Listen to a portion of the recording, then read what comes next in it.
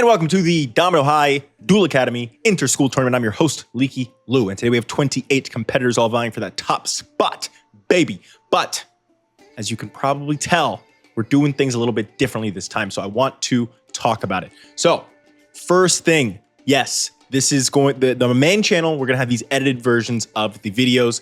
If you want to watch the full unedited tournament, you can go to the other channel, which I haven't made yet, so I can't tell you the name right now, but it will be in the description, and you'll be able to watch the full tournament unedited and see all the details. And just for a second, for those people on that other channel, I don't love this decision because I do think that all of the people that are sort of like my core fans, can I say fans about you? That's not fair. That's a little much, right? The people that watch my videos the most, let's say that.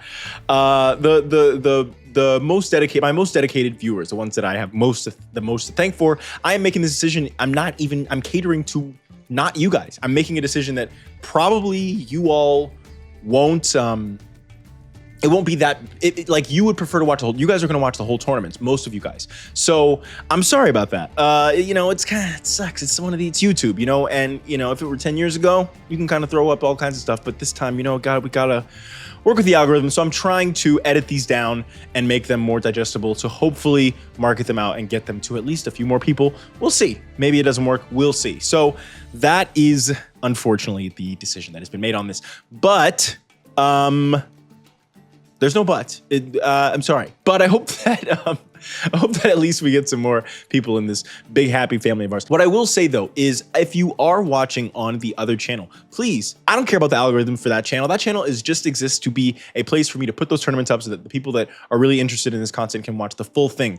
I want to make sure you guys still have that place, but the algorithm, I hate to be like, oh, please make your comment over here so that I can get 3 more comments on my. I know. It's cringe, but the smallest amount of comments and likes actually make a pretty big difference at the level that I'm at, I think. So if you want to make any comments, please.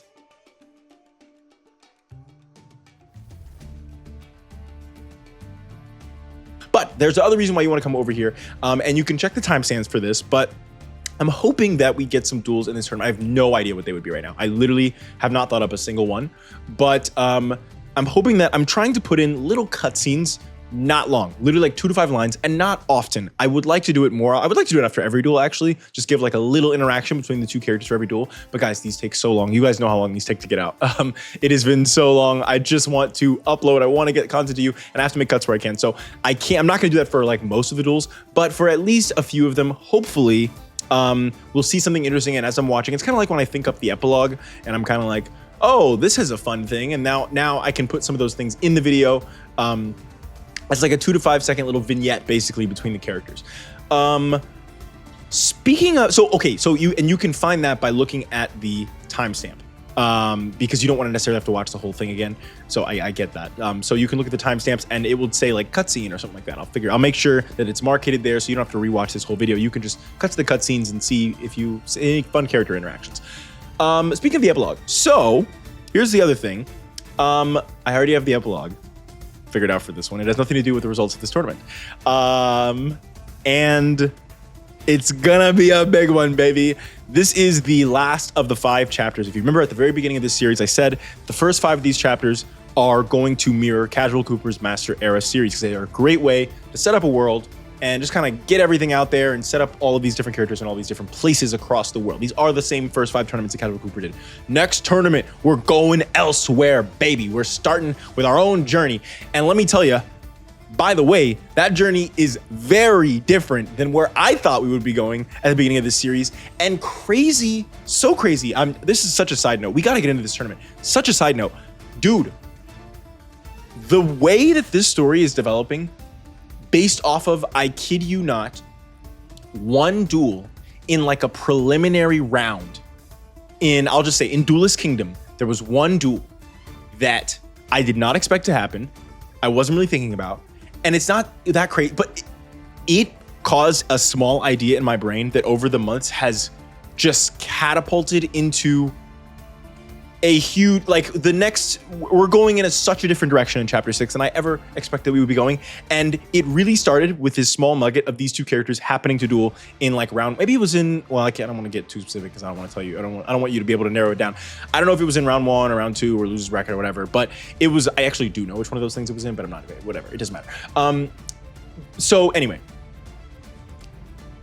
next chapter, we're going elsewhere. And so the epilogue, this is going to be the last episode of this season. This is the end of season 1. And so at the end of season 1, we are finally going to get, this epilogue is not going to, it's going to tie in some ways the next chapter. I'm not saying the epilogue is going to be like a teaser for the next chapter per se. In some ways it might be, in some ways in some ways it definitely will not be. I don't want, but with the epilogue of this chapter, we are finally getting all of our pieces on the board. It is like the last nail in the coffin of this world is set up. We have characters everywhere. We got factions. We got all these different places, all these different things set up. We've got so many power players, so many people vying for things. And I have been so excited for this moment. Not for this epilogue specifically, really. But what I mean is just, it truly represents like sort of a tying of the bow of this whole first 5 episode. I guess you could say it's kind of one, it's not really one arc, it's 2 arcs, but of this 5, like the intro part of this series. And we can finally move into what the actual series I think could and hopefully will be. And it is emblemized in this epilogue. You won't want to miss it. There will be so many Easter eggs. Even what the epilogue is about is one thing, but then, I mean, I've put every line in that freaking epilogue is about something else that might be happening at some point, maybe way down the line, maybe closer down the line. It's just, I'm so excited. You guys have to watch the epilogue. After it will be a different video after this tournament, and it's gonna be, I'm excited about it. And I don't know, I don't want to get people's hopes up. Who knows? Maybe it won't be as cool as I think, but I think it will be. And it won't tie up as many loose ends. I feel like right now I'm talking so much. You guys can skip to the duels. This is why I like the idea of having the edited version, because I can kind of do this without being like, oh, the viewers, you know, this is for the real fans. This is for the not fans. This is for the real people that live and breathe and die and eat this shit, bro. We want to talk. Let's gab. Let's gab for a sec. I forgot what I was gonna say. What were we gonna gab about? Oh, okay. Yes, there are so many. I feel really bad actually, because even in these intros, right? I feel like there are so many loose ends that I still have. I'm just raising more loose ends, just raising loose ends all the time. I'm raising questions. I'm not answering a lot of questions. And I feel like when I'm watching TV shows that do that, it's very frustrating to me, because I'm like, this is cool, you're raising a lot of questions, but I don't believe that you can stick the landing. So what if these answers aren't that good, right? And that's real. It's the beginning, you know, I think that there needs to be a really nice balance of giving answers and raising more questions. And I feel like I have only really done a lot of the latter and not done a lot of the former. So the epilogue will not answer the vast majority of your questions and will in fact raise a lot more questions, but it will answer a few of the loose ends. There are a few things thus far that have been wonky. What's going on with that? Throughout the series. And it will at least give you it will give you some crumbs, some answers, a little bit of answers. And it'll be my advance of answers before we get back to raising more questions. And I feel like this was especially bad going into the intros when it didn't seem like Anzu was gonna, I don't know if anybody else actually fell for that, that it didn't seem like Anzu was gonna be, it was gonna be like, okay, we're just raising even more questions. We're talking about Anzu, we're talking about all this stuff, and we don't know anything about what's going on with them. So I do think that by the end of the intros, hopefully you felt like you got at least a few answers, a few updates on what's going on, and it wasn't just questions. But anyways, I am rambling. Please make sure that if you're commenting about what happens in the video, you put a spoiler shield in your comment. And thank you to the Burnag. Shout out to that guy, because the Burnag is doing spoiler shields. Please like his comment. I'll pin it so that hopefully it'll be at the top. YouTube does this thing where they show you comments even when you don't want to see comments, and you will see someone say, man, I can't believe this person won the tournament, and then it'll ruin your whole experience. So please make sure that if you are commenting, put spoiler shield and then press like enter like 4 times, and then write your comments so that you don't spoil anybody else who didn't want to see your comment. And thank you to the Burnack. Shouts out to him. And lastly, before we get into the duels, I do want to say there's one other thing. This is again for the core people. This is going to be probably only on the other channel. There's one more thing I wanted to say, which is that I do Last video, I was trying out this new thing where I didn't talk about the decks and I did deck profile. I don't think I want to do that anymore. The deck profile, I think, was deck profiles were super mid because I like to really prepare. I've recorded deck profiles in the past for different series that I wanted to do related to Yu-Gi-Oh! That I didn't end up doing.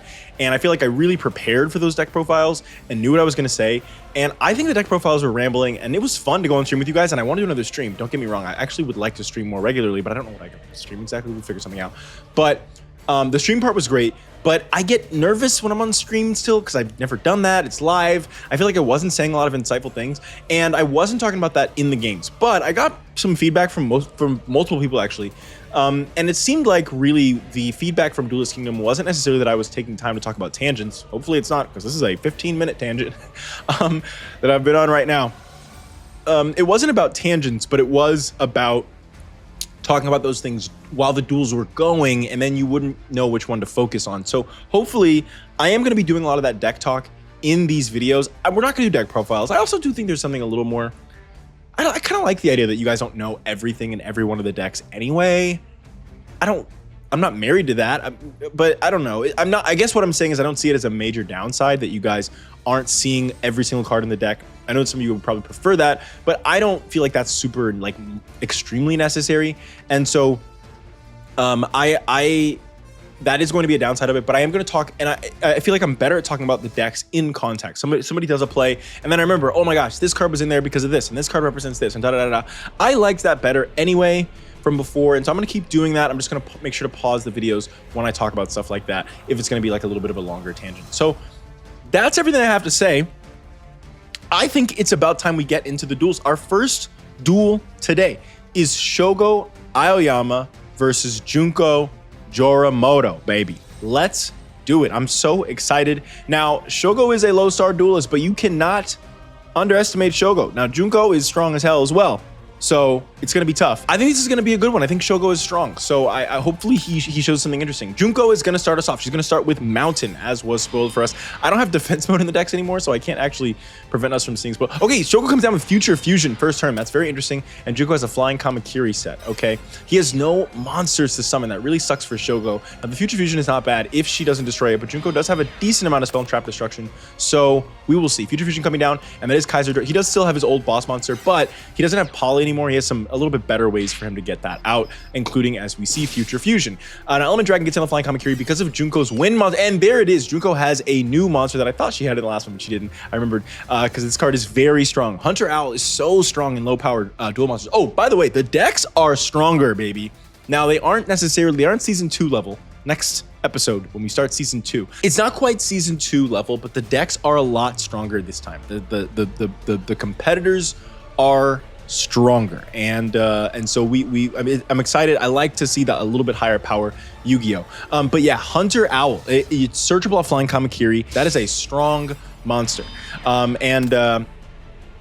Let's see, banishing the Flying Kamakiri, and then it jumps up to these extremely high attack stats, but Rush Recklessly does stop the Hunter Owl, reducing the power of the second Hunter Owl and leaving Element Dragon on the field. Great work there, Shogo. And now Future Fusion comes down, looking good for Shogo here. And then Dragon's Mirror, there it is for Kaiser Dragon double number 2. He is getting in big. We don't have mirror forces, or maybe not even any board wipes in Junko's deck. Oh my god, she is taking big damage here, left with 900 life points. Shogo went in crazy here with Swords of Forbidden Light. Is great, but a Stamping Destruction takes the game. I'm not sure what that is face down, but it's not okay. He does not have Stamping Destruction, luckily for Junko, man.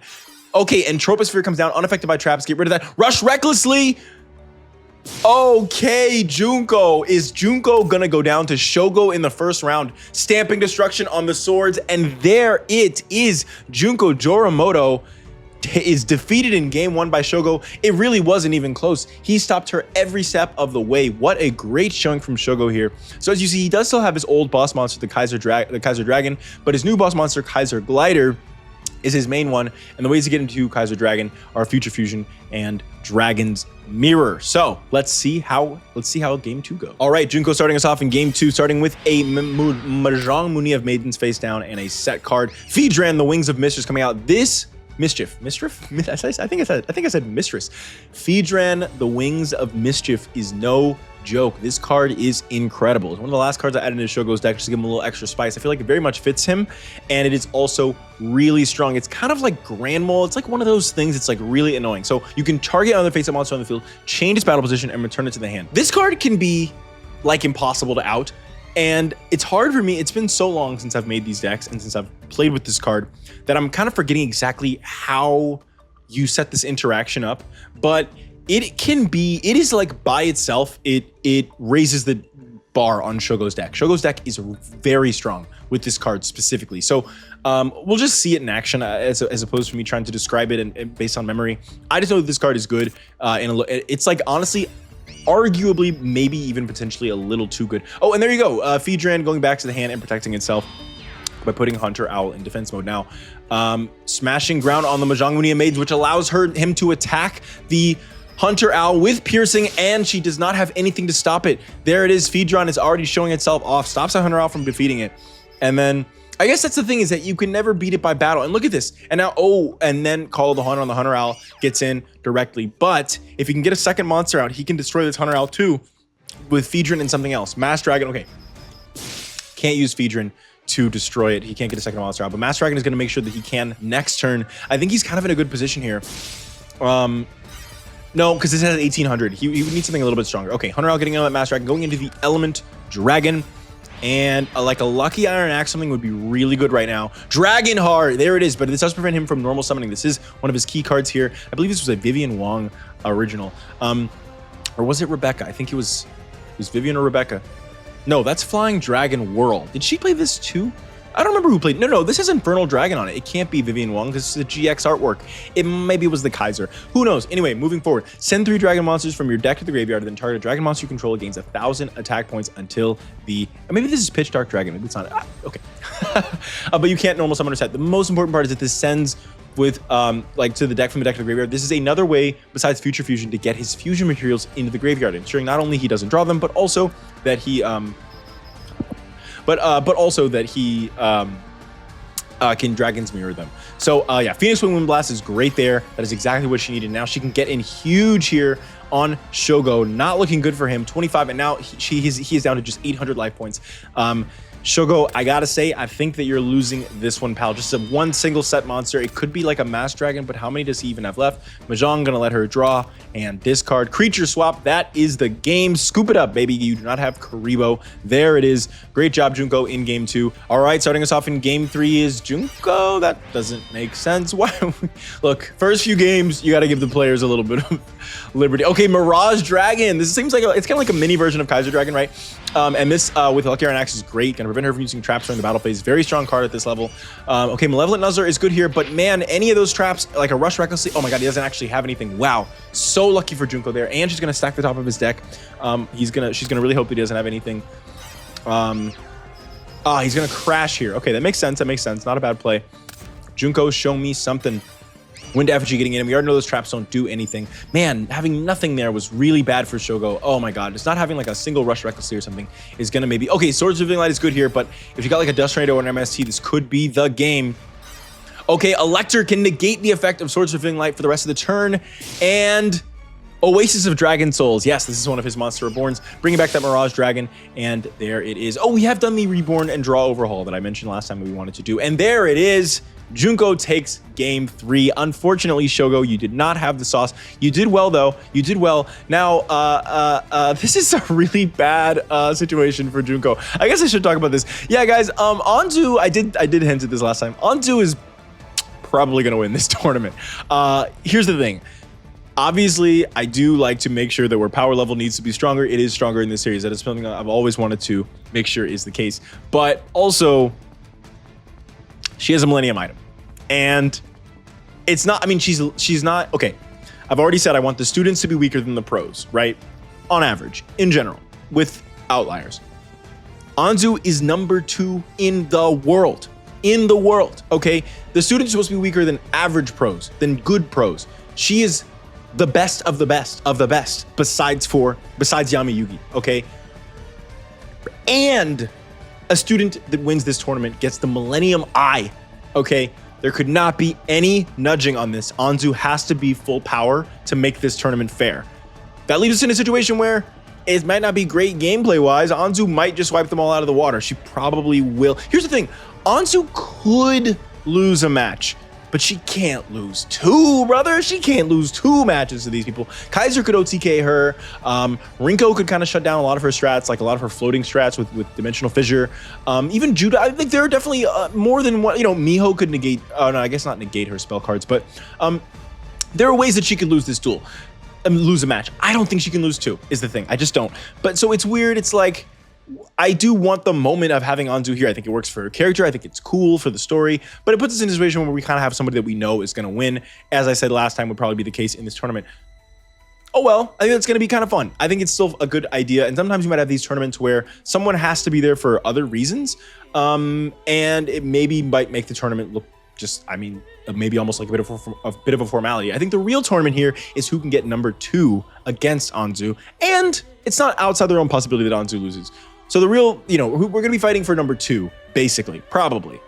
We'll see. Next up, we have Ryuji Otogi versus Hayato Maeda. This is going to be a tough one for Hayato. Now, again, he is stronger. He is stronger, so it's possible, but we will see. But first, let's take a look at his dual spirit, the Death Koala. Once per turn, you can change one face-up Kangaroo or Koala monster's battle position. Kangaroo and Koala monsters you control can attack in face-up defense position. If they do, apply their defense. Not that great of a skill. You gotta remember with a lot of these skills, some of them are super strong, some of them are slightly weaker. A lot of times, I make the deck before I come up with what the skill is gonna be. This is also a dueling skill, by the way. And so you have to remember that they're all balanced. The skills are balanced with the deck in mind. So I wouldn't think about it as like, oh, this person's skill is so strong, this person's skill is so weak. I wouldn't compare like that. It's really, their deck is one big totality. And Hayato's deck, I think, got a lot stronger. It is like, I think it's a lot better. And I didn't want to change the balance too much with his dual spirit.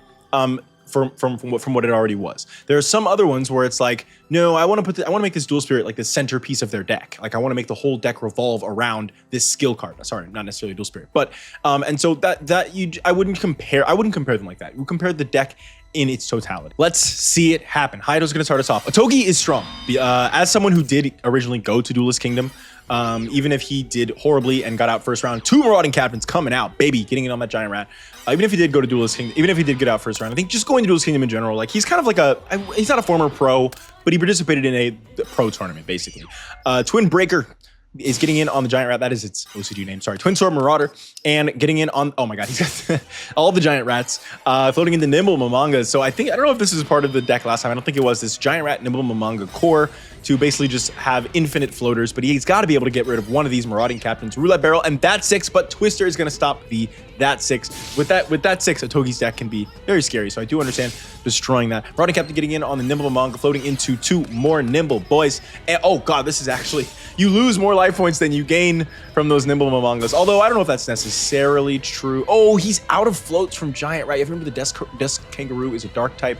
No, Desk Kangaroo is... Yeah, I think Desk Kangaroo and Desk Koala are both dark types, so you can't float with those in Giant Rat. Giant Rat can only float in the Nimble Mamanga in his deck, so that's why he didn't float there, because he's out of floats. But he has Animal Trail, and he added, what did he add here? He added, oh, we haven't seen it yet. Let's see, he's adding Desk Kangaroo. Uh-oh. He's adding Desk Kangaroo. Why is he adding Desk Kangaroo? No reason. He's setting a Desk Koala here. And yeah, that will not be able to get over that with Twin Sword Marauder. Doing a little bit of burn here. Oh, Roulette Barrel. Oh, this is scary, actually. I forgot about the Roulette Barrel. Yeah, okay. Luckily for Hayato, it didn't go off here. Poison Fangs is... Oh, God. Okay, Otogi is creaming him right now. Roll a 3. No 3s.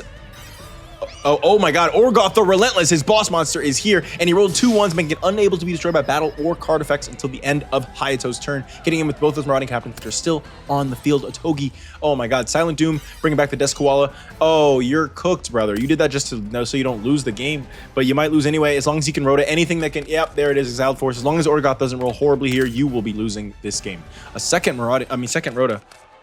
Heavy Storm, yep, he's going for game here, and there it is, Marauding Captain, oh my god, for another Marauding Captain for Exiled Force, and there it is, 12, 12, 12, 35. Man, oh man, Hayato, creamed there, creamed. Let's see if you can take one game against Otogi. All right, Hayato starting us off with Forest and setting a Giant Rat and 2 face-down cards. Otogi, show me something good. Marauding Captain, don't do it again. Okay, now Twin Sword Marauder. Twin Sword Marauder getting on the Giant Rat, doing, oh, but Forest. Okay, hey, those little margins, they make a big difference. And now you can, why didn't you crash? Oh, you can't crash because you have to attack the Marauding Captain. That's correct, okay. Smashing ground on the Giant Rat feels good here so that you can prevent the float. And then your own Giant Rat getting in with 16 and 16. Hayato, last tournament, it was very hard for you to get out Master of Oz. This tournament, your deck, last time I was like, oh, I don't want Hayato's deck to be Master of Oz Turbo. Hayato's deck this time is Master of Oz Turbo. That's his whole deck. It's Master of Oz. Oh, Deskangaroo, not bad, actually. I forgot that it has that effect. That's like the whole thing about it, but I just always forget that. Oh, and now he can, okay, hold on. I see the player actually, yeah, misremembered how this effect works. I think that they were trying to use this second effect to attack with their defense, but that's not an activated effect. You just can do that naturally. So they changed the battle position and then just changed it back. So yes, they can just attack with that Deskangaroo. The Deskangaroo, actually, you know what? The skill's not bad, actually. At this low level, those margins matter. Okay, getting in, setting a monster. Yeah, his deck this time, I was like, now I do want to be Master of Oz Turbo. Let's just Master of Oz Turbo with this deck. And he has not gotten out one time. And last time he got it out every duel. Giant Rat, Nimble, every match at least. Nimble Mamanga, floating into Nimble Mamanga. Silent Doom, bringing back that Giant Rat. And tributing for Big Koala. He just needs Poly. Does not have it. Hitting in on that Giant Rat. Giant Rat floating into Giant Rat. Big Koala getting on the Roulette Barrel. And let's see. Yeah, he was preventing that X. He didn't want that. Oh, okay. All right. What do you have here? Oh my God, you rolled. No way, dude. No way. Are we doing this again, Otogi? Oh my God. Guys, the Dice Master is back. He don't play. Yo, Otogi does not play with these fucking dice, dog. I don't know what to tell you. The 6 is okay. He definitely had some plan. I don't know what I'm trying to think of what it could be, like an equip card or something. Maybe an Axe of Despair. I think that's in his deck. But you know, this rolling this 6 here and not like the exact roll, the only roll that gets over this Big Koala is just crazy. Are we gonna do this again today, Otogi? Are we gonna do this again? You know what? I still don't. Oh, Fissure is great here. Getting in with Des Wombat and Des Kangaroo. Feeling really good here if you're Hayato. I don't know. I think we still haven't seen a Sixth Sense resolve one time in this whole series. And maybe today we will get to Dust Tornado on the DD Assailant here. Hold on. They're going to banish the Des Wombat. But Otogi, do you have any face downs? You have Premature Burial to hopefully protect your life points. Getting back a Giant Rat feels really good here. Hayato, if you have some kind of monster destruction and a summon. Actually, you probably don't have that. Oh, but the Giant Rat is good here. Wait a minute. Wait a minute. Is he out? Is Otogi out of Giant Rats? Oh no, he preferred to go into Marauding Captain, or he has one in the hand. I mean, it's interesting. Okay. Okay, there it is. I forgot this. Okay. Dude, Hayato taking a game on Otogi is no joke. Otogi is very strong. Otogi is actually very strong. I expect him to do quite well in this tournament. I mean, you see already he's got the DD Assailant. Nice work, Hayato. Nice work. All right, Otogi starting us off with a set monster. And Hayato with the Poison Fangs and the Giant Rat. Getting in with Giant Rat on the Giant Rat. This is just Giant Rat.deck times 2. Okay, and ooh, this is oh, he's already got 2 Marauding Captains. I was gonna say he could float into the Punch in the Box, baby! Yeah! I always forget how this card works. Let's see. When your opponent's monster declares attack while they control 2 or more monsters, they target the attack. Okay, you negate the attack of the attacking monster, and then you send the other monster to the graveyard, and then the attacking monster loses attack. Okay. Right. So, okay, did that to stop the Marauding Captain lock. I see this now. Yes. Okay. All right. Getting in on that Giant Rat. That's going to let him float into Exiled Force. Or another Marauding Captain. Wait, he didn't? What are we doing here? What are we doing here? Rhoda. Marauding Captain. Wait, you really? No, okay, yeah, get an Exiled Force. I was gonna say, okay, yeah, get an Exiled Force for this Giant Rat. Wait, what is, okay, Hayato must have like maybe like a Fissure in hand or something? No, he would have used that. Why did he attack that? That was so, I mean, maybe he just wasn't thinking, it's Yu-Gi-Oh! You click the attack button, that's what you do, it's Yu-Gi-Oh! But attacking that Giant Rat was kind of crazy because a Marauding Captain float would be horrible for you, and Exiled Force would be worse for you. But you know, he has 2 Rhodas in hand, so he gets them both here and keeps the Giant Rat. Otogi is kind of unstoppable right now. Dude, Hayato, come on, man. I really wanted to see you. Your deck can do a lot more than this. I'm really shocked that you haven't gotten off a single Master of Oz. He did have Fissure. I called it. I knew he had Fissure. Okay, Bazoo the Soul Eater, one of his new cards. Very Australian, seemingly. I don't know. It seems like an Australian kind of thing. It's a baboon. Do they even have those in Australia? I don't know, brother. Anyways, oh, okay. With one Banish and Lucky Iron Axe, that's going to keep him over the Marauding Captain. Oh, that's the game. No, it's not. Yes, it is. That's exactly a game with 50 extra life points. Oh, man. That Bazoo play was good. Although you would have next turn, you would have lost that attack boost anyway. So I don't know what your plan was there. But, man, Hayato crushed by Atogi. Not even close, really. I really thought that... I mean, he took a game. That's close enough, right? I really thought that Hayato could maybe do better there. But, unfortunately, he cannot. Next up, we have Tanaka versus... So we have some of these... Dual Academy, so obviously there's a lot more Dual Academy duelists than Nominal High duelists. Originally I wanted to make them exactly equal, but there's a lot of Dual Academy duelists that need to be in this tournament. I mean, there's already so many that aren't, and there's not, and a lot of the Domino High ones don't need to be here. So instead of trying to, you know, we wanted everybody that needed to be here, got to be here. You know, instead of trying to, you know, game that or whatever, like make sure they were exactly the same amount. Who cares? And I actually figured out an interesting way to work that into the story, because you'll notice that all of the people from Duel Academy that are facing each other are people that did really badly last tournament. We have Tanaka and Beauregard. They took no games. We have Toramaki and Sho. We have Ryuta and Raizo. And I guess that's it. Yeah, that's three. Was that four? Three. That's three. Yeah, three games. Sho actually did take one game against Mokeo, so he's kind of the odd one out here, but I needed one more person to fill out the round. The 5 people that are in this tournament and that took no wins last time were Tanaka, Beauregard, Raizo, Ryuta, and Tayo. And so, I don't know, Sho, maybe he's getting bad grades in class or whatever. So, yeah, so the thing is, the Blues, Tayo, Toramaki, and Moritani have to win these first games. They just absolutely have to. I mean, Moritani was not wrong in the intros when he said you can't put me in raw yellow. Even with Kronos and Professor Ayukawa's master plan, they can't put them in raw yellow. If you think about it, the reason they're doing this form of discipline is because it is a discipline that doesn't further. The whole reason they're able to do this is because Moritani and Toramaki are embarrassing their families on the world stage. So having them switch into raw yellow would embarrass their families even more. So their punishments do have to be somewhat subtle. They can't. Moritani's right. You can't put them in raw yellow. You can't put any of the ancient bloodlines in raw yellow. Now, Manjome, Junko, those are the two. Those are the two new. That's the new blood. They can go into raw yellow. Probably. I haven't really thought that much out. But the ancient bloodlines, you can't put them in raw yellow. It would be too. It would be people would. It would be almost. It would be damn near treason almost at that point. Not really, but you know, you can't do that. So I don't actually know what the punishment for these two would be if they lose these games. But I'm gonna say if they lose to Sho and Ryuta, that would be very bad. And let me tell you, Sho and Ryuta can win, especially Sho. Their decks are stronger. These are not for these games. I think are anybody's games. Both these they have to win.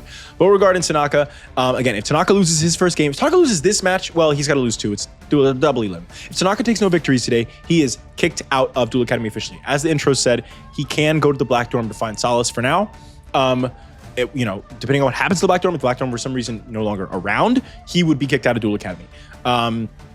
Unless he's able to get his act together by the time the Black Dorm gets his act together. So Tanaka is at risk of actually getting kicked out. Sho is not dropout boy rank. Sho will not be kicked out no matter what happens in this tournament. Tanaka, and Ryuta actually. Ryuta and Tanaka. Actually, yeah, both of them. Yeah, both of them. They're both dropout boys and they're both in raw yellow. I mean, in Cypher red. Wait, Beauregard too, actually. No, he's apprentice. Beauregard's safe. Yeah, because you can't go raw to Slifer, then kicked out. You go raw, Slifer, then you lose one, and then if you lose again, you're kicked out. They were already, okay, you get it. So Tanaka versus Beauregard. Worse for Tanaka if he loses this. Again, I think this is anybody's game. These are two. These decks, I'm excited to see how they do because the decks have been, they're stronger for sure. All right, we got Beauregard in his fancy new red uniform. Tanaka's going to start us off with a Pinch Hopper and 2 set cards. Beauregard, show me something. Little Wingard coming down, getting in on the Pinch Hopper. Pinch Hopper's going to float into Metal Armored Bug on turn 1, baby, or turn 2, I suppose.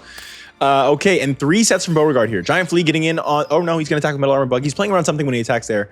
Probably, maybe actually guard draw. This is a card that I couldn't believe I didn't find this earlier. This card is so cool for Beauregard. It is like so in line with his deck theme. It is actually really good for his deck, as we just saw. Think about Big Shield Gardna, guys. The synergy between this card and Big Shield Gardna, the ways in which this is exactly, this is the most perfect thematic card maybe I've ever found, ever. That can't be true. I love this card in his deck. It is really good for him. And look, it's even got this big bulky guy. You know, that's kind of part of Beauregard's theme here. And it is a perfect card for Big Shield Gardena. And it gets him a +1. Well, not a +1 because you use the card to get it, but it gets him a draw 1. So very cool. Love that card for Beauregard. And let's see it happen. Beauregard, you're up. What are you going to do? Show me something good here, brother. Come on. Howling Insect coming in. Metal Armor Bug getting in on the little wing guard. Howling Insect getting in directly. Giant Flea getting in directly. Okay. Okay. Beauregard, show me something. Weapon change is cool here. Oh my god, I just remembered. Beauregard. Oh wow, I just remembered this just now. I'm not gonna say why. Beauregard really wants to. Oh, dude, I really hope Beauregard wins this match. Dude, this match right here is going to be so determinative for Beauregard's character, actually. I'm not gonna say why. I'm just gonna say winning or losing this match is going to change the trajectory of Beauregard's whole life, baby. All right. Share the Pain is great here. Uh-oh. Come on, he's got so many cards. Back to the Front is great here. And he doesn't have any D2 shield. I was so sure that he was gonna have something with that. Warrior Returning Alive. He's got D2 shields. I think he's got like 3 Magnum shield in his deck now. The thing is, last time Beauregard didn't have like a win con. He's got win cons. He's got win cons for days now. Mainly that Magnum shield. Rhoda coming out. Okay, he's searching for Big Shield Gardena. Sogan, that does protect from Metal Armored Bug, but again, it does move to attack position after that. And I don't know if he's got more than one copy of Guard Draw in the deck. Okay, so that was literally, he only did that so that he could live, I suppose. Oh, Beauregard. Dude. I actually really want, I like Tanaka. I want him to take some wins, but man, I really hope Beauregard wins this match. All right, Beauregard starting us off with reinforcement of the army going into the Throw Stone unit coming down and setting up a weapon change and a face down card. All right, let's see it. Setting a Pinch Hopper again. All right, weapon change is starting. We got the 2K attack point Throw Stone unit getting in with the Throw Stone unit on the Pinch Hopper. Is it again? It's the Metal Armored Bug X2, baby. Second round, and it is strong. Now, let's see. Pinch Hopper. Uh-oh. No way. Oh, Robin Goblin feels great here. Maybe you hit what he was going to float into. Giant Flea. I don't think that was it. The second Metal Armored Bug. The third in the match. Okay, he's got 2 Metal Armored Bugs against Beauregard. Oh, no. Beauregard, you're going to get crushed. Beauregard's getting crushed. He's getting crushed by Tanaka right now. Forest. That was basically the biggest change in his deck was making this Pinch Hopper strategy a lot more consistent. Okay, Giant Rats. More Giant Rats. Oh man. Okay. Oh, okay. No, he's already gotten rid of his hand. That's right. All right, Beauregard. Oh no, you're doing even worse than last time, dude. He hasn't. Okay, I'm like almost positive Beauregard has 3 Magnum Shield. That's so many Magnum Shields. I know this card is insane. It's because Beauregard's deck sucks. I think it's pretty balanced. Hopefully. Well, clearly it is. He hasn't drawn a single Magnum. That card by itself, it's like his whole deck, and he hasn't drawn a single one. Oh my God, Beauregard, you are embarrassing me, brother. I was really, come on, I'm hoping that you're gonna do well here. Howling Insect getting in on Throw Stone unit. Oh, okay, strong, okay, at least he's got something here. He's got some of his cards. Robin Goblin, did you, oh, you silly man, you didn't set this card. Oh, one of Tanaka's new cards, the Legend of Tickets. Okay, first of all, you have to remember that Tanaka did get in via the lottery system into Duel Academy, if you remember from last episode, last chapter. This is like the golden ticket, right? Yeah, like golden ticket, baby. Thematic. Anyways, you get any card back from your graveyard. So that's like really good, right? Like the only problem with it is that it's too slow for like once the game starts picking up. But this is low power enough. This card is like not bad at all. And what did he put on top of his deck? He put Lucky Iron Axe back. Okay, I see. He puts Lucky Iron Axe back to play around another Stronghold Guardian because Beauregard always has those in his hand. Not a bad play, I suppose. It's interesting. I don't know about that one. Oh, Total Defense Shogun is good here. Oh, you lose your top deck from Howling Insect, but you still get to draw 2 actually, so it's not bad. Howling Insect. Oh, he's got to have. Yeah, you know he's got. Especially after you summon that thing. Oh, you better not have. You better. Okay, I was gonna say if you didn't set it and it was a spell trap, and you didn't play around it again, Tanaka. Okay, Magnum Shield, baby. There it is. The 40-50 Total Defense Shogun. This thing is a beast. Beauregard is back in the game, although like a Fissure takes him out. But Tanaka still doesn't have the greatest removal. So that second Metal Armor Bug is dead. Total Defense Shogun is defending no more, baby. That man is in attack mode. The problem is that if you use its effect, like if you use its effect in defense mode, Magnum Shield will raise its defense. So you do have to actually put it in attack mode for this combo to work here. Howling Insect floating into Flying Kamakiri. You better get some cards out of your hand, Tanaka, just in case, you start taking life point damage. I don't know. I guess maybe you have only monsters. I don't know. That is a giant flea face down. Flying Kamakiri is destroyed.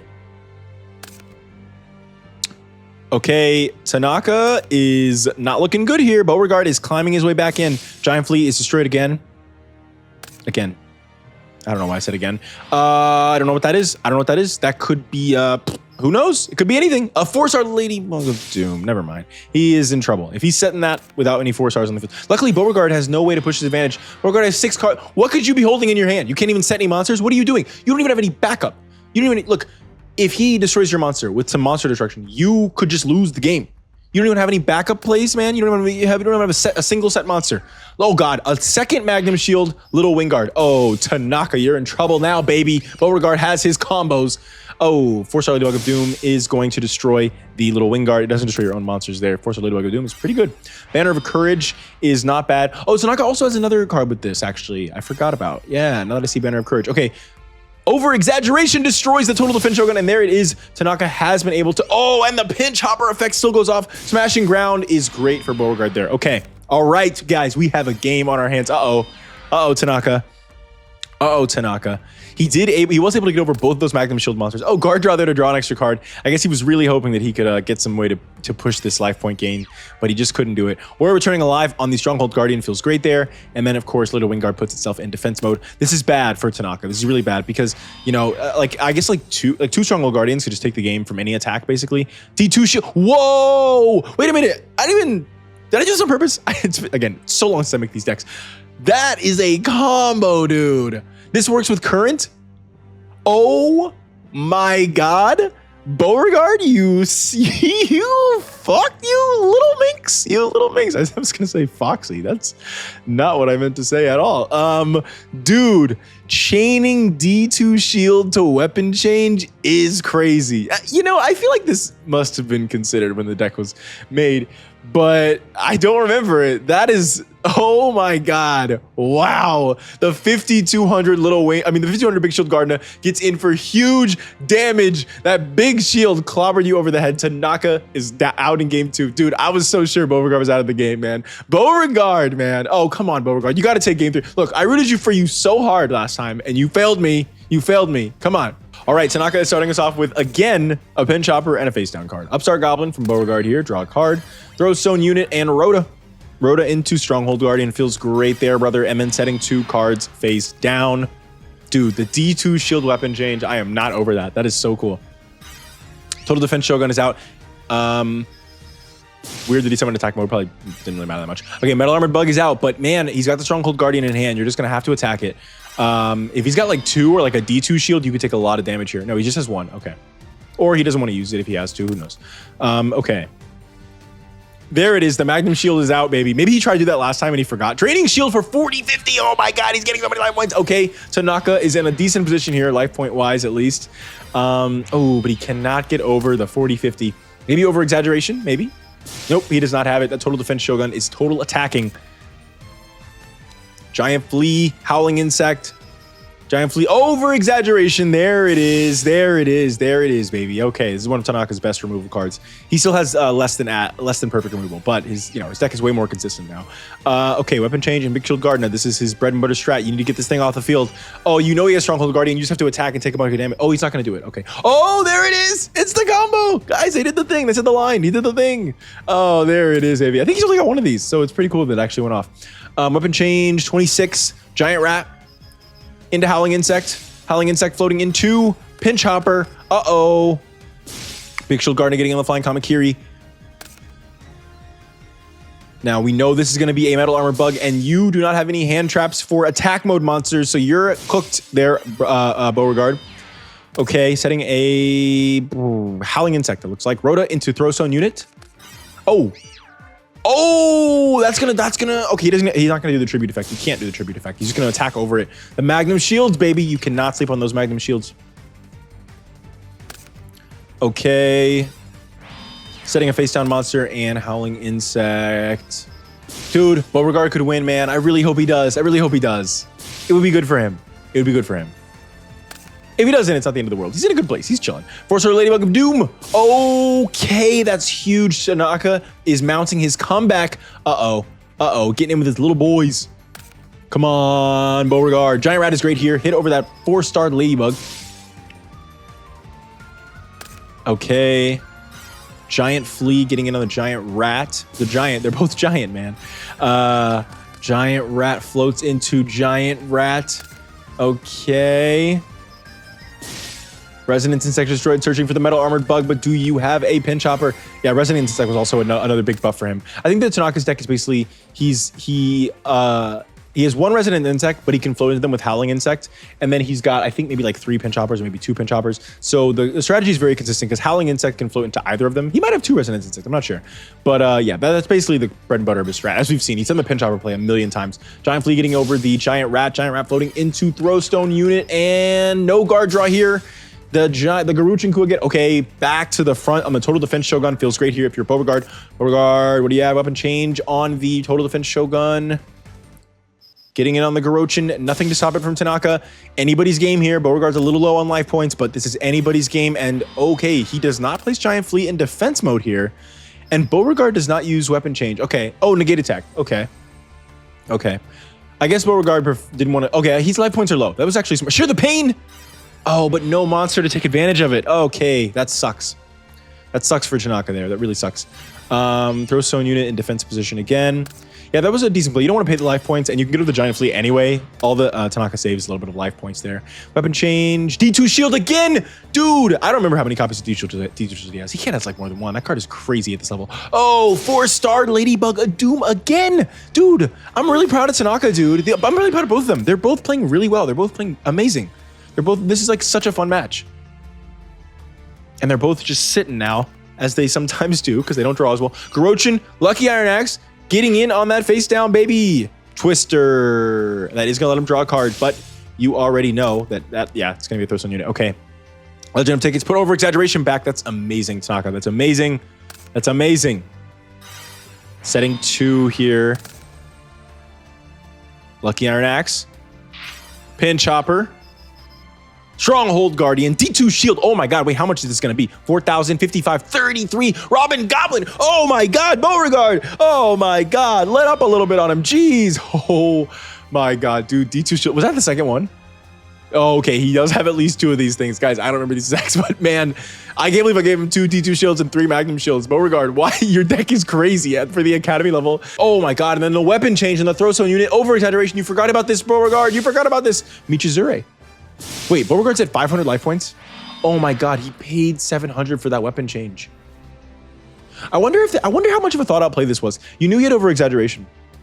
I'd have to think through like exactly what would happen and probably know the cards that Beauregard has. But I wonder if there was how much ahead Beauregard was thinking around this over exaggeration, because if he didn't play this right, that over exaggeration could potentially have just taken the game.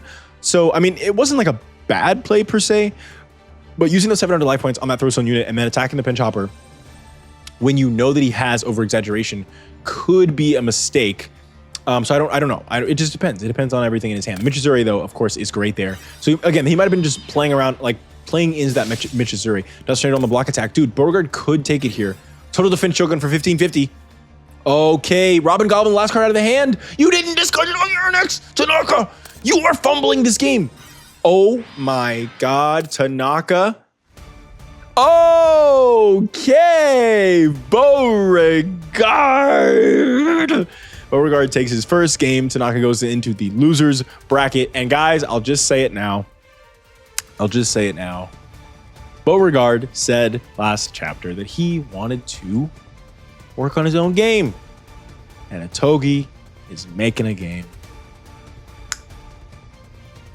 He's making his own game, and Beauregard's about to meet him.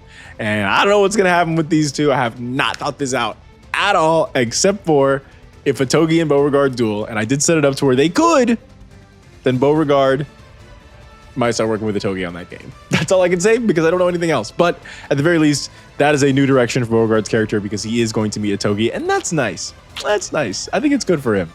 All right, next up we have Manjome versus... Oh, and also he's not going to be kicked out of Duel Academy. So, good do.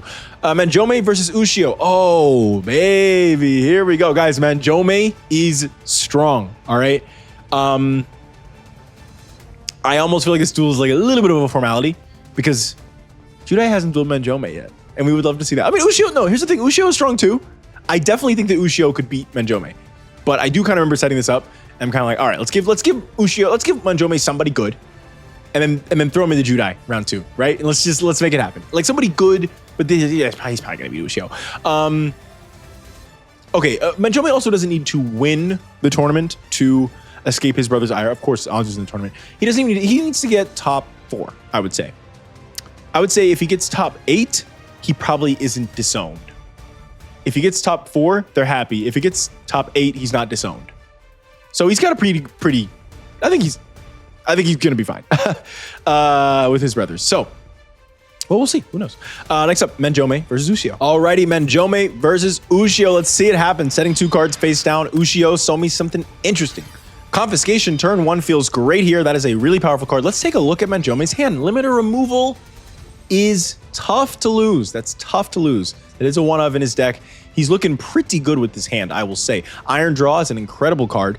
Shining Angel can float into W-Wing Catapult. And then, of course, he has V-Tiger Jet. Yeah, the Iron Draw definitely will go off because of the Shining Angel. Unless that's also a Shining Angel face down. Although, no, it probably still will. I will see. But it's not a bad hand. Not a bad hand. I don't know if you don't necessarily want to go into VW. I'm not saying he would just because he could float into it. Sometimes because, you know, the VW XYZ cards, you got to play smart with those cards. Hopefully, Manjome will. Mr. Tomato, okay, it is Shining Angel face down going into W. Okay, he's going.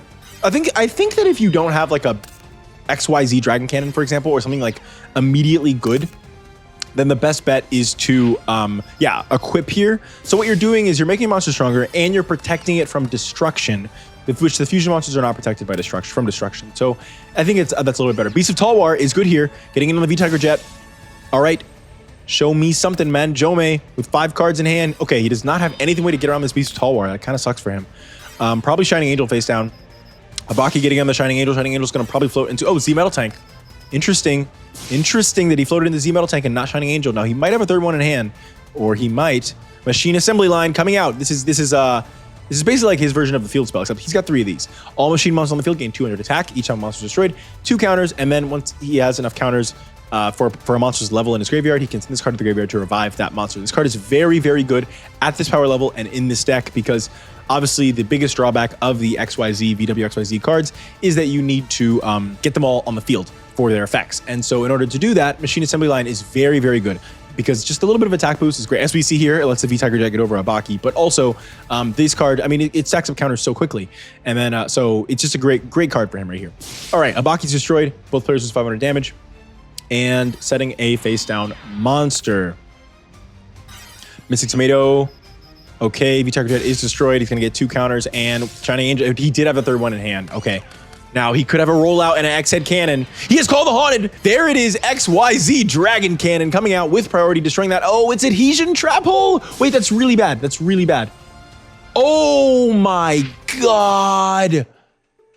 Oh, my God. Ushio, amazing play from Ushio here. So, Manjome is planning to basically destroy the whole field here except the Mystic Tomato. He's going to destroy this piece of Talwar. He went for the face downs first because generally I think it's a good rule of thumb, right? Because who knows, the face downs could do something when you destroy the monster. Like Michizure, for example. Like if you destroy a Beast of Talwar and made a Michizure, which Ushio doesn't run, but you get the idea. Then you would have wanted to destroy the Michizure first. But Blast with Chain, when it's destroyed while face up, destroys a card on the field. Ushio has 5-headed you, Manjome, and your XYZ Dragon Cannon is now destroyed. Oh my God. Oh my God. This is 4,600, I think. Oh no, this is 5,600. That's game. Dude. Whoa. Ushio. Okay, you know what, Ushio? My bad, bro. My bad. I didn't mean to disrespect you like that, brother. Damn, dude. All right, Manjome setting 2 cards face down. Ushio. Dude, Manjome, you cannot lose this match, dude. You cannot lose this match. Holy crap. If he doesn't even get to face Judai, then he won't. Also, they still will never have a relationship. That's kind of funny. Dust Tornado on the Z-Metal tank. Oh, unauthorized reactivation is great here. This is another one of the cards that is very good. This is like one of the more recent cards. This card can equip any machine unit monster to a machine monster on the field. So Dust Tornado destroys the first Z-Metal tank. Unauthorized reactivation equips another one so that he can make sure that he can still get over this Opticlops. Very good play there from Menjome. And it does allow him to potentially XYZ next turn. If he's got X. Fissure. Okay, I forgot. Z-Metal tank does protect the Y Dragon Head. And that's a Cryuel face down. Chthonian Alliance. This is one of the only cards he still has from his old deck because this card goes crazy. It is still one of the best equipped cards in the format, if not the best one. I guess Onzo is United We Stand now. In the Academy format was what I mean. Is it the best one? It might be the best one. It might be the best equipped card in the format. Mystical Space Typhoon stops the Y Dragon Head. Okay, not bad. Wait, why didn't you didn't he have that last turn? He totally had that face down last turn. He could have. I don't know why he. Maybe he was saving the MS. I don't know what he was saving that MST for. He should have played that last turn. Whatever. Beast of Talwar into the Y Dragon Head. And let's see it, Menjome. Come on, you're a little down right now, V Tiger Jet. Iron Draw feels great here, but you didn't draw anything of use, it seems. Okay. Ushio cannot push his attacks. That is so good for you, Menjome. And that looks like a Mystic Tomato. What is that? That is a Mystic Tomato. Okay. Oh my God. You know what? Hold on. I'm sorry, guys. Oh my gosh.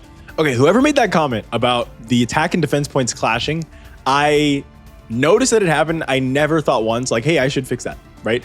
Somebody made that comment. I felt so bad. In one of the early Duel Academy tournament videos, someone was like, oh my God, I'm so glad you fixed the thing where their defense and attack points were clashing. And then like in the rest of the tournament, it wasn't fixed. I hope I remember to do it again next time I record for this tournament. Damn, dude. That is... So, okay, it's fixed. Whoever made that comment, you have officially affected Zero Chronicles, baby. I have no idea who that was. I can't remember. But yeah, sorry about that. So it's fixed now. The thing is, when the screen is slightly bigger, it kind of makes it slightly more wonky in my recording software, but whatever. Okay, wait, wow, what's going on here? What? Wait, Ushio is, oh no, Menjome, do not play. I feel like Chisaku right now. Do not play me, Menjome. Your deck is so strong. He is way stronger than this, dude. Oh my God, dude. Those face downs better be amazing, Menjome. Do not play me right now. Raigeki Break feels great here. Raigeki Break feels great here. Okay. Do not play me, Menjome. Your deck is good. He hasn't gotten out like some of his like key combos, like to make this strategy really work better. I would say he gets out V through Z one in every like 3 to 4 games, which is great. He gets out XYZ every game, every other game. Like every game. Like it's super common. And XYZ is like the only good one. XYZ and V through Z are the only good ones. The VW, all the other ones are pretty bad. You only use those if you really have a very specific thing that your opponent has that you can out. You never really go into VW. It's horrible. Okay, Premature Burial on the Beast of Talwar. Dude, oh, Menjome, do not play. Okay, Limited Removal is not even that good, dude. Menjome is going to lose this freaking match. Menjome is going to lose this freaking match. No way, Menjome. You know what's so funny? Is I look at this. Menjome and Judai are they're not gonna be rivals in this. They're not rivals in Zero Chronicles, baby. Menjome and Judai are not rivals in Zero Chronicles. I'll tell you right now. You know, they could have had they might have even had a little little cut in. They might have even had a little, back and forth. Who knows? I mean, I haven't written one yet. I thought that could be cool, but they're not gonna have it now. It's so funny because this series, there are some ways in which, as I said last time, I'm really glad and happy that this series is playing out similar to how it was in the anime. Like Yugi winning Duelist Kingdom, like the Kaiser winning Duel Academy, the first Duel Academy tournament. There is some extent to which it's like, all right, I am definitely stacking the odds a little bit in those people's favor because I would like to live in that world. That would be a little bit better, a little bit more. I would prefer to write in those circumstances, the story. Some of these, like Judai doing so well last time, like getting second place, like Menjome losing over and over. I'm like, this does not need to play out like it was in the anime. I was actually kind of interested in exploring a little bit more of the Menjome with the Menjome brothers. Okay, I mean, he could still get top 4, but being in losers bracket round 1 is so bad for your odds in the tournament because you have to win. Like, you compare the games of someone who got all the way to winners at the end to someone who had to start back down here in losers. Dog, they have so much catching up to do. It's crazy, man. It's crazy. I can't believe this. Okay, I guess, look, we're right. Manjome is just like he was in the anime then, okay? Let's give him the black fucking jacket and call it a day. I'm just kidding. I'm not saying it's gonna happen. I'm actually not saying it's gonna happen. That wasn't like that was just a joke. God. I was so sure Manjome was gonna do better in this tournament. He could still do better. Now I'm like, okay, now I gotta think through, like, what am I gonna do with Manjome? I gotta figure it out. All right, we'll figure it out. I'm gonna figure out what to do with Manjome. It's fine. Next up, Miho Nosako versus America Uchimura. I thought this could be fun. 2 brainiacs. You know, Miho is very smart, very smart. She is the #1 in the Domino High class, grades-wise. Although I wrote that before I really fleshed out more of Bright's character, about being obsessed with being #1. And, oh my God, I want to tell you something about Bright Sparks. We'll talk about that in 1 second. I'll finish what I was saying. I wrote that Miho was #1 and Bright was #2 before the Domino qualifiers, where I wrote this whole thing about Bright like being obsessed with being #1. I like to think maybe they were tied. It might be a retcon. I might be retconning that they were tied, because otherwise I think Bright's character makes a little bit less sense because she was always obsessed with being #1 in everything. So if she was #2 in grades, it doesn't really make as much sense. So I'm officially retconning that. They were tied for #1 in the class. But Miho is still a brainiac, and I'm so excited, guys. She's so strong. Okay, guys. Bright Sparks in Duelist Kingdom. Remember how bad she did? Remember how horrible she did, right? And that has been the 3 different character bios were about it. Where 2 were about it. 1 was referencing it. Callie's was referencing it. Guys, it was a mistake. Bright Sparks' deck was accidentally worse than it should have been in that tournament. I didn't even really question it at the time because, again, it's so long before I did the. I'm like, damn, Bright Sparks' deck kind of sucks. I don't remember what it was. Because I'm preparing for some of the future chapters, and I was looking back at some of the old decks, and I don't remember exactly. The thing was, she had 3 copies of Fencing Fire Ferret, and I remember at one point that I made a decision to either keep 3 Fencing Fire Ferrets in or reduce the copies of Fencing Fire Ferret she has, but increase the power of her deck in some other way. And I didn't do the second part. I forgot to do the second part. Dude, the deck that she's running is like, it's not horrible, but it's like probably closer to like Ghost Kotezuka level, like a 2-star level. Like, it's like closer to what it was in the Domino qualifiers. And I gotta say, like, Bright losing in round 1, not taking a single victory. Like, honestly, she could have like, I wish that. It's just really funny. That was just totally a mistake. If I could go back and change it, I would. That also reminds me of another thing. I don't know why this reminds me of this. Real quick. So you'll notice there are less people in the tournament today. There's only 28. There were 32 in the last few. I have changed how I'm approaching the amount of people in tournaments. Before, I really was kind of just like, if I could find a reason to put a character in a tournament, might as well put them there. Might as well give them something to do. Might as well, help them do some development. I have completely changed to the opposite approach now. I want to get these videos out as fast as I can, which is not very fast, as you guys know. I'm sorry.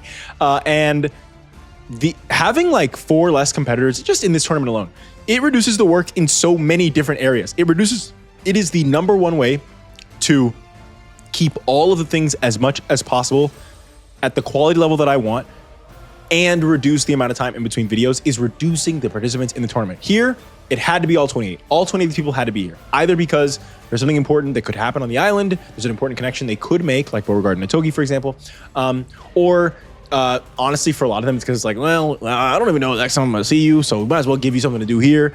It's some of them, it's like, I wanted to give this update on their character after Duelist Kingdom, like all these different reasons. Anybody that did not have to be here, I'm like, get out, go, get the fuck out. And it's going to be happening a lot more in these future tournaments. I'm going to keep the tournaments as low as possible. Probably not lower than 16. Although I'm not swearing it off, maybe. And that will allow us to quickly is the biggest joke I ever heard in my life. It's move the tournaments as quick as possible. I feel like I was like, oh, it's fine. It's okay if I rant during the videos. And you give somebody a molehill and what do? They make a damn mountain out of it. I'm sorry, guys. I'm sorry. So I do just want to emphasize, going forward, we will have as little people at tournaments as possible. Don't get me wrong, everybody's still going to get their development. You're still going to see characters. Some of the smaller characters might not show up for a little bit longer, but don't worry.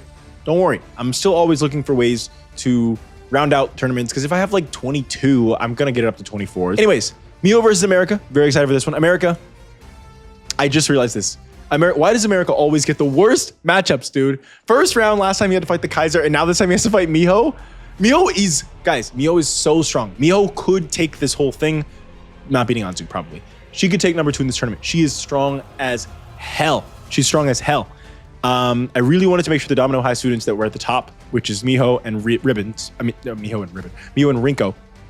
I really wanted to make sure that they were on the level of like Judai and the Kaiser, so that this was something, it was possible. You know, hopefully we're not gonna get another Judai Kaiser finale here before Anzu. We'll see. But Miho is no joke, man. And America, I feel so bad for you, brother, because I think you're such a good duelist, but you gotta fight Miho. We'll see how it goes. All right, guys, let's see it happen. America starting us off with Chainsaw Insect and 4 face downs, and hopefully the players have learned how to play America a little bit better. Level up on the Silent Magician into Silent Magician level 8. Getting in first turn with the Silent Magician level 8. This is why Miho is so strong, is because Silent Magician level 8 is a house in this tournament, at this tournament level. The ability to consistently get out. Now, she doesn't have Silent Magician like the new version of that card, because that's too broken, way too broken for Academy level. Monster Destruction is still at a premium. That is the one thing that defines Academy level tournaments more than anything else, is that Monster Destruction is at more of a premium than any other staples in general, but especially Monster Destruction, okay? Some duelists have like one non-spell card destruction card. They just don't even have outs. They just do not have outs to Silent Magician level 8. America doesn't have outs to it. I don't think. He's got like what, Book of Eclipse? That doesn't work. 1 Day of Peace, I think that does work. But America just has to, I mean, obviously America doesn't really run outs in general, but Book of Eclipse is like, he doesn't really run outs. It's a different, hard to explain. But a lot of duelists, they have literally one, maybe like at the most, duelists probably have like 3 outs of this in their whole deck.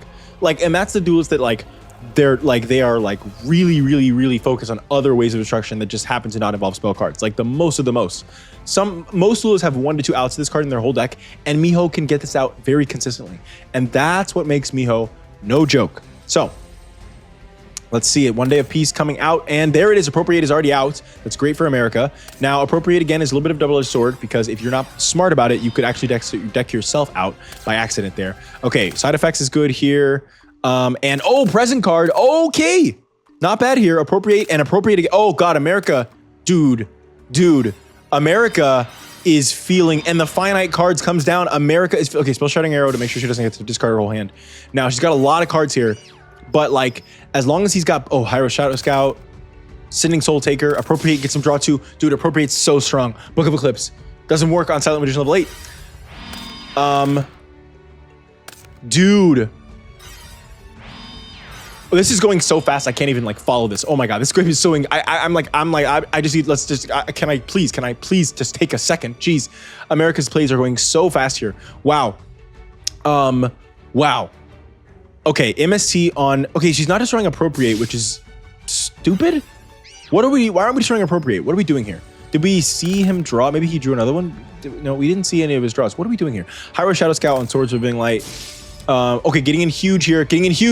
Okay, Ribbon is back in the game. Okay, oh no, she's not, because he saved that Book of Eclipse for the end. America knows what he's doing now. He is not nervous anymore.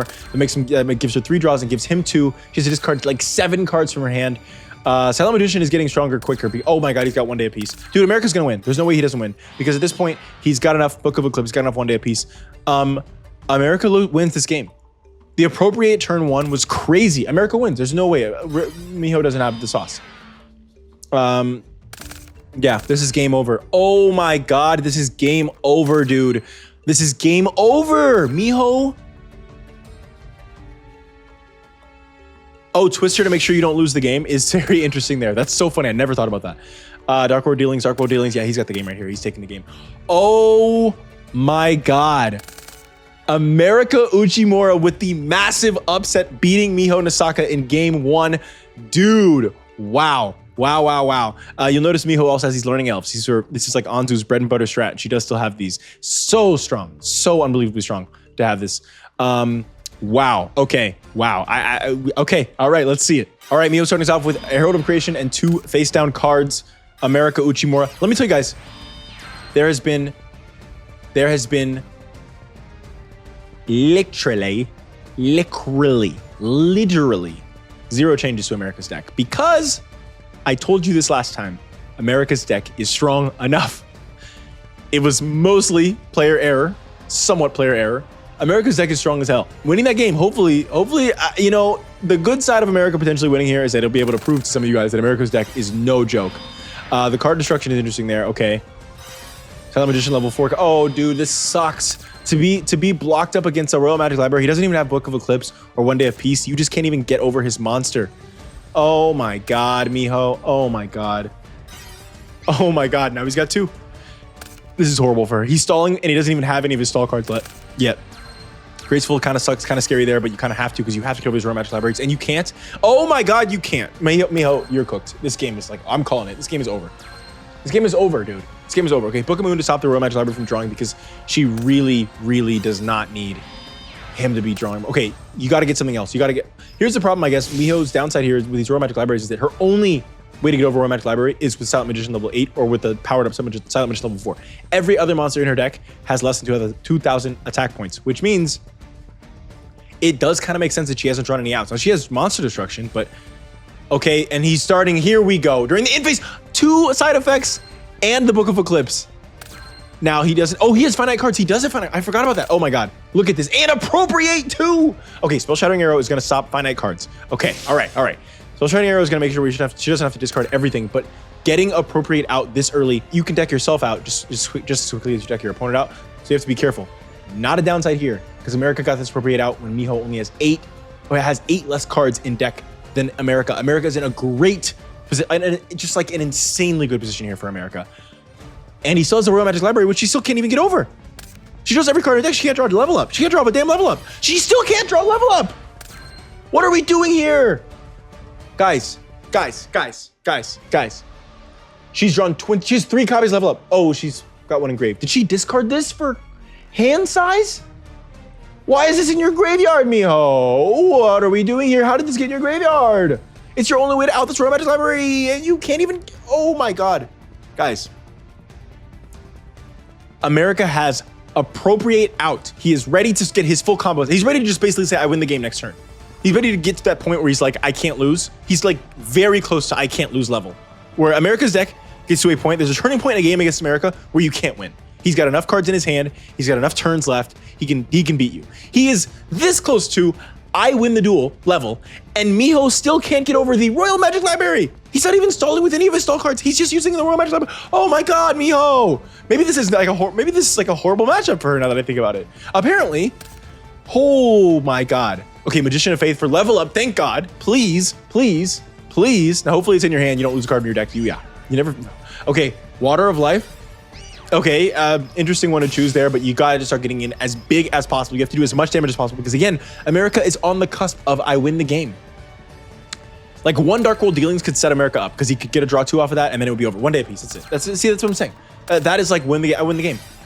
With the Appropriate, he gets an extra turn. He gets 2 extra draws to draw into more stuff. Okay, MST is great here, but he hand destructions to chain, so Appropriate will still go off before the MST is destroyed. Dude, all she needs is 1 more turn to attack, but America has like 8 cards in hand. He's gonna have enough. Dude, this is what I mean, is that America is no joke, dude. America is no joke. He's Dark World Dealings. He might just be, this might be the game. Okay, not yet. Wait, no, it is because he's got, yeah, no, this is game. This is game right here. Oh my god. America Uchimura 2-0s Miho Nasaka in round 1. And that's why we come to Yu-Gi-Oh! Zero Chronicles, motherfucker. You cannot find better content than this shit here. That is what we call an upset, okay? I like how I'm over here. I'm like bragging. I'm like, yeah, we do upsets here at Zero Chronicles. Like maybe like the first upset in the entire fucking history of the whole series, to be honest. This is a massive, this is the same level of upset as if America Uchimura beat the Kaiser in round 1 last game. That's how strong Miho is. Miho is no joke. Oh my god, dude. Oh my god. Oh my god. Now that I think about it, it was a bad matchup for her. It really was. It really was.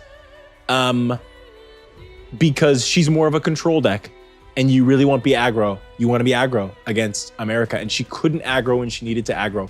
Wow. I put these up against each other because they were 2 Brainiacs and I was like, I didn't really think about the fact that America was getting screwed over, but he wasn't. America Uchimura has taken down the, oh dude, I just thought about the side effects for Miho. The side effects of this for Miho with House 10 join, they are not going to be, again, like Manjome, The way to avoid the shame of a round 1 loss is top 4. Top 4 does save you, and Miho can absolutely make top 4 in this tournament. We haven't gotten to see her deck do what it does. You've just been able to see a bunch of the cards out of context, but her deck is a very strong control deck. It has so many counter pieces like Solemn Warning, just some of the best cards in the game. Some anime cards that are insane. But the only way to really escape the shame, to where it's basically as if this never happened, the only way is top 4. Top 8 is good. Top 8 will be enough to like keep her to save face, but losing round 1, especially to a 2-star, losing round 1 to a 2-star duelist, she's got to get top 4 to wipe the shame. She has to get top 4. Top 8 will be enough to like be like okay. Same with Menjome, dude. The second upset in a row, right? In a row. Oh, and by the way, Miho was supposed to be like House Tenjoin's like secret weapon. Ushio beats a higher star duelist than Miho had to face. Wow. This is what wow. I am like I'm sad. Guys, you can tell Miho is one of my favorite characters ever. I'm so sad about this. Okay. Daichi Misawa versus Blaze Sparks. Let's see it happen. We got water versus fire. It's the only reason this the game was chosen. Are we gonna have another upset? Maybe. Who knows? At this point, who freaking knows? Who knows? Everything is up in the air today, and it's actually kind of exhilarating. I'm gonna be honest. So you'll notice that Blaze Sparks is actually Domino High rank 10, even though he never had a ranking in Season 0. He was never ranked at all, and he didn't do that well in Domino qualifiers to get a ranking. Why does he have a ranking? It is representation of the fact that Bright Sparks did poorly in Duelist Kingdom. It wasn't enough for him to get like a crazy high ranking, because of course he has to do well in his own tournament for that to happen, but it was enough for him to get 10th place in Domino High in my mind, because it represents the fact that Blaze is actually doing better. It is same thing with Karako. She actually, funny enough, this is not on purpose. She was ranked 6, which is exactly what Bright Sparks had after the first tournament. So she like took her ranking too. Rank 6 is effectively rank 3 in the school, by the way, because of Domino 3 or top 3. Karako is rank 3. So in the same way that Karako is doing better now that Bright did worse, they're both of them. They're like their mental health is better. Let's just say I don't know about Karako's mental health. Blaze's mental health is better. He had a little explosion moment, but he's doing well. He's got a new friend. We'll see who that is. He has a new friend, and he's doing better. He is gonna graduate. It's like you got people that it's like, man, this one's been tough, but that motherfucker's getting his diploma. We're proud of that motherfucker. You know what I mean? It's like, that's Blaze, man. He is getting his diploma. He's gonna walk that stage. It's been a ride with Blaze Sparks, but he is doing well. He's like doing okay in his classes. Like he's showing up. He's like, he's not really doing you can see that Koji and Blaze no longer have a faction. Raijin has been disbanded. Fortuno's gone. So there's not really any Raijin anymore. They still hang out. They're still friends, he and Koji. Oh my God. Also, there's a retcon. There's a second retcon so far. Sid Takedo and Blaze Sparks. I switched 2 of their boss monsters. They're mini bosses. Boss is funny. Flame Cerberus used to be Blaze's boss monster, if you remember. Now it's Twin-Headed Fire Dragon. What happened? It's not because he got stronger. He did get stronger, but it's because Twin-Headed Thunder Dragon is Koji's boss, and Twin-Headed Fire Dragon. That makes sense for them to be boys like that. You know what I mean? Also, I don't want you to think just because his boss monster is so weak that his deck is bad. You have a boss monster. Oh, what? You have a 2 tribute, like 3,000. That's going to be a better boss monster. No, 2,200 is fine for a 1 tribute. His deck is more just about aggro. He gets his attack power in other ways. It's still a good deck. Don't get it twisted. But I thought that was much better. And Flame Cerberus for Sid Takedo's Hellfire deck actually more directly fits the Hell theme than the Twin-Headed Fire Dragon could be a dragon of hell for sure. Could be, absolutely. But Flame Cerberus is like literally like a Cerberus. That's like a hell thing. So on both accounts, I think it really worked, and I like the idea of Twin-Headed Fire Dragon to match Koji's Twin-Headed Thunder Dragon as their 2 boss monsters for these early level episodes. Okay, anyways, let's see it happen. Daichi Misawa is starting us off with the 7 colored fish NFA Sunkai. Guys, Misawa's deck, guys, I know I keep pausing. I'm so excited to talk about Misawa's deck is so strong. He's got a lot of new cards. A lot. He's got quite a few, let's say a few, like a small handful of a lot better staples. That's like one of the big things. But he's got 1 card that I didn't want to give him because it doesn't super fit thematically. It doesn't not fit, but it doesn't super fit thematically. It fits in a way. We'll talk about it when you see it. But it is the perfect card to tie all the rest of his deck together. I'm so excited. The thing is, the thematic fit was a little bit less, but the strategic fit Actually, I'll just say now, this is why the thematic fit still does work, because Misawa is such a strategic deck builder. I was like, the strategic fit of this card is unstateable in the ways in which this card ties his whole strategy together. One singular card. I'm so excited. I'm so excited. Now, you better not get up. Do not Manjomi me here. Okay, show me something good here, Misawa. Okay, Widespread Ruin is great here from Blaze. I also, that's another slight retcon. I mentioned that I changed Blaze's Widespread Ruin to the metal one. This was in like Domino qualifiers. It doesn't matter at all. I changed Blaze's Widespread Ruin to the metal one, and I changed because I was setting up for Tokaido because I wanted him to have this one, because only one of them gets this artwork. It was the idea back then, because I did say I want different people in the world when there's the same card to have different artworks. But that was before I made Kunisaki, and Kunisaki also has Widespread Ruin, and that's when I realized more than 2 characters are going to have Widespread Ruin. So the other artwork can go to someone else, and Blaze can get his fiery artwork, because this one definitely fits a fire deck anyway. So that's why I did that. Originally, he was, yeah, you get it. Okay.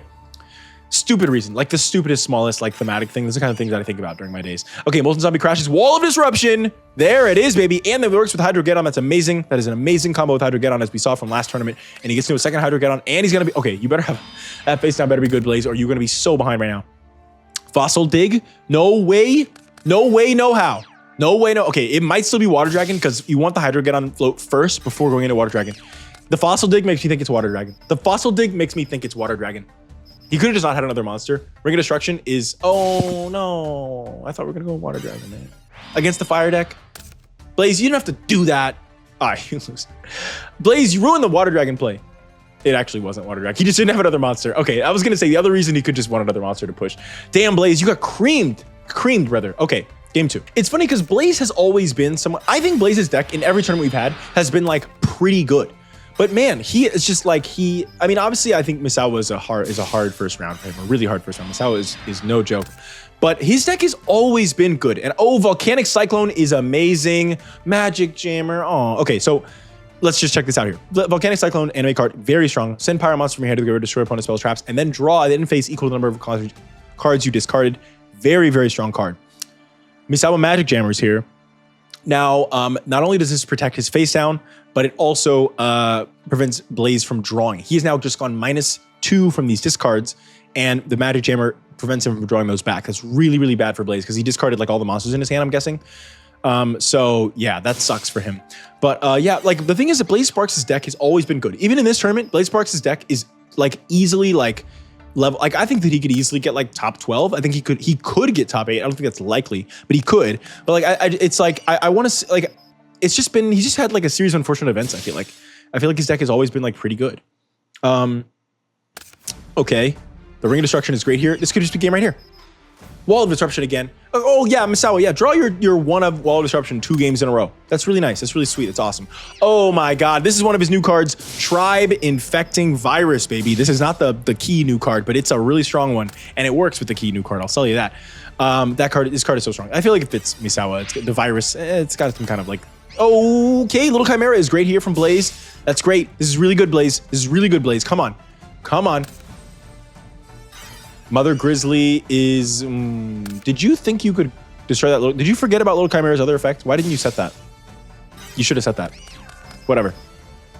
Okay, 400 life points left. Misawa, uh-oh. Ocean Keeper, did you do that because you have Cranium Fish? No, you just probably didn't have anything else to float into. Blast with Chain, that is the game for Blaze Sparks in round 2. I don't want Blaze to win this match, but I do want him to take, I want him to do well. I feel like Blaze has always done so badly, and it's not fair because I think he's actually pretty good. Okay, game 3. It could be another upset. We don't know. It could be, folks. We'll see. All right, Misawa starting us off with 2 face down cards, and Blaze Sparks coming out with Molten Zombie getting on the Mother Grizzly. Mother Grizzly's gonna float into Sinister Serpent. There it is. Now I know you're like, oh, how could Sinister Serpent tie this whole deck together? Guys. Even just in last game, he played 3 cards that require discards. Magic Jammer, he discarded back to square 1, and he had Tribe Infecting Virus. I think he has Dark Core. He's got so many cards that require discards in order to activate. That's one of the ways in which I wanted to balance his deck, is that he's got a lot of strong staples, but he's got also a lot of cards that require discards. So he has to be very, very careful with his advantage and make sure that he plays his cards in a certain point. That's one thing. But the other thing, guys, the reason this card, let me be clear. The discarding stuff was before I thought about Sinister Serpent. It wasn't like I put those cards in because I wanted them to work with Sinister Serpent. That was already part of his deck last time. So that's already one thing. The Sinister Serpent works with all of those cards. And that was something that I did very purposely, was give him cards that required discards, right? But guys, who's thought about it? Has it hit anybody yet? The key combo for his deck with Sinister Serpent? It's Cranium Fish. It's Cranium Fish, which I think we saw in his hand already. It was spoiled. Guys, the Cranium Fish Sinister Serpent combo, the Wombo combo, the 1-2 punch from Daichi Misawa. Yeah. That's right. Daichi Misawa with the Cranium Fish Sinister Serpent combo. And he floated into this thing because now he can tribute this off for the Cranium Fish, get it back the next turn, and destroy any set cards you ever thought about playing, motherfucker. You have the Tribe Infecting Virus, you have the Wall of Disruption.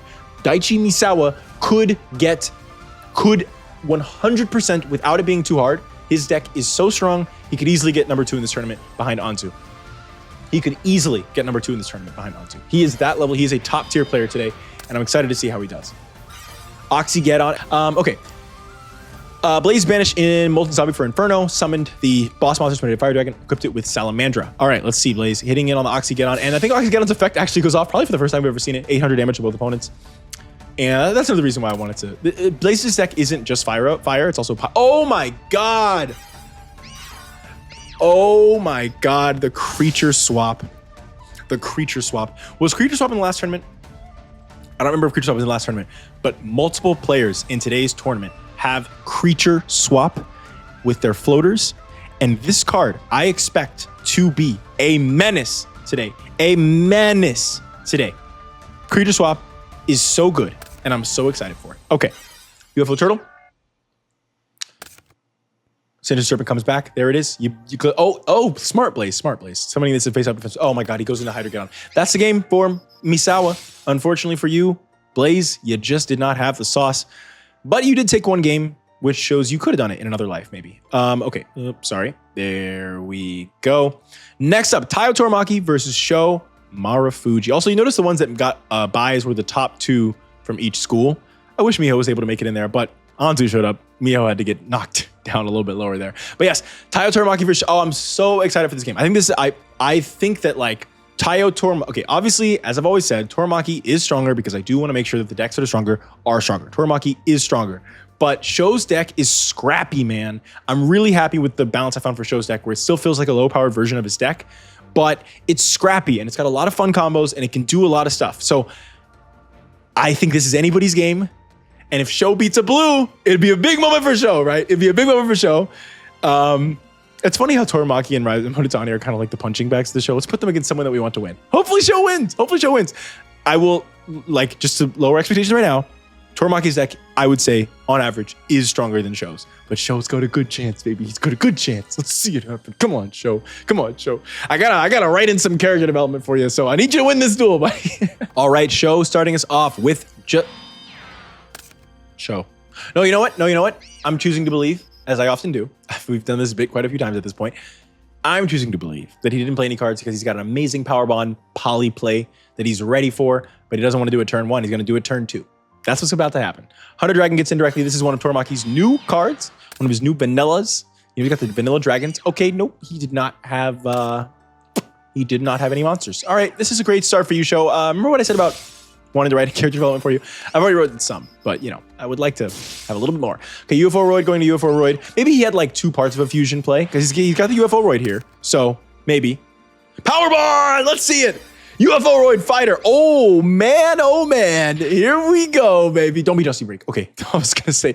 Oh, nice. Secrets of the Gallant and Ego Boost chained together. That is going to discard the last 2 cards out of Sho's hand and defeat that Droid. But the UFO Roid Fighter is still here with big damage. And there it is. Did he have Rocket Warrior last time? I'm not sure if he did. I think he did. He did. Great. I think I mentioned this last time. Shining Angel can float into it, and it can float into UFO Roid. Both of them are power bond targets for UFO Roid Fighter. So just very, very good there. So yeah, that's just, his deck is, oh, you know what? No, the new card is Shining Angel. That's the new card. Shining Angel is very much a card that ties Sho's deck together. And thematically, you might think it doesn't work, but who else runs Shining Angel? The Kaiser. That's right, buddy. He's using one of his brother's strategies. he's Shining Angels into his plays for power bonds, for fusions. Guys, he's using his brother's strategy. That is a thematic choice. Shining Angel ties his... I'm house sitting. I'm in a different place. I haven't actually mentioned this. I'm in a different place. I'm house sitting. And there's 2 cats. I'm sorry. No. Guys, I'm not mean to the cats, okay? I'm nice to the cats. I can't pet them on recording, all right? Shining Angel is great for UFO Roid and for Rocket Warrior, because UFO Roid sucks. Being able to float into a Shining Angel is just, it is one of the things when I say that Cho's deck is still relatively weak, but it is so much more cohesive. It is able to get into its plays and do what it does way better. He still has less staples. The problem is that against all the other duelists, he has weaker staples. That is the downside of Cho's deck. But same with Hayato and Tanaka, as we've seen. Their game plans they happen, all right? They get into their plays. Before, it was like, I hope I draw Poly. We'll see. Sho has 2 polys, 2 power bonds. He's got 4 copies of polymerization in his deck, basically. And he's got floats for days, all right?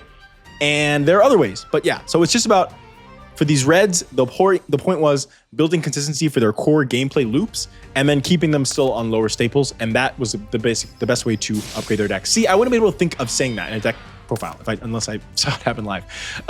Maybe I would have. Dark Factor mass production is incredible here. Getting 2 cards back, and he's just gonna potentially stall a little bit longer. Draw another Drillroid. Nope, did not draw another monster here. 2 face downs I'm feeling good about if I'm Sho, just to have a little bit of insurance, although I don't know how good his face downs actually are. Getting in on the Hunter Dragon and a 3rd face down. Oh man, you're giving him time. Oh, he doesn't have any other monsters. What's in your hand, Toramaki? Shield Crush, that's game!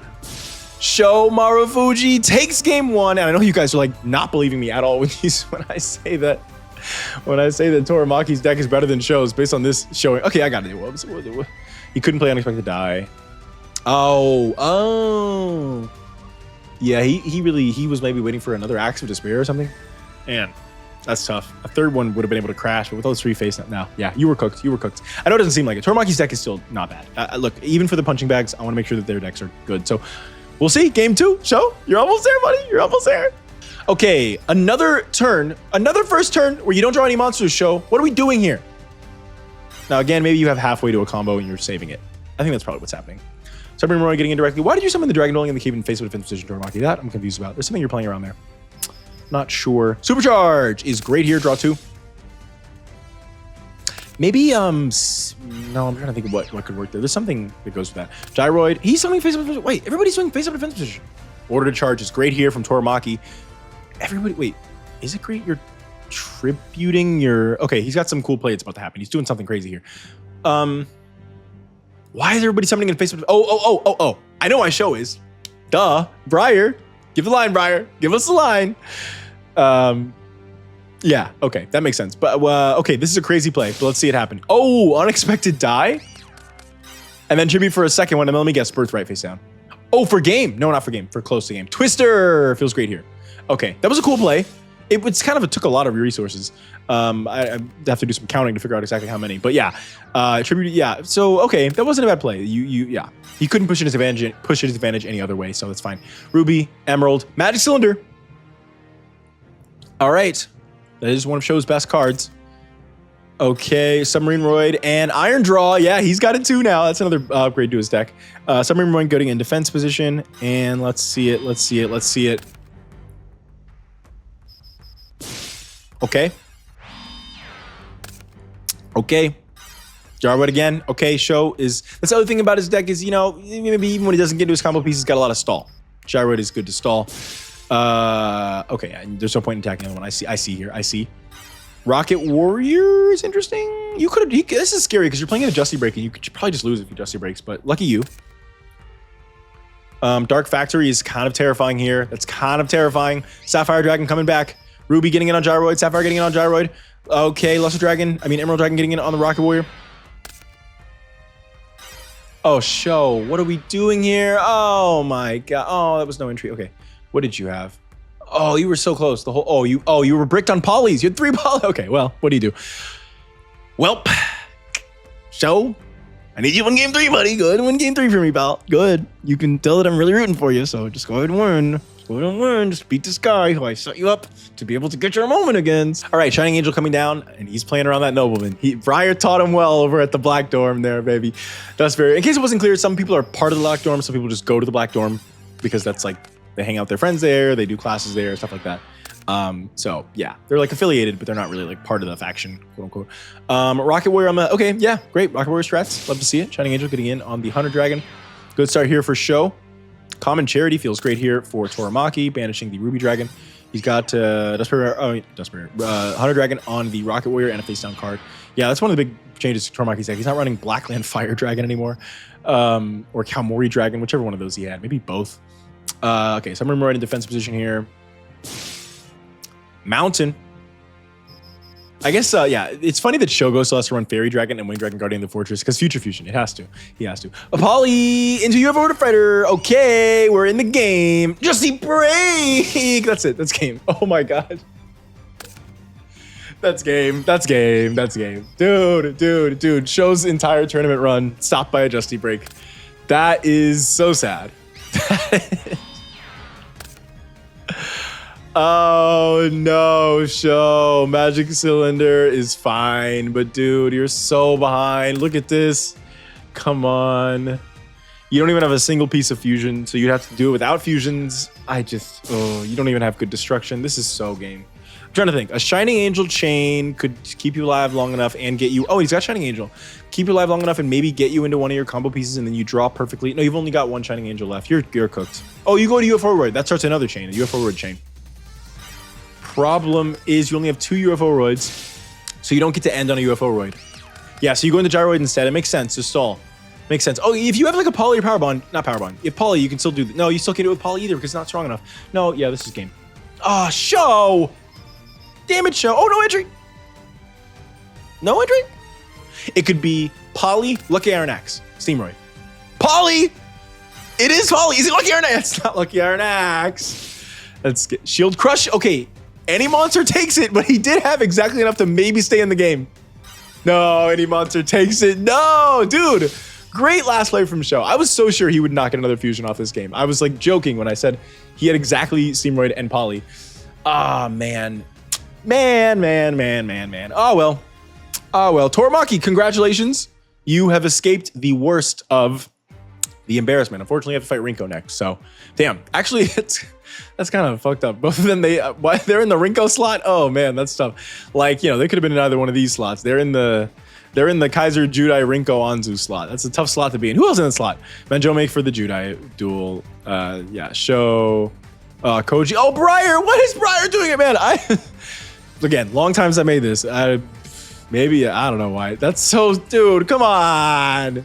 Especially Briar, because he lost him last time, and it's such a hard slot to be. I mean, it's such a hard matchup for these two. I'm like talking about a game that hasn't even started yet. Let's go to the next game. Ryuta versus Motatani. Toramaki has proven that he can at least win one game, and that goes a long way. Motatani, can you do the same? You are against probably still the worst duelist in the tournament, but again, like everyone else, Ryuta has had some changes to his deck, so we'll see. All right, so Motatani's going to start us off with Miracle Rupture. Great start here. That's the anime version of that card. A second Miracle Rupture. Beautiful. And Goggle Golem. 2 Miracle Ruptures turn 1 feels great. And he's probably got something to protect this Goggle Golem if he's going to summon it. Yeah, you want to crash here. No, he doesn't. Okay, you want to crash here because that Goggle Golem can get stronger. All right, Goggle Golem getting indirectly. You'll notice that I started saying Ryuta's name. Ryuta. It's probably not. It's probably Ryota, right? But the problem is that Meiko Tsunami Kajiki is Ryota Kaji. So, I mean, they have different last names. And they, you call Ryuta, and you call Kajiki. Because the thing where sometimes in the Japanese version, they're called by their first names, come with their last names. I don't know. But I just like, you know what? Ryuta's name is just, it's spelled differently. It does have a U. And I was like, I'm just going to say Ryuta. I'm just going to start saying that. I just literally just like willed a different pronunciation into existence, and now I call him Ryuta. So what are you going to do about it? You can't stop me. You going to fight me? Nope, you're not going to fight me. You might duel me, though. Armored Zombie with Black Pendant getting in on the Goggle Golem. All right. This is a pretty horrible start here for Ryuta. Big Piece Golem, Industrial on the face down. Oh, that wouldn't have stopped. That wouldn't have done anything anyway. Black Pendant's going to do 500 damage. I feel like I remember Ryuta's deck being better, but man, this is still... Oh, this is atrocious. What changes did he get? I have no idea. I don't remember. Uh-oh. Earth Hex Shield Fusion. Going to get in for 31 and then fuse in main phase 2, baby. The multiple piece Golem is here.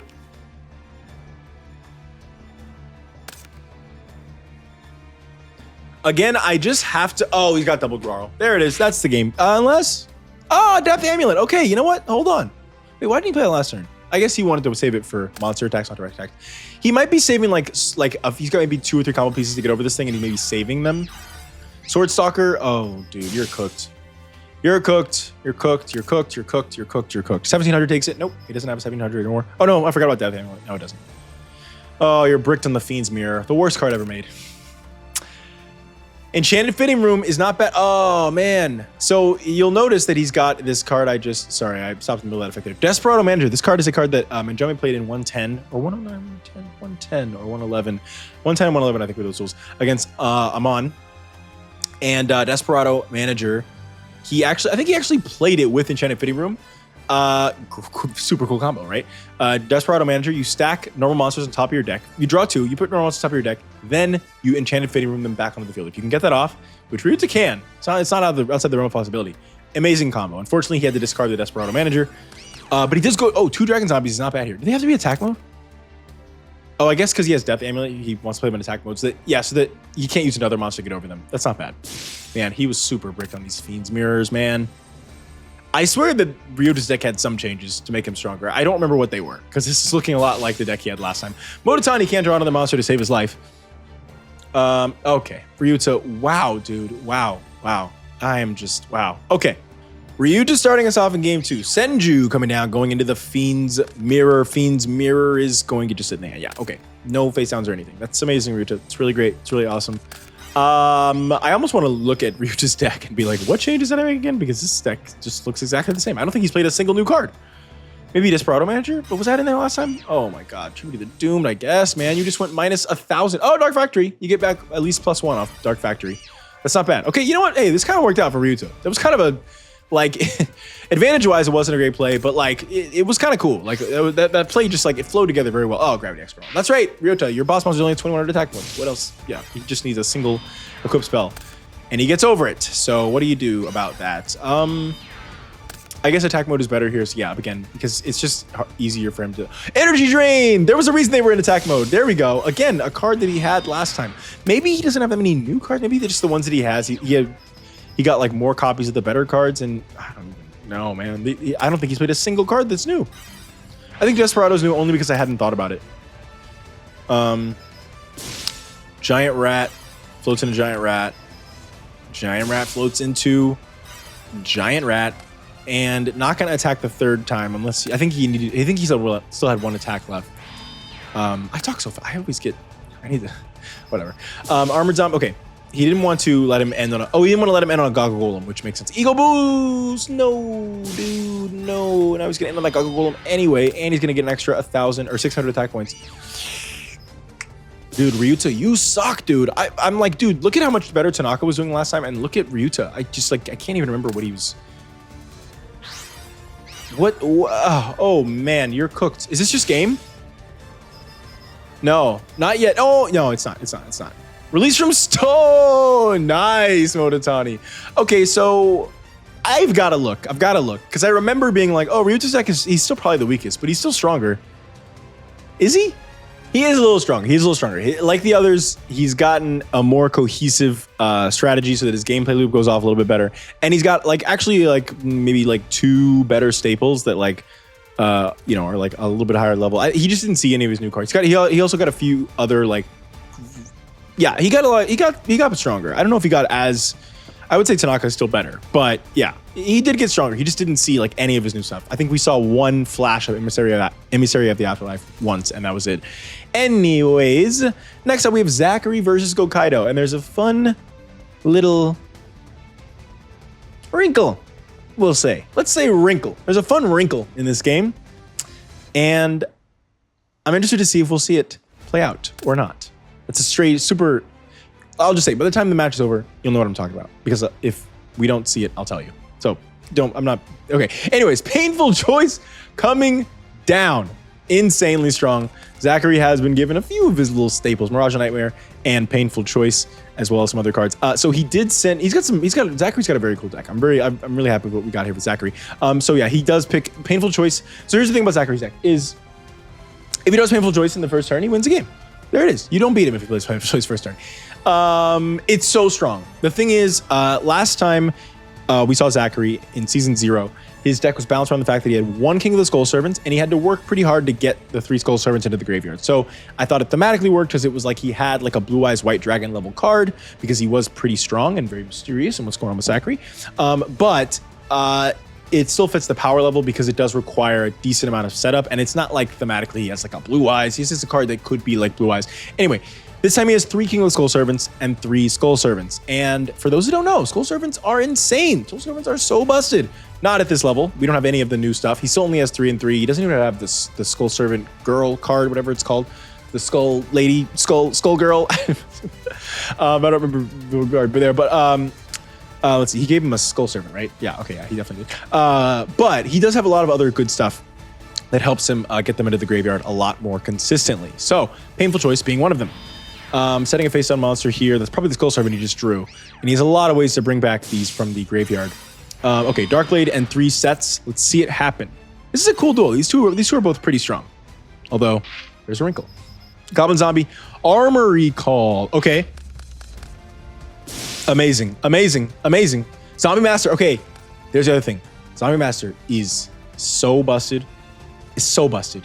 I could not, in good faith, allow Zombie Master to be too prevalent in this deck, but he's got 1 Zombie Master, and that card is insane. So that's how he brings the King of the Skull Servants back, put them in the graveyard with Painful Choice. He gets a Zombie Master, search it off the Goblin Zombie. I mean, he is in a position to potentially just win this whole game. Although, the Magnum Shield does have to get over this Darkblade. The Magnum Shield is really good here from Gokaido. Gokaido, oh, by the way, I haven't even talked about Gokaido. Gokaido has gotten a lot of buffs as well. Gokaido is way stronger. Last time, I was trying to be a little bit more faithful to the Warriors Triumph structure deck. A little bit. Obviously, his deck still is basically that kind of idea. But I wanted to put in a lot of the cards in that, especially a lot of the equips that like maybe aren't that good, but that I feel like, I don't know, I wanted to kind of do that deck justice in the first tournament. But he didn't do that well. So, you know, this time, he still got some of those cards. A Darkblade was in that structure deck, but oh God, did you just pass, Zachary? What the hell just happened? Okay, MST on the face down is lucky here, but do you have any? Oh, that's a 4K King of the Skull Servant. Oh, Command Silencer. Hey, one of Kokaido's new cards. In the battle phase, draw a card. Very, very strong card here. Now you just need it. Basically, like most of your equips can get over the King of the Skull Servants, but you probably want to get over Zombie Master more. Field Commander Roz is interesting here. What are we doing? I don't know. Weird. Okay, Fighting Spirit is cool. What did he put on top of the deck? He put Foolish Burialist in the Lich Lord because he's already got, oh my God, the double 4K King of the Skull Servants. All right, Gokaido, you're not looking good here. He did that Fighting Spirit because he was just hoping to protect his monster. Unfortunately, it did not work because he's got these two big giant boys. Yeah, all the Skull Servants are out of the deck, so these Foolish Burials are kind of bricks at this point. All right. Gokaido, come. Oh, wait, he's only 2,000 life points. Yeah, wait, God, I feel like this game is. I've done the thing where I've been talking during the game, haven't I? I feel like I've missed a lot of the specifics of what has gone on in this game. Okay. Ooh, I think this might be Zachary's game, man. It doesn't look like, I don't know if you have the sauce. I don't think Gokaido doesn't have board wipes. I mean, 2 4K attackers like this is just tough. Although, oh no, he can't get the Marauding Captain Loop because he still has one more attack. Dude, you're cooked, Gokaido. You're cooked. You're cooked. You're cooked. You're cooked. You're cooked. Uh-oh. Wait a minute. Wait a minute. How many equips do you have in the graveyard? Magnum Shield is in the grave. Let's go. Let's go. Dude.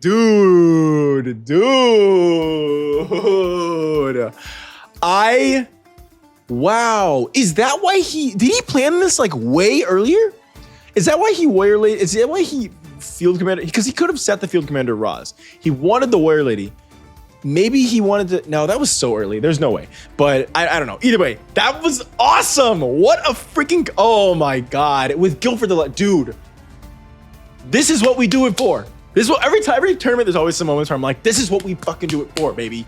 For the Guilford the Legend, last turn, going to lose, Grade Sword fucking anime card, get back all 3 of your equip spells from the graveyard, and hit over the monster for game. That's what we do it for, folks. That's why we're here. That's why we live. It's why we exist in this world. It's why we walk this earth. It's why we were put on this earth, was to see Hozan Gokaido summon Guilford the Legend in the last 10 minutes of Game 7. Okay, it's Game 1, and there's only 3 games, but I was trying to make a basketball reference, but it's not even the finals, so it doesn't make sense. All right, oh my God, Zachary, first turn Painful Choice again, dog? Oh, but you must have 2 Skull Servants in hand. No, you have 1 in hand.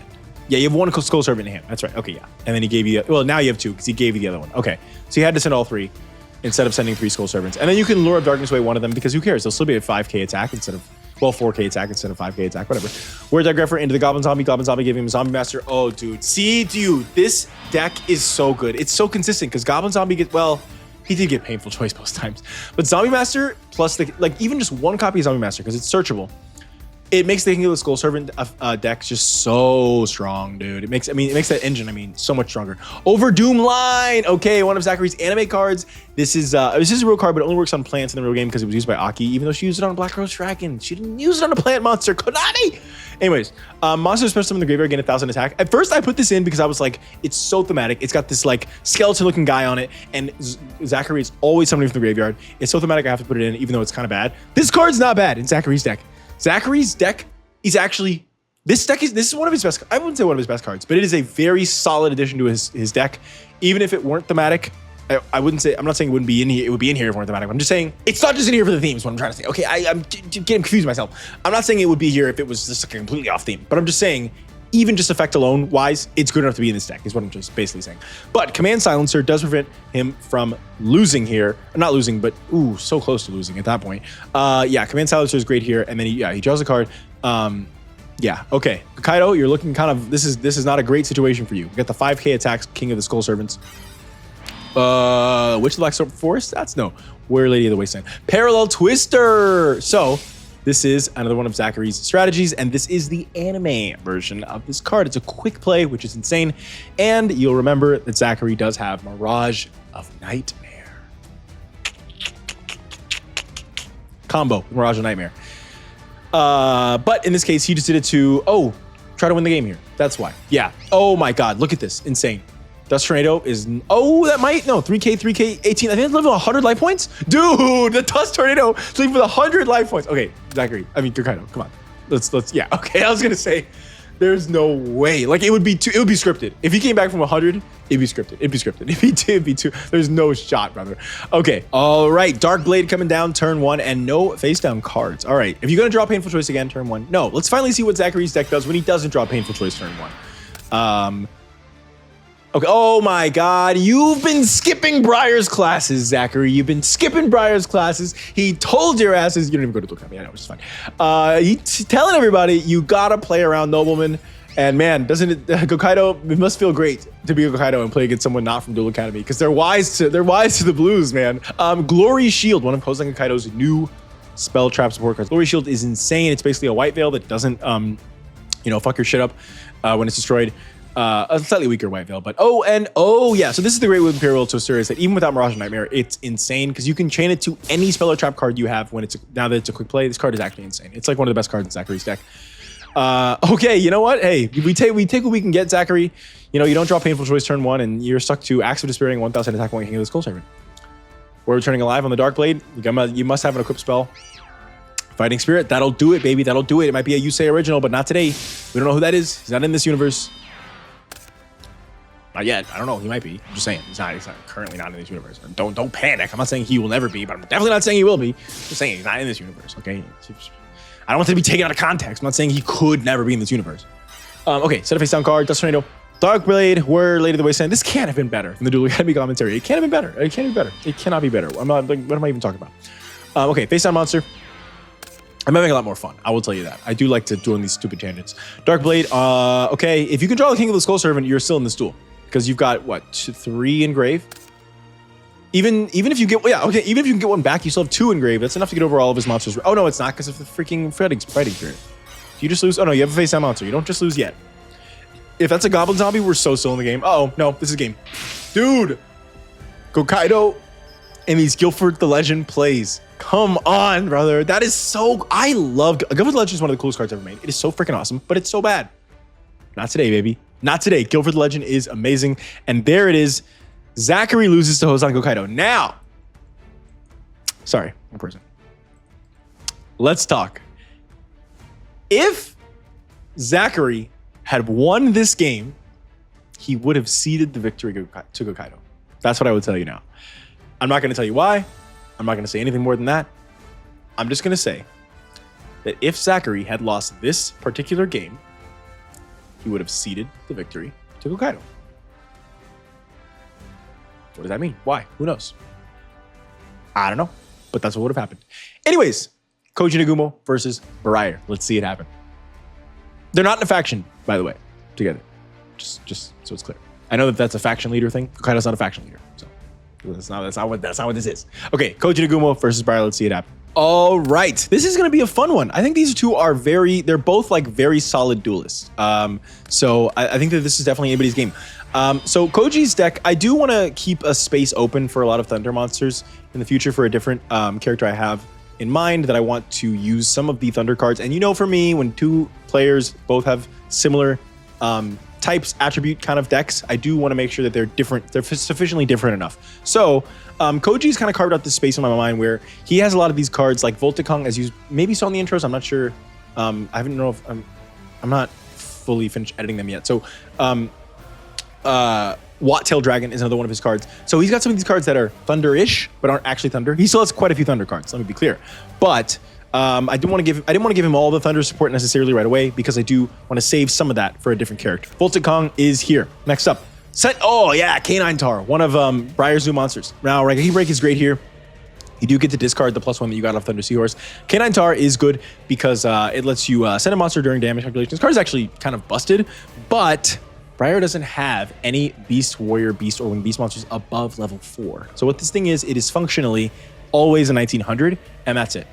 I really wanted to find a way to put in something that gets an advantage off being sent to the graveyard, but nothing worked that also fit the theme that wasn't going to go to another character or anything. Like, there was nothing that I could find that could work. So it's just a 1900 though, basically. And, you know, get rid of some of your worst monsters like Wolf Axe Builder.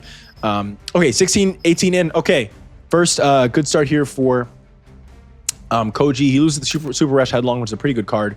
Shallow Grave here. Saber Beetle. It's got to be Saber Beetle. It's Saber Beetle, the boss monster, baby. The Saber Beetle that tore you apart yesterday, as Shoji Manjome said. Okay. And okay, yeah, switch to attack mode here because of the. Let me guess, that's a Right Rider. I know that's a Right Rider face down. I know it is. Do you know it is, Briar? Are you going to play around the Right Rider? Are you going to attack with the Xarian Universe? Or are you going to attack with the Saber Beetle? I know it's a Right Rider because it has to have more defense and attack, first of all, or he would have said, oh, never mind. Doesn't even matter. Volticong gets another Saber Beetle with the Shine Palace and another card. Oh, he loses the Raigeki Break. That's tough. That's tough, Briar. That's tough. I knew it. Because it had to have more defense and attack, or would have summoned in attack mode.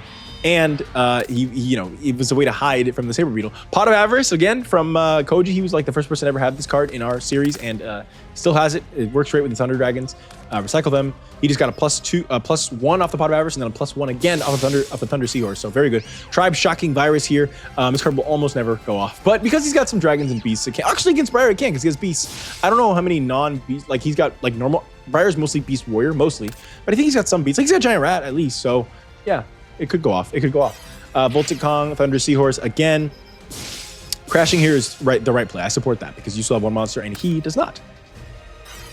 Enraged Battle Ox. Oh, that's enough for the Thunder Seahorse. This is a good game. It's back and forth, man. Anybody has this. It's kind of, it's low to the ground, you know? It's just, it's back and forth. Maki, the magical mist. Let's go, brother. That is a card that requires Thunder monsters, but, you know, it's a pretty good card, actually. Enraged Battle Ox onto the, again, wow. The Enraged Battle Oxes, man. These two decks are quite similar, actually, I think. Oh my god. Oh, he did that because he could. Oh, that sucks, dude. That trap must be nothing. But, I didn't mean to actually look at it. I forget that happens. I knew that was a bluff because if it wasn't a bluff, he wouldn't have played Lightning Vortex. He played Lightning Vortex there so he doesn't hopefully lose next turn. And he wouldn't have lost. Man, sucks for you, Koji, but you had to do. I support that. I probably would have made that play as well. Although it's so sweaty. Yep, there it is. Game over. Game 1 goes to Briar. Good game here. Good game. Starting us off in game 2, Koji Nagumo, Volticong coming down and a face down card. Let's see it, Briar. Canine Tar getting in, sending the, usually Wolf Axe Builder is just your weakest level 4, so you might as well send that one. And that shows that, before Briar's running Mad Sword Beast, he's not running that anymore. Although he wouldn't be able to send that for Canine Tar, but you know what I'm saying. It's I don't even think he has that anymore. So yeah, he does have stronger cards. That Right Rider is going to prevent Canine Tar from attacking forever. And a face down card. Koji, what do we got here? Koji, got nothing here? This is Robin Goblin. Uh-oh, Koji, you lose. Koji, you lose the game. The Robin Goblin, you lose the game. Okay, good. The first, okay, by the way, Turns out you can't play Robin Goblin during the damage step in Master Duel. So which one is it? Edo Pro? Which one is it? Is that actually possible? Is that not possible? As long as it's available in Edo Pro, we're doing it. Shit. Okay, there we go. Finally, the boss monster coming down. King of the Swamp into Polly into the twin-headed Thunder Dragon. And Maki the Magical Mist destroys every monster on the field. Let's go. Okay, and just like that, we're back in the game, baby. Rampaging Rhinos with the big cattle drive to draw a card. Ooh, brother, you must have something, right? Maybe like a double rush recklessly. Oh, Super Rush Headlong. That'll do it. That'll do it. That'll do it. That'll do it big time. Okay, Koji, you could lose here. This could be the game. This could be the game.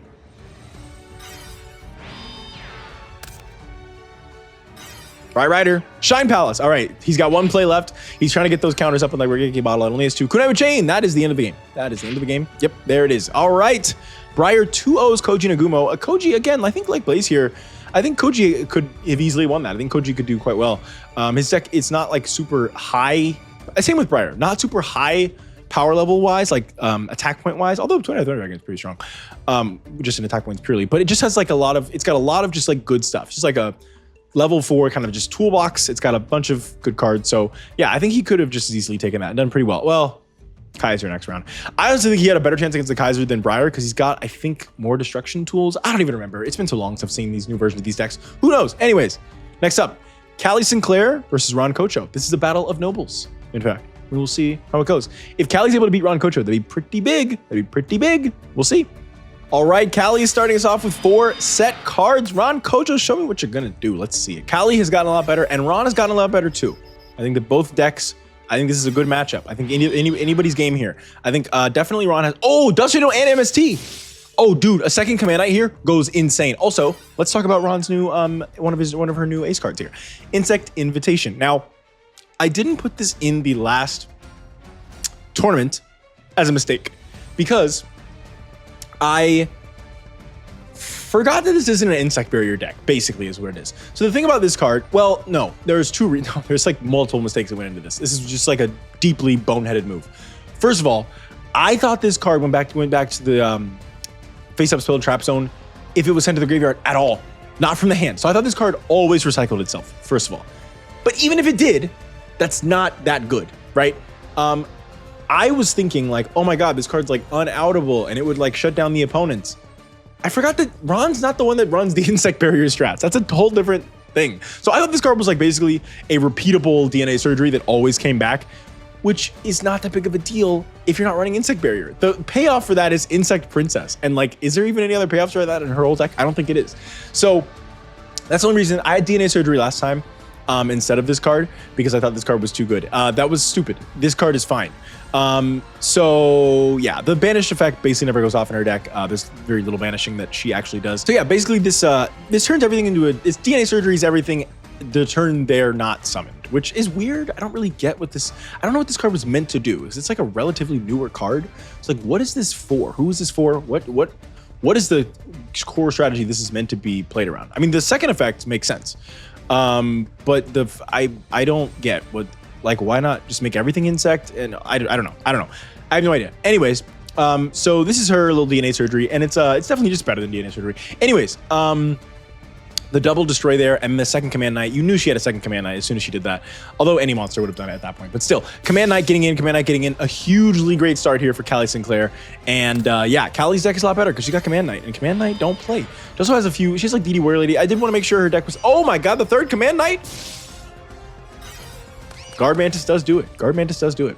Although any monster in the game that's more than 1200 wins the game right here, basically. Oh, that's it. That'll do it. Ron, oh, Shrink. Okay. Ron's still in the game, but barely. Dude, Ron, you've got, she doesn't have board wipes. It's got to be like, okay, we're going to see what it is. It's got to be something here. Empress Mantis, Malevolent Nuzzler. It's just got to be a wall. Oh, yeah, and you can attack the Hibikime, but, oh, Midgetary, that's game. Go ahead and, oh no, she needs one more monster, but it's basically game. Any monster basically takes it. Rhoda, that'll do it. Just go ahead and scoop right now, Ron. You lose. Oh, and she'll get out a boss monster for fun. So yeah, I wanted to make sure her deck was somewhat different from Asuka's. I think the way that it is like they run the same engine kind of with the Command Knights, and she has less copies of DD Warrior Lady, but she still has, I think, one or two. And so they have like a similar engine of like female ladies, but then like they're, I guess, no, not engine. I guess you could say like engine versus non-engine. It's so funny to think of engine as Empress Judge, as like Hibikime Empress Judge Turbo. I guess you could call Empress Judge Fusion Weapon Turbo is like her engine, and then her non-engine like staples would be like the Command Knight DD Warrior Lady stuff. So they have kind of a similar core because there's not that many female warrior cards. Although apparently DD Assailant, I learned that on the stream. That was after I'd already finished making this deck, I think. But so yeah, they just have the same non-engine, different engine is the best way to put that. Anyways, that was Ron crushed by Callie Sinclair in game one. That was insane. I was gonna say, I think Ron has the upper hand here because she's definitely stronger, but Callie is no joke here. I think Callie, again, some Command Knights are all you need to really, make a strategy work. Resident Insect into Empress Mantis, and Insect Knight is great here. That's exactly what we need to get over that beautiful head. Huntress. Callie, what do we have? Another one, Divine Sword Phoenix Blade, feeling good here, but Ron has a lot of good quick play spells and traps. She has a lot of them. It's tough attacking into Ron. Ron, don't play. Okay, Howling Insect Queen getting in directly. Phoenix Sword getting back into the hand. DD Warrior Lady coming down. Phoenix Sword coming back. There it is. This is still Callie's engine, I guess you could say. Her Phoenix Sword Turbo. You know, you always get that Phoenix Sword back. Sakura 2 armor feels so good there if you're Ron. That might just be the game. I think it is exactly game, actually. Exactly game. Great work there. Okay, so just as easily as she lost game one, she won game two. Let's see it. All right, Callie is starting us off with Graceful Charity, drawing 3, sending 2. Sogan coming out and setting a face down monster. Yeah, the decks were definitely finished before that stream, actually. I didn't get to make any changes in response to that stream. So that not only includes like, I think that not only includes like the, okay, let's pay attention. Command Knight getting into the Resident, what I was gonna say doesn't matter that much. Command Knight getting in directly. Sakura 2 armor on the Command Knight, okay. Divine Sword Phoenix Blade as well, just to potentially, hopefully, oh, dude. Insect Invitation does have the added effect of, maybe that's why it makes for one turn, because maybe your opponent will forget about it. That's why it waits for one turn. No, I'm just kidding. Yeah, wow, oh man, it has the added effect of really, oh, dude. That's why she had to MST Destinado the first game. This shuts down a lot of her strategies. Wow, that is really good. Guard Mantis special summoning himself from the hand. This card is so good. Insect Princess coming out. And yes, okay, we have Insect Princess strats are here. I don't know if we got to see this like at all last tournament. Like her really like go off with this thing. Oh man, Smashing Ground. There it is. Rhoda, okay, Callie's in a good spot here. Rhoda's in the DD Warrior Lady instead of Command Knight. I think that was the right call. You might have also had a Command Knight. No, if you did, you thought it was something. I don't know. But Rhoda into the DD Warrior Lady makes sense because you might not have that many other things. So you want to have like a little bit of, DD Warrior Lady always comes with added insurance. It's not just like having a guy, it's also having insurance along with that guy. So I support at low resources, you just want to go into a DD Warrior Lady here. Ron, okay, Tragedy. This is one of Ron's best cards. Now, this is a little bit of a sneak peek into some of next season. There are a lot of anime cards that are just much better destruction than kind of what we have in the real game. Even to this day, there's not a lot of cards that just say destroy a monster, just straight up like this. Usually it requires a discard like Tribute to the Doom. It has something like Soul Taker, which maybe could be better because it has the added effect of making your opponent miss timing. But, there's stuff like Dark Core, banishes, but it requires a discard as well.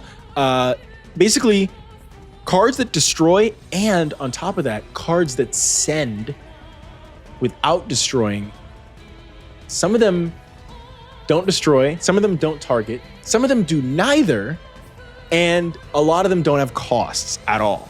And the higher level duelists in the next seasons, we're going to start seeing a lot of the cards that have been staples up until this point for like higher level duelists, stuff like Smashing Ground, like stuff like the ones we know from history, Smashing Ground, Fisher, what's good monster destruction? Soul Taker. I mean, Ryuta has Soul Taker in his deck, so I guess that's not a great example. But some of the more classic, like good destruction cards that you might think of are going to go to the mid-tier duelists, and the higher tier duelists are going to have stuff like this. But Ron, I felt like this card just really worked for her. I wanted to give her another form of destruction, and none of them really, I spent a long time. I thought none of them really fit her that well. I think Tragedy tragedy. I think tragedy fits Ron very well. And I don't know, I felt like it was fine to give her one, whatever. You know, everybody's got good stuff in their deck. I think thematically, this is usually more for like the upper tier duelists, but I thought, you know, House Kocho, heir to House Kocho, she can get one card that normally is saved for stronger duelists. I mean, you know, people have Lightning Vortex and stuff. That's normal. That's a card that pros use, not mostly Academy students. So it makes sense. It's not that big of a deal. But I think she's the only one in the tournament who has one of these kind of like archetypes of cards that I'm thinking of. The other one is like Beckon to Darkness, stuff like that. There's quite a few. I think a lot of them are used by like Arcana. A lot of them are from Battle City. Okay. Anyways, Insect Princess getting in on the... Oh, she's got the combo out, baby. Let's go. Let's go. Prickle Fairy is so good. Prickle Fairy is so good, guys. Prickle Fairy is so good. Do not sleep on Prickle Fairy. Oh, Callie, you are getting Insect Princessed right now. Oh my God. Oh my God. The Insect Princess. Dude, yes. This is so game. You're cooked. One monster. There it is. Guard Mantis. That's a game, baby. Let's go. No, it's not. No, it is not. I am so sorry. I'm so sorry. You need some monster destruction, Callie. Come on. You need some monster destruction. Nope, you lose. Okay. Wow. Well, that was a cool match. Ron Kocho taking out Callie Sinclair. And to round us off, Kariko versus Momo. This is a little Nobles quartet here. Noble Girls quartet here. I don't know, just because like anytime Nobles face off, there's always like, there can be some drama there. I have no idea what this could be, but I like the idea of the Nobles facing off, the Noble Girls specifically, because maybe there could be some, like Momo and Callie maybe could get along. I don't know. I remember that I said like, oh, Callie and Atoki could have something from like a Diamond City qualifiers duel that just never happened. I never thought of anything, just never. Like if there was something, it could have been here. I mean, they've dueled. They know each other. Maybe it'll come up in some point down the future, but I don't know. So like, I don't know. Maybe Callie and Momo will never have anything, but it could be. And like Kariko and Ron, that's definitely something. Also like, even Momo and Ron, I think could be. I mean, even Callie and Kariko could be good, right? I mean, even though these people all know each other, I think Momo and Ron is like kind of fun. I think that like there's like a sadisticness to Ron. Obviously, there's a sadisticness to Ron and like an innocence to Momo that's like fun. I think that any of these matchups, like basically the point is that any of the matchups here could lead to an interesting outcome. And yeah, so I like it. The Noble Girls quartet here. So next up, Kariko versus Momo. Let's see it happen. All right, guys, and our second dual spirit, the dual spirits. The Marin brothers. Oh my gosh. I think this is so cute. This ability is crazy. You can shuffle any Marin card from your graveyard to your deck and draw a card once per turn. She has, I don't know if it's 2 and 2 or 3 and 3, but she has a lot of Marins in her deck. This card is insane. It is like very, very often a +1. It's one of the only times, like with Judai, when I gave him Wing Karibo, I took out something, gave him Metamorphosis as well to make him slightly less consistent. I took out Graceful Charity in Momo's deck. And any other draw spells she might have had, I'm not sure if she did, because this is more than enough draw support for Momo. This is insanely good. And it will go off multiple times a duel probably. So very, very strong. But again, balanced alongside the rest of the deck. So let's see it. I'm almost going to start us off with the vanilla. Kariko with the Rose Witch and a face down card. Okay. Another vanilla. All right. If you can get a creepy Coney, that'd be great. Oh my God. I just remember. Kariko's deck is so cool and so strong. Oh my God. I just remember Kariko's deck. Okay. Oh man, I can't wait until she gets out a certain card and we can talk about it because it's insane. It's so fun and it's even better than I ever would have imagined. Okay. Fragrance Storm is good here. Sending Descendal, drawing a card. Rose Witch on the, the creepy Coney. Too late, buddy. Too late, pal. Fencing Fire Ferret coming in. Oh yeah, I also mentioned, Wall of Thorns is tough here. That's an interesting, I guess it makes sense. You get to at least save one of your monsters. No, it makes sense because Momo almost never attacks. So you basically are never gonna get a chance to do this. So even if it's only gonna save you one monster, because Fencing Fire Ferret's effect anyway, it's still worth it, I think. I think it's the right choice here. But I mentioned last time that it wasn't until after I made Momo's deck, maybe this was during the deck profiles, I'm not sure. It wasn't until after I made Momo's deck that I kind of came up with this idea of Momo liking these like sicker creatures kind of. And so her deck was like basically only cute stuff. It's got like creepy Coney, but it's just like a bunny. I don't know. It's not that creepy, but there's still not that many in here, but I found a few small ones that I was able to find a place for. And, going forward as power level increases, there are some other ones that I have some fun ideas for, but for now there's like maybe 1 or 2 only, but it's they work very well thematically with her deck, strategy and theme. So yeah. Okay. Drill Barnacle, there it is. Hey, she has it in her hand. So as a burn deck, but it might be a burn deck, but this card is functionally like a burn card with all the stall that she has to help her burn. This card's actually kind of insane. This card goes crazy. This is Raging Flame Sprite, but better. This is Raging Flame Sprite, but it's water and it's 200 more attack points. It is the exact same effect. So yeah, I thought that was pretty cool. And works very well in her burn deck. Okay, Mystic Tomato. And just such a, like, you can just imagine her with her little Drill Barnacle. Okay, Wabaku is amazing here. And let's see, Drill Barnacle getting it directly for 13, and Offerings to the Doomed is so sad there. All right, I really wanted to see Drill Barnacle pop off, but that's okay. Mark of the Rose is interesting. What are we doing with that? Oh, because I get it. Because Momo, you don't want her to stall for too long. You'll start losing the game. You know, Momo likes the long game. You like the short game against Momo, so you just wanted to, you had to do that because you can't get over Creepy Coney. Oh man, here we go. She shuffled the Mecha. I forgot the Mecha Dog Marone. Here we go. Here we go, baby. Okay, Mark of the Rose coming back. Getting it on the Giant Rat. Giant Rat's floating into, I guess Giant Rat is already kind of not the kind of thing that would classically be considered cute at all. Although it's still kind of a furry creature. And I kind of want to, thinking more along the lines of just like, that's why like, it doesn't need to be just beasts, right? It's like insects. I guess, yeah, Skulldog Marone too. But oh, here we go. Here we go. Regenerating Rose goes insane. This card is insane and it's so much better than you think it is. This card is so good. Originally, this card was like, oh, this is a fun boss monster for her. And then I realized this card is actually insane, game winning by itself, tournament winning by itself. It's that good. I'll tell you why. And I had to really make sure to tailor her strategy around this thing and not make it to where it was just like unbeatable. Like no one could, like there's only one copy because you only need one. And yeah, I kind of tailored the strategy a little bit so that it wasn't like just like this like overwhelming, like no one can touch her force. Here's the thing. First of all, just to make sure it's different because the other one already does the regenerating Rose tokens, but this one also, when it's in attack mode and it battles an opponent's monster, it gains attack equal to that monster's attack during damage calculation only. First of all, this is like a Moon Mirror Shield type effect where it doesn't matter what they play, rush recklessly, whatever. You will always win in the end. Honest, it doesn't matter. Regenerating Rose will always win in the end because it is just during damage calculation. There's nothing that will fix that, okay? So here's the thing that makes it so good. Mystic Tomato floats into it. Lord Poison brings it back. She already had this Mystic Tomato, Lord Poison kind of core in her deck.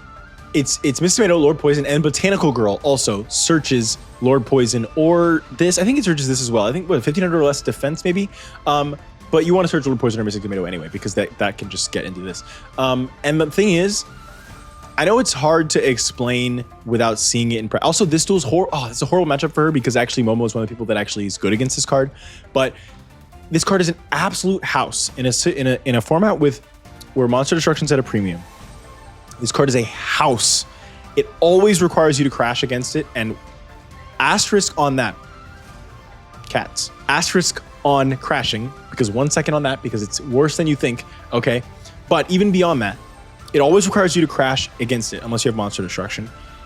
It floats into 2 more tokens that are not nothing tokens. They're 1,200 each, okay? So she comes out ahead in the crash. She has the Lord Poison, easily searchable Lord Poison. You can summon this thing from the deck. This thing, every time it comes back, it just keeps coming back with Lord Poison. So it's a house to get over. It gets 2 more tokens. There's also, Mystic Tomato can also float into Regenerating Rose, which brings itself back whenever, not Regenerating Rose, Revival Rose, which brings itself back whenever Regenerating Rose goes to the graveyard. But here's the asterisk on all of this. Not only is it the easiest boss monster in the whole tournament to get out, not only is it very, very, very easy to bring back from the graveyard, and not only is it a house to actually deal with, where your opponent always comes out ahead of the head-on collision, if you have any form of attack point increase on your field, it is not a crash. It does not become equal to the monster's attack. It gains, which means a single Forest field spell. Forest is one of the best cards in Chronicles' deck. It is one of the best cards in her deck. Forest and multiple other cards in her deck, by the way, turn Regenerating Rose from a crash into a always win every battle, no matter what. Okay, and I know it doesn't sound that good because it might be difficult to think about this in the context of this low-powered tournament. This card is insane. I just can't talk about it enough. It is so insane. And like, once you see how hard it is to deal with, you see all the resources that go into trying to beat this thing, and then it just comes right back from her multiple copies of Lord Poison. You just are in trouble against this thing. And it's so easy to get out. Anyways, the one downside it has is playing in defense mode. Any monster with equal or higher defense than its attack can deal with Regenerating Rose by just stalling. Okay, that is the one downside. So, anyways, Mark of the Rose is going to give her creepy Coney back. Marin Brothers, of course, going to get an extra draw. And what? Oh, did she do that on purpose? Oh, she did it on purpose. Okay, either she did that on purpose because she didn't want to keep giving opponent creepy Coney, which makes sense, or she did that because she didn't understand how the forest interaction worked. I'm not sure which it is, but either way. Okay, Deskoala doing some burn here. God, Momo is the worst matchup possible for Karako because she's got all defense mode monsters. Fencing Fire Ferret feels great here. Rose Blizzard is tough. That just switches to defense position there. All right, Karako. I don't wonder how many times I already called her Ron in this game. Fencing Fire Ferret, there it is. Oh, and no effect from the card effect destruction there. Rose Marker, this card is fun here too. If you don't, oh God, this is actually cool. I forgot they're both burn decks because Karako did have a burn engine in season 0 and she still does. It's not as big, but yeah, Seed Cannon, it's not as big as like Momo's is what I meant. It's as big as it was in season 0. She got a new one, Rose Marker. It's not that good to be honest. But one copy and it just really does fit because given that it's got Rose and she does have Dust Tornado on the swords. Okay, but Nimble Manga could save Momo in the stool. Botanical Lion is so good. Okay, Nightmare Wheel's great here. Nightmare Wheel's great. Oh, you do take 300. Yeah, okay, but Nimble Manga. Oh no, she already. Oh man, that's rough. That's rough. I'm sorry, I feel like I've still been talking during the games because I missed a few things. Okay, I'm trying not to talk during the game, only during the pausing moments. But man, oh man, that was tough. That was tough for Momo there. Okay, on to the next one. All right, Dark Room and Nightmare start us off is great for Momo. As mentioned in the last one, this is a very good card in Momo's hands. Okay, Forest coming down. Again, in every other person's deck, these field spells are kind of there because they're thematic, and they help you get a slightly better margins. You get over a few things here and there, it makes a difference. Not in Karako's deck. Not in Karako's deck. Malevolent Nuzzler on the Vampiric Orcus, getting in on the Vanilla, and setting a Fencing Fire Ferret is good here. Also, this is a little bit worse here because Momo's not usually going to be attacking, which means your Missing Tomato doesn't float into Regenerating Rose as often. But yeah. Ceasefire is 2,500, sorry, damage, and 300 more off the Dark Room and Nightmare. Very good. And it hits Fencing Fire Ferret, destroying the Vampire Orcus, doing 800 more damage. Great start from Momo here. Great start. Okay. Skulldog Marin. Getting in on Nimble Manga, giving 1,000 life points, setting a face down card from Karako here. Rose Marker coming out. Another Fencing Fire Ferret. Floral Shield. Okay, interesting. Because if she destroys this and you float into Regenerating Rose, what do you do? Because Fencing Fire Ferret can just destroy the Regenerating Rose. Okay. Fragrant Storm. She's going to try to draw here. Oh, she gets 2 draws. That's great for her. 2 face down cards. Okay. Giant Rat face down. This is a Momo game. I'm thinking this is a Momo game. It's kind of like America where when she gets to a certain point, she's just kind of has it. She's got enough defenses up and life points are low enough. She just kind of has it. I'm guessing they have an MSC or Dust Tornado though with 3 face downs. No, you don't. Never mind. My bad. Never mind. Another skull. Oh my god. Yeah. The Marin brothers. Okay, Dark Room and Nightmare again. Oh my god. Oh my god, Karako, you are not looking good here, sister. Swords of the Light is gone though. Oh god. Yeah, this is what I mean by being a Momo game. She's already got 1,100 damage on board, not even counting the Giant Rat. Giant Rat could float into more damage maybe, although Mecha Bunny's already face down, maybe not. There's no way Karako wins this. There's no way. There's no way. I know there's Skulldog Marin. Oh my god, Skulldog Marin is searchable with Giant Rat. I forgot about that. Holy crap. Okay, Nightmare Wheel is great here. Mecha Bunny doing 1,100 damage here. That's 3,300 from a single Mecha Bunny chain. And then that's also 1,100 more from Fencing Fire Ferret. This is already game on board. I think I'm not, that was 44. Oh, and Nightmare. Yeah, no, this is game. This is game. This is what I mean. There's no way. There's no way. Caracal, you can just scoop now. You can just scoop now. She's drawn more. Oh my God. This is Momo at her best, man. Momo's deck on all cylinders here. And all Fencing Fire Ferret has to do is die. And there it is. Wall of Thorns will still, oh, wow. Wait. Dude, 5-head Caraco. Wall of Thorns chain link 1, Floral Shield chain link 2. Floral Shield puts Fencing Fire Ferret in defense mode, preventing it from being destroyed by Wall of, wait, why is Fencing Ferret in the graveyard? Oh, this is Floral Shield, not Rose Blizzard. Girl, what are we doing here? Oh, this was losing. Wait, could Mecha Bunny still have attacked? I think Mecha Bunny could still have attacked. Never mind. If that was Rose Blizzard, that would have been cool. Because Fencing Fire Ferret put in defense mode, Mecha Bunny is destroyed. Neither of them get their burn effects. But this just loses anyway. I don't know what this was. Whatever. I'm making a mountain out of a molehill here. I'm using that metaphor twice in one video. Yeah, fuck you, I'll do it. And now it's time for that all-important game 3. Gigantic Cephalopus coming out. And Forest again. All 3 games she gets Forest. So the last game she didn't get the Regenerating Rose to go with it. And if she did, it wouldn't be that useful against Momo. We have not, you guys you have to trust me on Regenerating Rose. I'm sure that we'll see it later on. But against Momo, it might as well just be, there's not even any point in floating into it. It's just like not useful at all, basically. The few monsters that Momo would have an attack mode, like Fencing Fire Ferret, defeat Regenerating Rose. So, okay, Marin Brothers, MST on the Dark Room of Nightmare feels good here. Okay, a great start for Caracal here. Getting rid of the Dark Room of Nightmare is good, and then also getting through this nimble manga chain. But Momo does have 4 cards in hand. If those are the right 4 cards, she could be setting up a great board. If not, it's not great. Caracal is actually very good against Momo as well because of Botanical Lion. Momo really likes opponents that can't easily get out monsters with higher than 2,000 attack points. The Forest with the Gigantic Cephalotus as well. Caracal just can very easily swarm the field with monsters that have more than 2,000, which is kind of the worst matchup possible for Momo. So they both have like disadvantages against the other in some ways. Okay, Mystic Tomato, Miss Tomato getting in, Rose Witch getting in, Cephalotus getting in. And the reason Seed Cannon is still her engine, because even though it's not a great card, with the Regenerating Rose engine, the Mystic Tomatoes Lord Poison, it's just really, those counters add up very fast. So it works. Marin Brothers, this is over. Momo loses. I'm calling it, folks. I'm calling the game. Momo loses this one. 800 damage is not enough. It's not enough. Not enough. You might survive this turn. You might, but it don't matter. It do not matter. She does have all 3 Mecha Bunnies still in deck there, so that's good for her. Okay. And still 2050 after all that. All the 3 Mecha Bunny chains, you still got to take a direct attack. And there it is. No, Momo.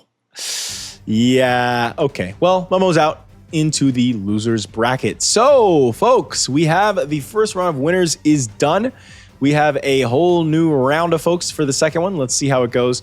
I will see you then. Yeah, I'm recording this part on a different day, and I'm not gonna wear the same shirt to appease you sickos, okay? You're gonna sit here and fester in a dirty shirt just so that it looks all symmetrical. That's not even the right word. All right, anyways, we are starting off with Anzu versus Junko. Ah, man, really tough one for Junko. This is probably just a random bracket thing. It feels like with Anzu, it's almost kind of like, you just kind of are like, well, you know, whoever gets it, gets it. Although there must have been something in purpose here, because I do think that Shogo is a little too convenient here. I must have put Shogo here to give him an opportunity to face his friend, which is a cool idea. I don't know.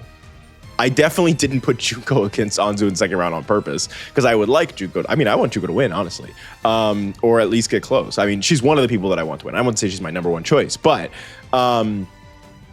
yeah. So I mean, I don't know. Shogo must have been on purpose, because that's too convenient. Because that would be really cool if Anzu fought Shogo, but he lost. In fact, now that I think about it, maybe I could have put Miho a little closer. You know, it would have been, well, I guess I probably assumed she would make it far enough. Damn, RIP Miho. Anyways, let's do it. We have a new Millennium item. What do you mean? Oh, it's the same Millennium item we already had. Guys, Millennium items. Okay, this is kind of a reveal that I've been waiting for a while, because I remember that when I first was showing off the skills, some people were saying like, if you're already giving the Millennium items to the strongest duelists, it's just going to make them so much stronger that they're unbeatable.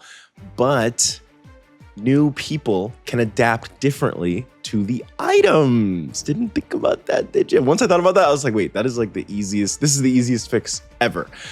So yeah, everybody when they have the item, they have different, they have different affinities, different things that item might be different in their hands. And that allows me to continue to balance the items around each individual person's deck and not be stuck giving someone an item that might not work for them that well, or that like is just way too strong or way too weak or whatever. So anyways, this is the Millennium Eye as wielded by Anzu. I know that we said in the thing that she's kind of taking it easy, and that's true lore wise, but that's not represented here. The skill is not like weaker than it normally would be.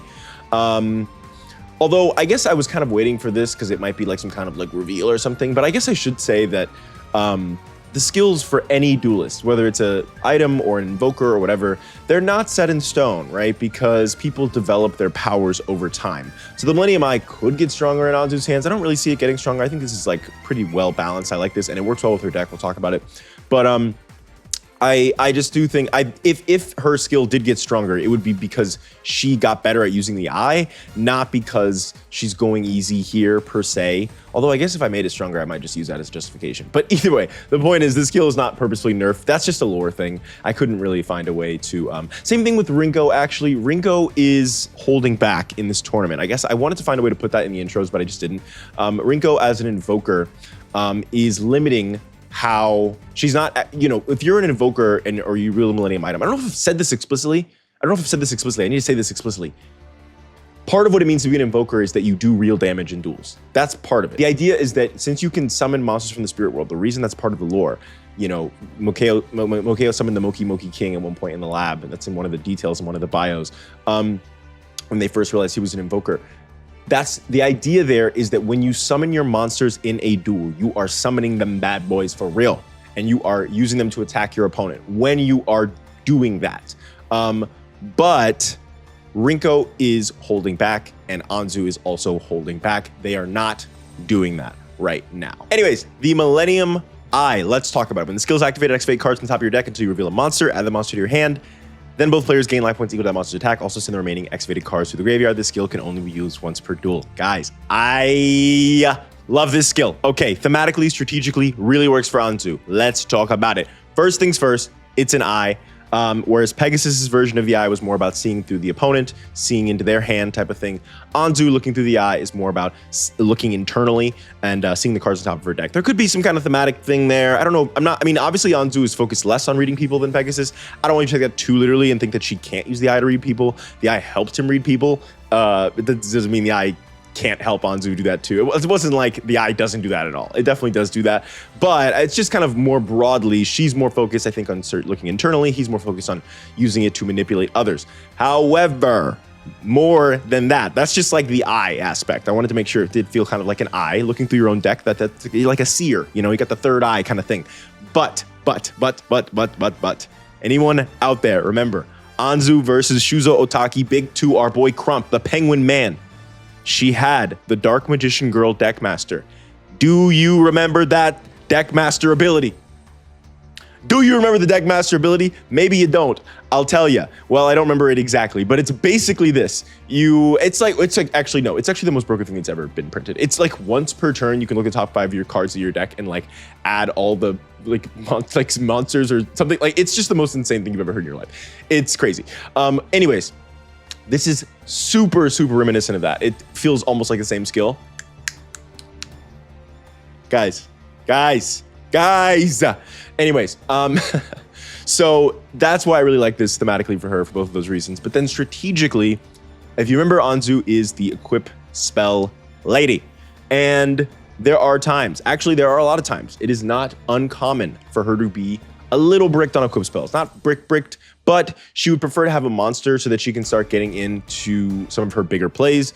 And, you know, when you have a lot of equip spells, you have a lot of monsters that go with equip spells. Sometimes you only have one, you need the other, right? The Millennium Eye is perfect for that, especially because Mahavilo, her boss monster, is like the only monster in her deck. Well, not the only monster, but it is like it's the boss monster of her deck. It's what her main strategy is, but she can't float into it because it has 1550 attack points. So it is a way to potentially get into Mahavilo slightly more consistently, but also, and also like if you've already gone through all your floating chains with the Shining Angels, the Nova Summoners, and the Learning Elves, then it makes it even more likely you're going to get a Mahavilo. But either way, even if you just top deck a Shining Elf, that could be fine. You can go into equip spell plays for that, or you can just use that to float and, you know, go into all kinds of other things. So when you have a lot of equip spells, you throw up the Millennium Eye, you use it to get a monster. It's great.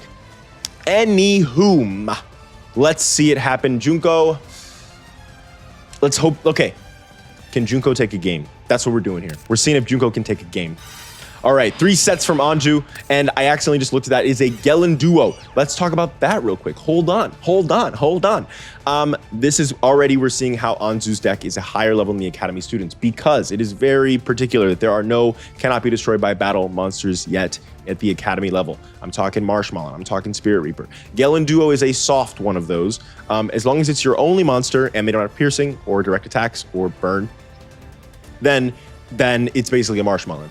But if you start putting yourself at risk when you summon another monster, or again, if they have any of those aforementioned things, because then it allows them to destroy it because of Gelen Duo's downside. Might as well just show the card here. I accidentally looking at every card in her freaking field.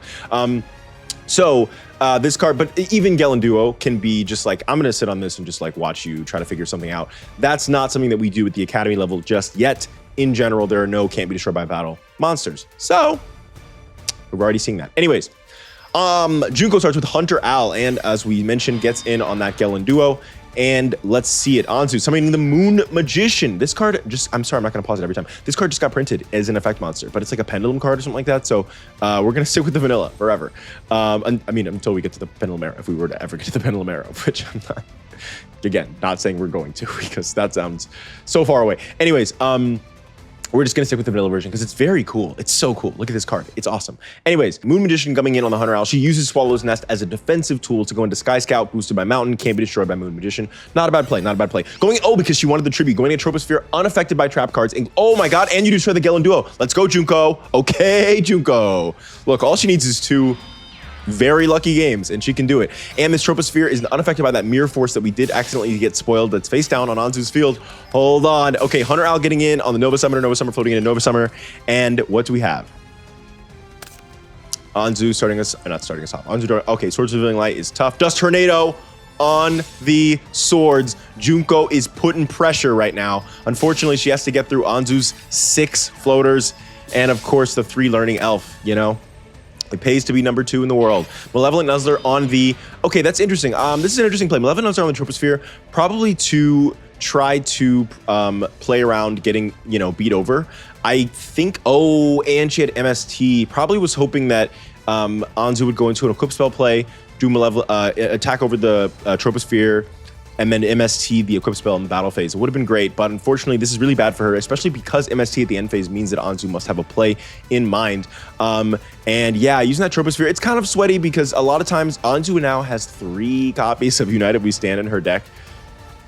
I know. 3 copies of United We Stand in her deck, even though it's so much for United We Stand. I guess United We Stand isn't enough, actually, for Mahav. Oh, maybe that's exactly what she was playing around, is United We Stand with this Malevolent Nuzzler. Now that I think about it, because only 1 monster's not enough. She does have 1 copy of Mage Power, though. What I'm basically saying is there are some equip spells in the deck that would still get over this without too much trouble anyway, but now that I'm thinking about it, there are quite a few that wouldn't, so it's a good play. Unfortunately, that MST is pretty dangerous. Oh, Lightning Vortex. Yeah, there it is. And there it is, the Thunder Nian Nian, one of her new cards, and the Shine Palace getting in directly. That's tough. That's tough. What do we... Oh, Junko loses to Lightning Vortex. Junko loses. Oh, she's going for Millennium Eye to try to win with a monster, but unless she has... Oh, wow. Oh, wow. Horrible for you there. You really wanted a better monster than that. She might have had another equip spell because otherwise, because of the life, they both gain the life points. If she did get it like a monster, Junko probably wouldn't have lost there. Garuda getting in on Magician of Faith. Going into Heavy Storm is interesting there because she probably knows she has game and she just wants to make absolutely sure there's nothing to stop it. Yeah, she has game. Monster Reborn into the Moon Magician. United We Stand. That will do it. And there it is. Anzu takes game 2. I really do think that sans the Lightning Vortex it would have been, you know, it would have been Junko's game, potentially.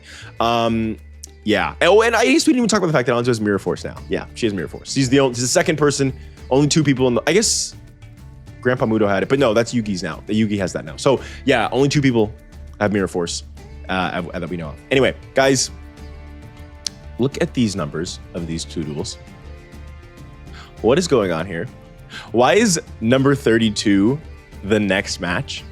We're missing a replay. We haven't had this happen since the Domino qualifiers, I think.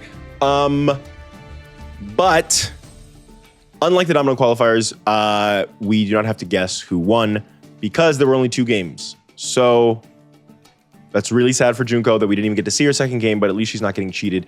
And, you know, if somehow Junko did win this match, we would eventually get there in the replays and see that when we get to this duel, if Junko's there, then we'll know that Junko happened to win. But doesn't seem like she did. I'm sorry, guys. I know we love Junko. She's one of my favorites. She's a fan favorite. It's one of the worst people to have missing replay for.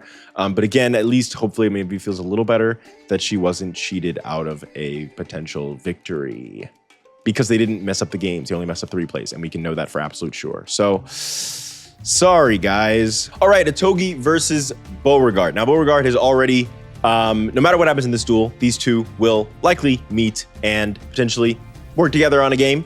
On Dungeon Dice Monsters. So Beauregard does not need to win this duel or anything for that ending for him. Although, if he's able to beat a Togi, that'd be pretty sick. And they both have like a lot of warriors in their decks. That'll be cool. Rhoda into Marauding Captain, and we got the double Marauding Captain turn 1. Pretty scary for Beauregard. What do you have? Although, with your defense deck, it's not as bad. Uh-oh, Twin Sword Marauder is scary. Oh, whoa! Wait a minute. That's 52-60.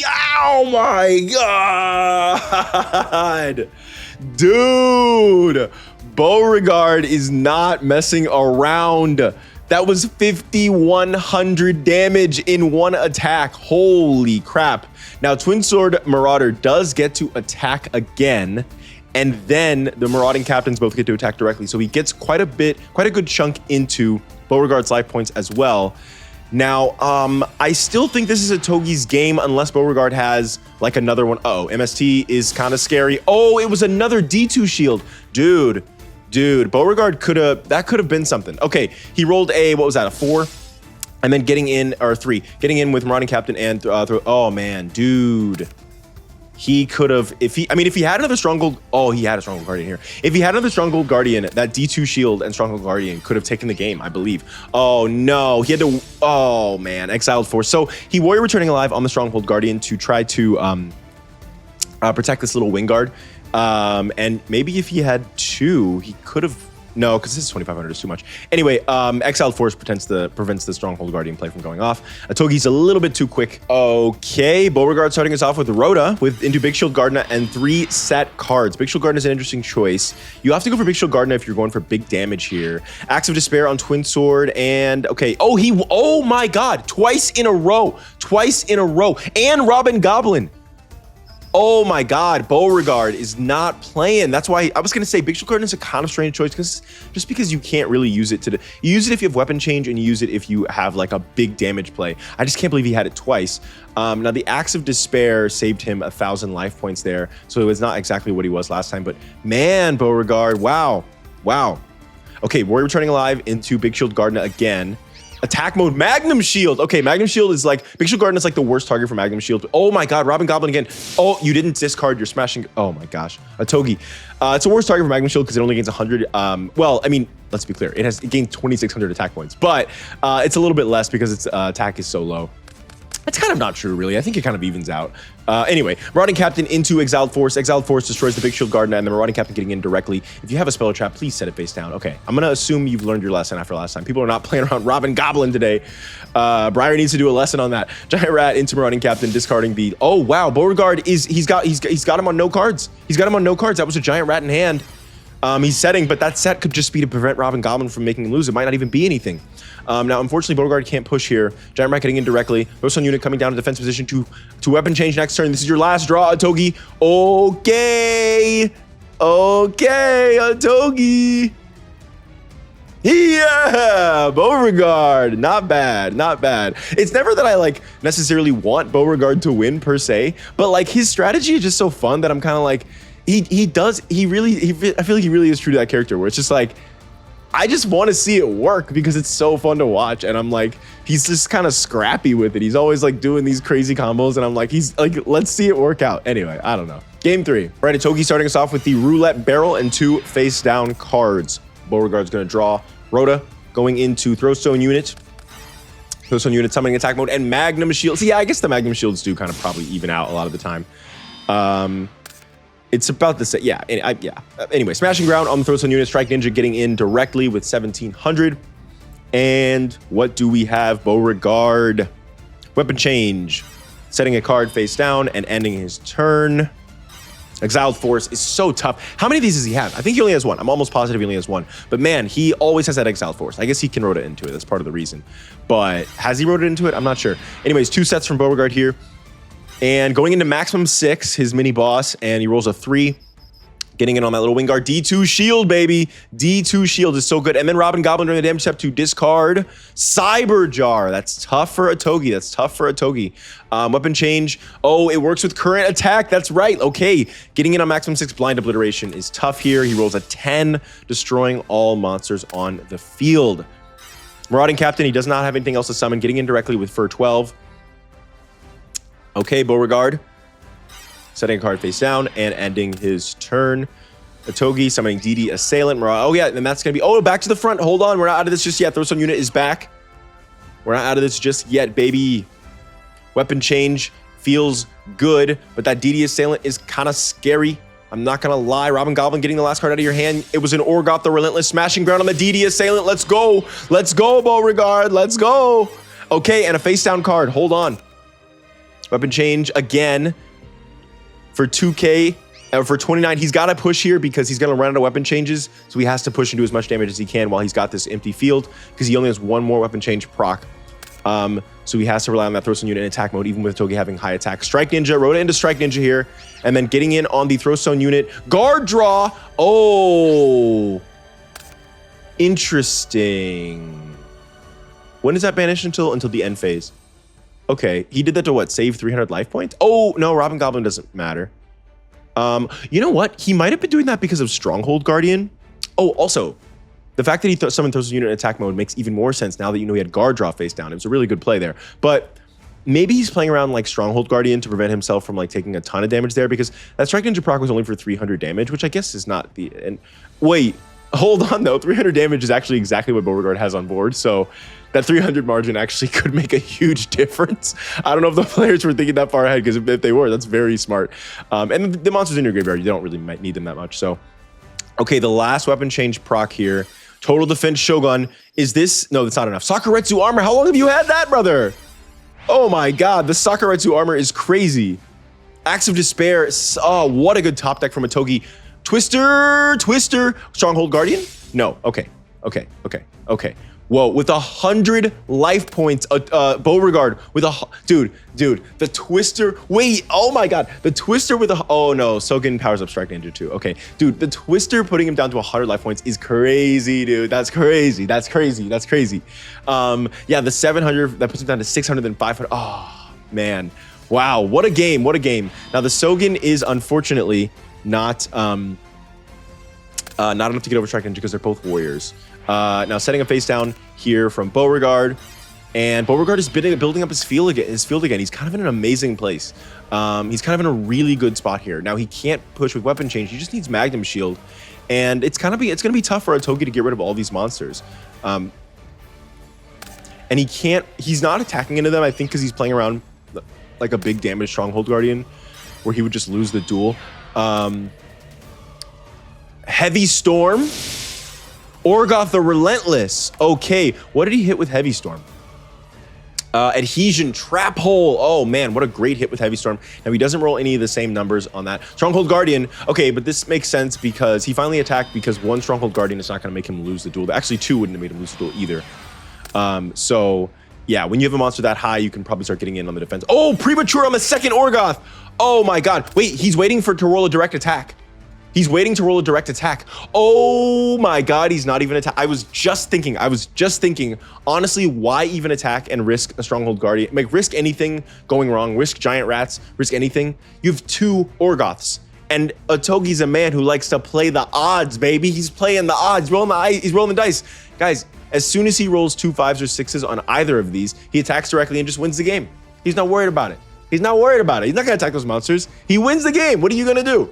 Now, the downside, let's see. If he draws Magnum Shield, he can start getting over these Orgoths. That's definitely one of the problems here. He didn't draw anything. Dude, what a great game. Let's see. 5 5 6. That's it. That's the game. Oh my, wait.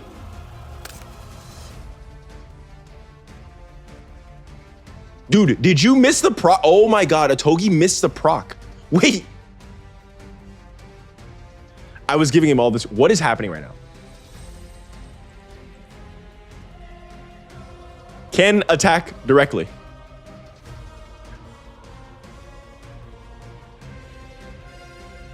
Okay, listen, guys, listen. I don't know how many games y'all have done on Edo Pro, but you know, it's very easy to click a button, or any Master Duel, any of these. It's very easy to click a button and not, or it's easy to just be going fast. You can't take things back. It's not pay per play. You know, that's so silly, dude. He's waiting for the 5 or 6. He rolls exactly what he needs, and then he forgets to attack. I can't imagine there's anything, like, it has to be that he forgot to attack, because what the hell, man? Oh no, oh no. 2 2 5, 3 5 4, dude, you're giving him so much chance to draw that Magnum Shield. Oh my God. Dust Tornado on the premature. 7 Tools of the Bandit. Wait, but that puts you in Magnum Shield range. You lose to Magnum Shield now. That 7, I mean, I get it because you're trying to maximize the chance of rolling a 5 or a 6 again. Okay, 2 6s. There it is. There it is. Oh my God, dude. Dude. That is what that's what you call rolling the dice again. Like, Otogi, so lucky with that final roll. Because let's see. Let me guess. Top card of the deck. Magnum Shield. Oh my God, I swear to God, I did not know that. I swear to God, I did not know that. The thing is, he's got 3. And he hadn't drawn it for like 5 6 turns. Like, odds are there's gonna be one in the deck somewhere. I can't believe I called the top of the deck. Oh my God, guys. Don't ever in your life fuck with me. Don't ever in your life fuck with me, okay? I knew this was on top of the deck. Now, did he have another way to handle that? He didn't, dude. Otogi is playing so fast and loose with this shit, man. Now, it's possible maybe he would have gone into defense mode here in main phase 2 if he didn't roll a 5 or a 6. I'm just like that 7 Tools of the Bandit play is so risky because if you don't roll the 5 or 6 in that exact moment, then you lose and you could risk yourself losing the duel. And you have nothing to stop his total defense Shogun. So I just, wow. Especially because he got it twice. He got it once and fumbled it and then got it again. Otogi, man, you're so lucky. And I love that, like, maybe it's just Otogi's deck leads to this. I don't think it's like, oh, I'm playing as Otogi, I'm gonna try to like take more chances. But if you remember in it was in Domino qualifiers, he made some insane plays, like the morphing jar play. I remember that. I'll never forget that play. I think it was against Cali. Like it's not just that he rolls the dice with his literal dice rolls. It's like he's always rolling the damn dice, bro. He's rolling the dice on any of these plays, and that's just so lucky. And I love how thematic it feels. It's so Otogi, and Otogi somehow does win against Beauregard and gets to fight Anzu. That's gonna be cool. I think that they both really enjoyed that duel. That was very fun. Anyways, next up, Judai Yuki versus Ushio. Let's see it happen. All right, you guys have gotten a sneak peek at this, but it is Dual Spirit Winged Kuriboh. During the deck profiles, it is a sneak peek if you missed that. So let's talk about it. Once per duel, when your opponent declares a direct attack, you special summon a Winged Kuriboh from outside of the duel. This is basically like you get a 1 extra free turn, is what this is. A few things. One thing that I really wanted Winged Kuriboh, the Dual Spirits, actually, because it's kind of like the original impetus for the Dual Spirits. One of the things that made me first think of actually doing them for real was the fact that I liked the reason why I wasn't sure about whether I wanted to do them is because I didn't want to be married to having to have Judai run Winged Kuriboh forever. Like, he can't not have his Dual Spirit if he has a Dual Spirit. And so you turning them into skill cards was actually, once that concept had kind of been fleshed out in my mind, I was like, wait a minute, this is actually a good idea. So it allows duelists to run cards that are a lot worse and still like not run cards that are a lot worse, but have these cards that are like their partners that are a lot worse, especially as the series goes on. And now I would have given Judai Wing Karibo in his deck, but the problem is that the dual spirit, it's not, there's some of the spirits like obviously Momo's, like Hayato's, it makes sense for you to have the skill card and the spirit in your deck. Some of them it doesn't. There's only one Wing Karibo. If he could draw it and it had this effect, it wouldn't really make sense. So that could have been a potential nerf for Judai, which would have worked, but it doesn't work thematically, so I just couldn't do that. Judai does have one nerf. Now keep in mind, I did make these decks and send them before the stream. Right after I finished the last duels was when I made the last. I basically, the decks were like largely finished. I kind of largely finished the decks, and then once the previous tournament ends, based on how that went, I make a last round of changes to most of the decks. So I did slightly nerf Judai's deck, but it was only a small nerf, which is replacing one of his better cards. I think it was Mirror Gate or something like that with Metamorphosis. Neo Bubbleman, Clay Guardian. Yeah. It wasn't until the stream where you guys convinced me, like, yeah, Judai's deck is too broken. I could have nerfed it slightly more, even though I don't love the idea of doing nerfs in general. But anyways, Dual Spirit Wing Karibo. Last thing I'm gonna say is there will be a point at some point. It will depend on the balance, of course, because it can't be right now, obviously, where Judai will start running Transcendent Wings. Think about Transcendent Wings with this card in the deck. Pretty good. It's a 1-card destroy and inflict. You do have to run Wing Karibo level 10 in your deck, which is a brick, and you'd have to discard 2 cards for it. So it's a 3-card, but it's a 1 card and any 2 discards. So obviously way too strong to just have 1-card Transcendent Wings is like the greatest Mirror Force ever with 2 discards. I get it. But I don't know if it'll be in the near future. It depends on how balanced / broken it ends up being. I feel like it will be, even the 2 discards, I feel like it will be pretty broken for this to be sitting in the back. Like, how to even play around it? Like, it seems impossible to even play against. So I think it will be when the power levels get a lot stronger for Judai to start running Transcendent Wings and Wing Karibo level 10. But who knows? Again, it'll be something that we work through when we are balancing. So let's see it. Judai is going to start us off with Bubble Man, drawing 2 from the deck and setting a card face down. Ushio, you're up. Setting 4 and Card of Demise. That's great. This is the normal version of Card of Demise for now. And this is the card that you want to draw when you have a bunch of spells and traps. So he got lucky with this hand here. Emergency Call into. The thing about it though is that with Judai, it kind of plays against. Oh no. I was literally just gonna say, oh my god, he's got 3 cards in hand. He can discard. Oh my god, dude. I was just gonna say that setting 5 against Judai is actually kind of good, because Judai is like one of the only Academy level duelists that has something resembling mass. Well, it is mass spell trap destruction. It is more than one spell trap destruction at a time, and that's with Stratos and Wild Wingman. And it's kind of scary. It's always kind of lurking in the background when you're setting, and so you do have to set slightly more strategically against Judai than you do against the other duelists, because any other duelist you can set as many cards as you want, and they can't destroy them all at once. Against Judai, he kind of can. So setting 2, setting 3 at a time is kind of dangerous against Judai. But setting 5, I was like, well, he can set 5. He can destroy maybe 2 or 3. He can't destroy all of them.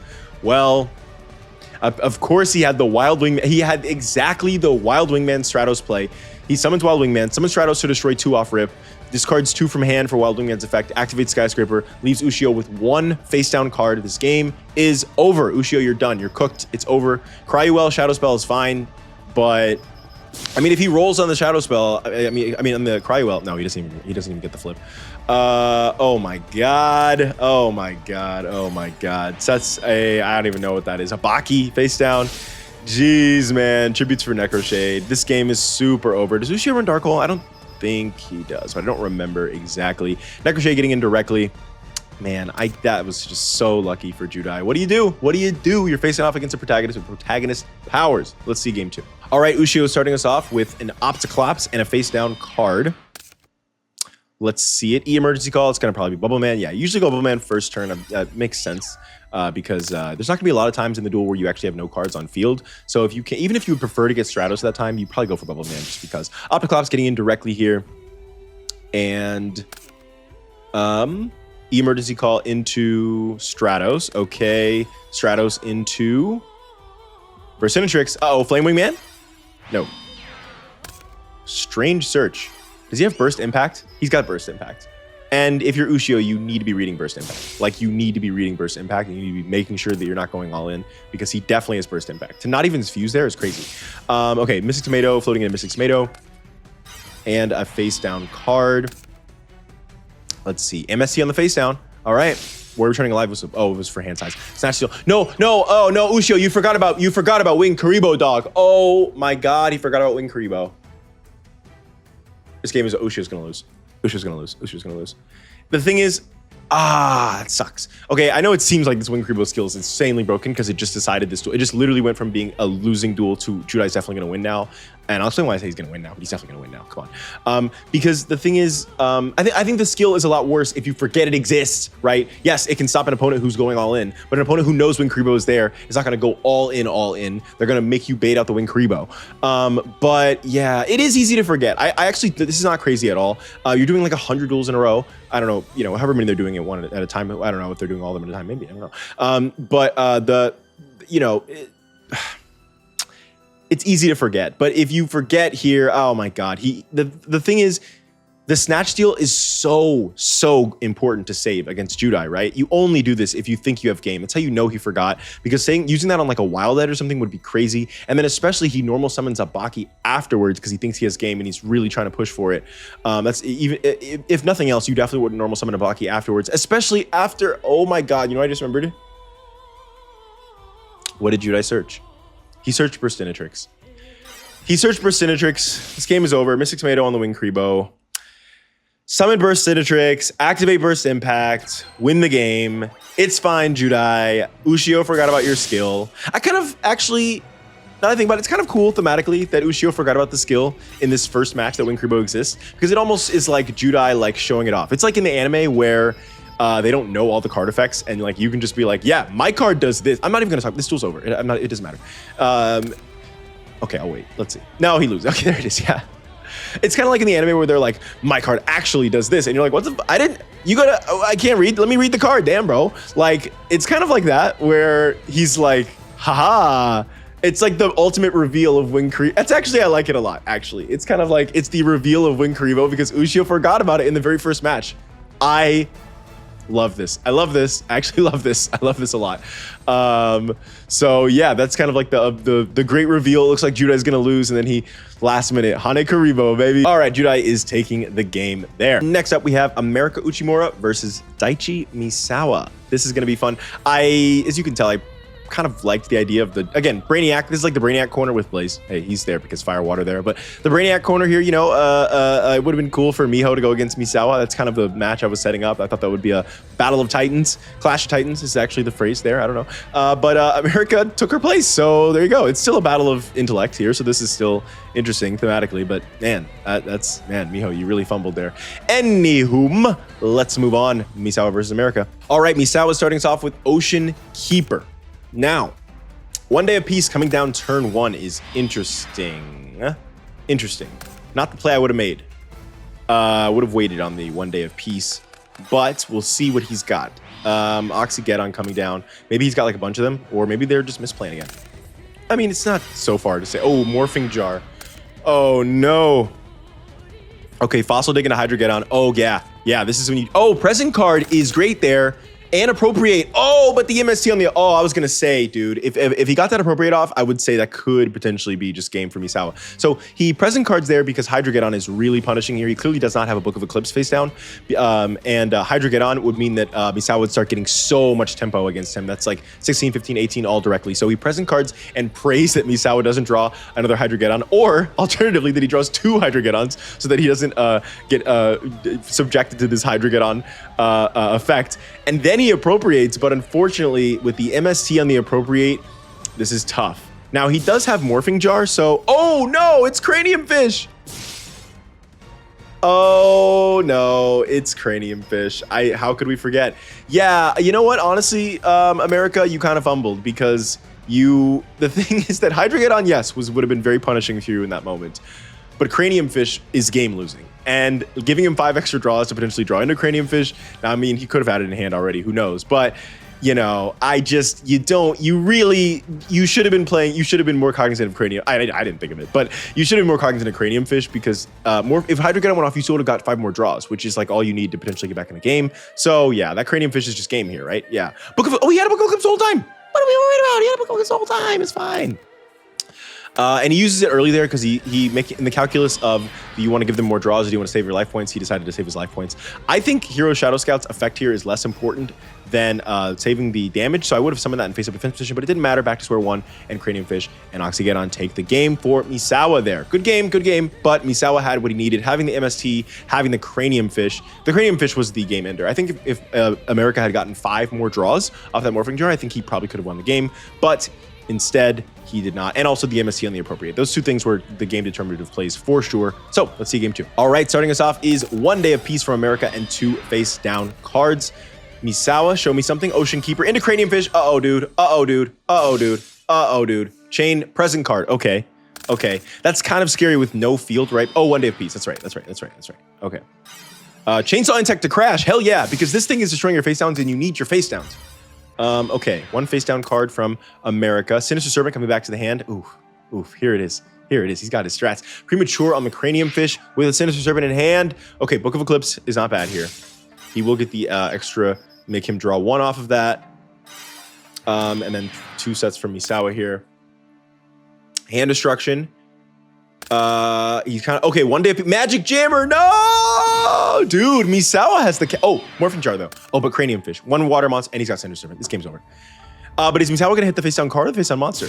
Okay, he's got 2. It doesn't matter. This game is so over. This game is super duper over. Let's see, I think like a Morphing Jar, if Misawa doesn't have, he's got Sinister Serpent. No, this game, this game is basically over. Yeah, there's nothing he can do. Yeah, oh my God. That was super cool. And that was like, I think Misawa is specifically really primed to beat America. He just like having the Magic Jammer on the 1 Day of Peace. Oh, we're sorry, wrong person there.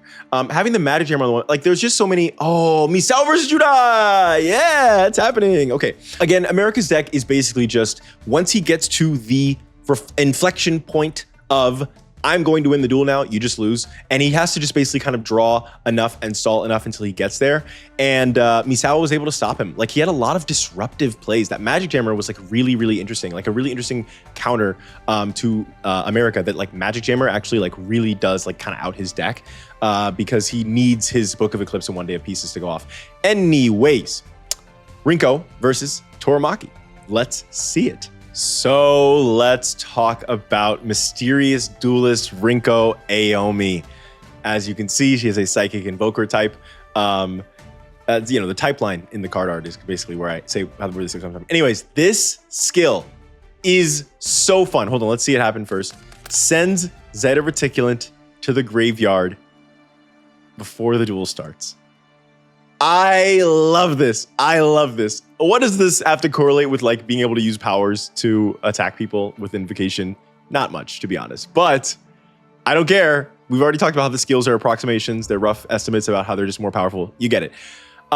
This enables this random card that I really, really, really wanted to make work somehow. And there was a version of this deck early on before I thought of this skill that somewhat that got Zeta Reticulant off with some consistency. But now I love the idea of Zeta Reticulant.deck. And this is an entirely custom script, by the way. Shouts out to Moonburst on Discord for scripting this. Same thing with Wing Karibo, Dual Spirit Wing Karibo. This skill is so fun and so cool. Also the Marin skill. Moonburst scripted that as well. The Desquala skill was the only one that came from Duel Links. The Zeta Reticulant goes crazy. It goes crazy. Every time your opponent's monsters are banished, you get a token. You guys are gonna see Rinko's deck. I'm so excited for you to see Rinko's deck in this tournament. I'm so excited for you to see Zeta Reticulant control. Okay, Zeta Reticulant control. Okay, you banish your opponent's monsters with Dimensional Fissure, DD Warrior Lady, DD Assailant, etc. And every time you get tokens, you tribute the tokens off for your powerful boss monsters like Different Dimension Dragon, DD Master, and DD Scout Plane, or you use them to defend. Check it out. A 1-to-1 crash with DD Warrior Lady where you each only have 1 monster usually leaves your field empty. Not here. You get a token to save yourself and put up a defense for next turn. The tokens can slightly clog up your field a little bit, and it's not optional. You have to summon the token. But this is I love this so much. It's so powerful. Rinko's deck is really, really powerful because the thing is, it's control. And I very specifically was thinking about her matchups against Judai and Kaiser. And this is something that I spent quite a lot of time balancing. I think that she, Judai and Kaiser, or she against each of them, Judai and Kaiser, I think she's got like a very strong, close to 50-50 chance against either. I think that those duels can go either way, man. And I'm really excited about it because the thing is, Rinko runs a control strategy, which is very, very difficult to fight against when you're going against the Kaiser, who runs an OTK strategy. You can control all you want. You're not beating a limiter, oh, I'm controlling the resources in this game. And yeah, Cyber End Dragon limiter removal into one of your Zeta Reticulant tokens. We'll see how that looks for you. So Rinko's deck had to be really strong to overcome that and potentially make some good games between the Kaiser and also Judai does a lot of OTKing as well. And Judai's also got things like Wild Wing Man and Stratos to get rid of your dimensional fissures. So her deck is really strong because, again, I did want to hopefully introduce some excitement into this. I mean, there was already excitement in the tournament, but some ambiguity on who could potentially win this damn tournament. And last thing I'll say about Rinko's deck before we go is that I do think that Anzu is a lot stronger still. I think she is one whole star stronger, and it shows. But I think Rinko probably has one of, if not the best matches against Anzu in the tournament. If there's anybody that could be Anzu in the tournament, I think it's probably Rinko, unless Kaiser gets lucky with Cyber Dragon limited removals like 2 games in a row. Because Rinko's removal is none of it is destruction based. As in Duelist Kingdom, Anzu has Solemn Judgment, My Body as a Shield, Angel Blast to prevent destruction effects. That is how she protects herself when she has these giant equip spell plays. Rinko has very little. She has Dark Hole, and she does have another card that we haven't seen yet that I'll show you. We haven't seen in her deck yet that you'll see in the duel. She does have a few destruction cards, but she also has like D-Prison, Karma Cut, DD Warrior Lady, DD Assailant. Anzu has no protection against those except Solemn Judgment, which doesn't feel great to Solemn Judgment those. So, very excited to see how Rinko will do in this tournament. And what's her deal? What is she up to? Who knows? Who knows? Mysterious duelist, indeed. All right, let's see it. Nano Breaker coming down to face-up defense position to play around Nobleman. Yes. And oh my God, I was looking at my recording software to make sure she was playing against the blue because I was like, wait, who's she playing against? Yeah, it's Tormaki. That makes sense. Play around Nobleman. I didn't see that she's full combo. Guys. Obviously, Rinko has some whispers of Anka D from Master Era. First turn D-Fissure and Soul Absorption is crazy. That is the best opening she could possibly have. She has full combo. This is an unbeatable board. Zeta Reticulant, Dimensional Fissure, Soul Absorption is unbeatable unless you're the Kaiser and you can limit or removal her for 1 big attack. Even if you do, it's like, this is an unbeatable board. You have to out one of these cards. She has 3 Dimensional Fissure, 2 Soul Absorption, and Zeta Reticulant is in the grave. You will see in this very first game how Rinko is unstoppable. He has to draw Stamping Destruction or Dust Tornado. He has to. The amount of like, wow. First turn here. She doesn't have any monsters. Wow. Well, okay, Common Charity, she's gonna gain 500 life points off of that, but it's not bad. Dust Barrier is cool, I guess. I'm not sure exactly what that does. Okay, Karma Cut, here we go. It starts. Oh, and she has, sorry, I'm always tired. Card from a different dimension. This card actually this is a card that Kaiser played a lot in season 1 of GX. This card actually does have a lot of utility in her deck. She can banish this in a few different ways. Even though D-Fissure is only for monsters and she does not have Macrocosmos, no. But card from different dimension can be banished in various ways. Anyway, Karma Cut, sending the card from different dimension, banishing, and then gaining off of Soul Absorption. And there it is, the first EVA token of the series. Setting a card face down here. DD Assailant coming down, getting in on the Masked Dragon, and Ego Boost is pretty good here. To make sure that DD Assailant gets banished, although she does gain 1,000 instead of 500 now, and then she can get in directly with 2 tokens. Here's the thing as well about having the Soul Absorption. If you have the Soul Absorption, your EVA tokens, you can put them in attack mode and start doing damage. If you put them in attack mode before you have Soul Absorption, it's kind of risky because you do need to protect your life points. But with Soul Absorption, you can't lose on life points. You can't. And so it's also like once your Soul Absorption comes out, you'll probably see the EVA tokens start coming into attack mode more often. It makes sense. DD Warrior Lady coming in, EVA token. DD Warrior Lady for 15. Okay. And let's see it, Tormaki. Dust Barrier is gone. Did he just pass? What are we doing here? He just passed. What is he bricked on, man? What is he bricked on? Oh my god. Let me guess. Emerald Dragon, 2 Acts of Despairs, maybe another Emerald Dragon. No, Dark Fact. Well, oh god, not even a single monster. All right, well, there you go. We didn't even get to see her deck off because Toramaki couldn't even put up a fight. Jeez, Kronos was right about him. It's not often that you see Rinko go full combo and then it not even matter because Toramaki just can't even compete to even get to the point where we get to see the combo do anything. Sapphire Dragon coming down and 2 face downs. Toramaki's deck is decent though. Let's hopefully he does better here. Now she does get the Soul Absorption, but oh, Dusty Break is good here. That's good. She does get the Soul Absorption, but not the D Fisher. So that does make quite a big difference here. Hunter Dragon and Sapphire Dragon getting in directly 17, 19. Okay. Now, Toramaki is kind of like a level 4 beat strategy, so if she's not able to get in her pieces quickly enough, he can kind of just overwhelm her with force. Shining Angel's pretty good. Dust Barrier here. Ruby Dragon, okay. Now, she can float DD Warrior Lady, which is kind of scary at the end of this chain. Let's see it. Yeah, DD Warrior Lady, because she wants to get rid of Sapphire Dragon instead of floating into the last, I guess. I don't know. I'm not sure there. She could have gone to one more Shining Angel, right? I'm not sure. Anyways, Eva Token here for Soul Absorption, or Eva Token and Soul Absorption. DD Assailant coming down. Tough here. Getting another Ruby Dragon. All right. Hunter Dragon on the Eva Token. And then setting a face down monster. D Fisher. Dust Tornado. All right. He saved that for D Fisher. Amazing. Very good there, Toramaki. That is the only way you couldn't be in this game. Dude, she's drawing amazing. She's drawing amazing. I'm sure there will be many games. Like it is not super common for her to get both of those. You will see that she's not going to just like draw those every game, both of them. Okay. Face down monster, that's a DD Scout plane. Or the other plane, Patrol plane. I think they have the same stat line.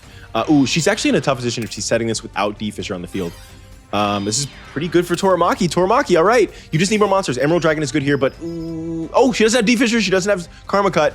Hold on, Toramaki. MST on the face down is scary. What are we doing here? Return from a different dimension?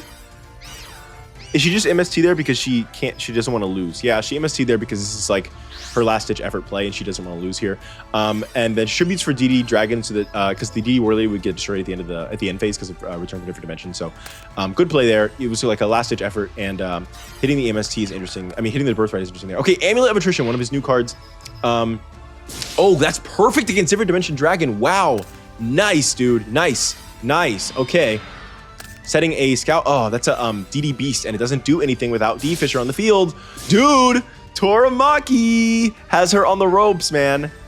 Yeah! All right. Obviously, I like Rinko way better than Toramaki, but I love that we have a game on our hands. We have a match 3. Guys, you know my phrase. You know I love a game 3. Let's see it. Me saying let's see it before the next game started as like a fun thing that I said once or twice, and now I say it every game. Let's try not to do that. Card Variation coming out. That is basically her Pot of Greed. I think she had Pot of Greed in Season 0 before I did the draw overhaul. And so she still has this, which is insanely good. And also, this is not, it's not a cost. So if she has D Fisher on the field, basically, and she sends a monster, Card Variation does not make her take 3,000 damage. I don't know if that's how it's supposed to work. I think it's how it's supposed to work because it's not a cost, but I'm not sure. It seems like actually maybe it should work like that. It might be a bug in the code. Either way, if that was how it worked, I wouldn't be in the deck. That wasn't an intended downside. Although it would be interesting. Make her discard a spell or trap and type of monster. By the next time we see her, she'll probably be powerful enough that it's not too broken. But maybe for this tournament, if I had thought about that, I would have asked someone to fix that script and then make that one of the downsides of like a free Pot of Greed, basically. Anyways, DD Beast is banished. Mountain coming down. I say free. It's not a Pot of Greed. She has to discard. But anyways, Amulet of Attrition. Oh, did you forget Banish for the Radiance? Banish for the Light is level 3. Oh, D Fisher's here. I think he forgot Banish for the Light is level 3. It's easy to forget that. Setting a face down monster. All right, Toramaki. What do we have here? We're at a bit of a stalemate. You can't get over a single Banisher of the Light, bro. You don't have any Emerald Dragons, man. What are we doing here, man? You don't have any Sapphire Dragon. Sapphire Dragon could do it with Mountain. Dwelling in the Cave is pretty good here. What is in your hand, Toramaki? I can't even imagine what you're bricked on right now. Okay, Axe of Despair is here, baby. All right, getting on that Banisher of the Radiance. Deep Prison is tough here. And Zeta Reticulance, there it is. Okay, oh my god, Karma Cut too, to let her keep the DD Assailant. Another Eva Token. Dust Barrier is, I guess Dark Hole? Like, I don't even know what, I'm not sure. Okay. I'm glad Toramaki took a game, at least. because it's looking like, I mean, look at all the cards she has. I just like again, once it's almost like America. Like when she gets to a certain fever pitch of control, it's tough. And he's drawing horribly here. Oh, DD Beast to destroy it because DD Assailant can't do what DD Warrior Lady does and destroy defensive monsters, but DD Beast can do it, and then DD Assailant can destroy the other one, and then she gets in huge with the EVA tokens and the DDM. Great play here from Rinko. Yeah, I'm just glad Toramaki took a game. Because at least there's a fight here, but come on, there's just no way. Let's try to go on D Fisher. There it is. DD Dragon coming down. DDM getting in the Mass Dragon. Does not float, unfortunately. Huge damage here. She is now locked up on tokens. I'm not sure why I didn't put the other one in attack mode. It was probably a mistake. You're so done, Toramaki. You're so cooked. Now, if that's a Dragon rolling in the cave, oh, Dark Hole. She has game. Oh, DD Dragon and Dark Hole. I forgot about this awesome combo. And there it is. She has game. It was a Dragon rolling in the cave. And oh, DD Dynamite just to flex on him. And there it is. Rinko takes the match from Toramaki in game 3. Next up, we have Motatani versus Gokaido. All right, Gokaido starting us off with Dark Blade. Let's see it. Motatani, Giant Rat coming out. Motatani beats Gokaido. That'd be pretty big. Dark Blade coming in. Getting in on the Giant Rat floating into Giant Rat. Dark Blade attack. Oh, no, not going to attack the other one. Oh, I guess he's playing around like if he's got multiple piece Golem, he doesn't want to get into small piece. No, small piece doesn't do it. Oh, Earth Exile Fusion, that'll do it. Yeah, that's what he's playing around. Fissure, and then Gorgon's Golem into the Dark Blade, and then Giant Rat into the. Is this new? Or did he? I think he had this last time. Gorgonic Golem. This is one of his best cards. I think he has more copies of this now. And he sent with this because he's hoping to be able to revive it later in the duel potentially. Yeah. Anyways. He is a better target for that. He's like a good target for that, but it either wasn't useful at that time or he already has it in hand. Goggle Golem is here. We had saw it last time. I think Tackle Crusader was in his deck last time.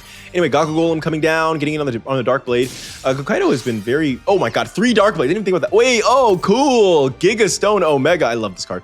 Look at this. What the hell? Gokaido has done nothing but summon Dark Blades all game. What is in his hand right now? Like, is he bricked or what? Like, what is this? Marauding Captain into Exiled Force. Okay. An end phase. Oh, wow. Interesting. What is your hand, Gokaido?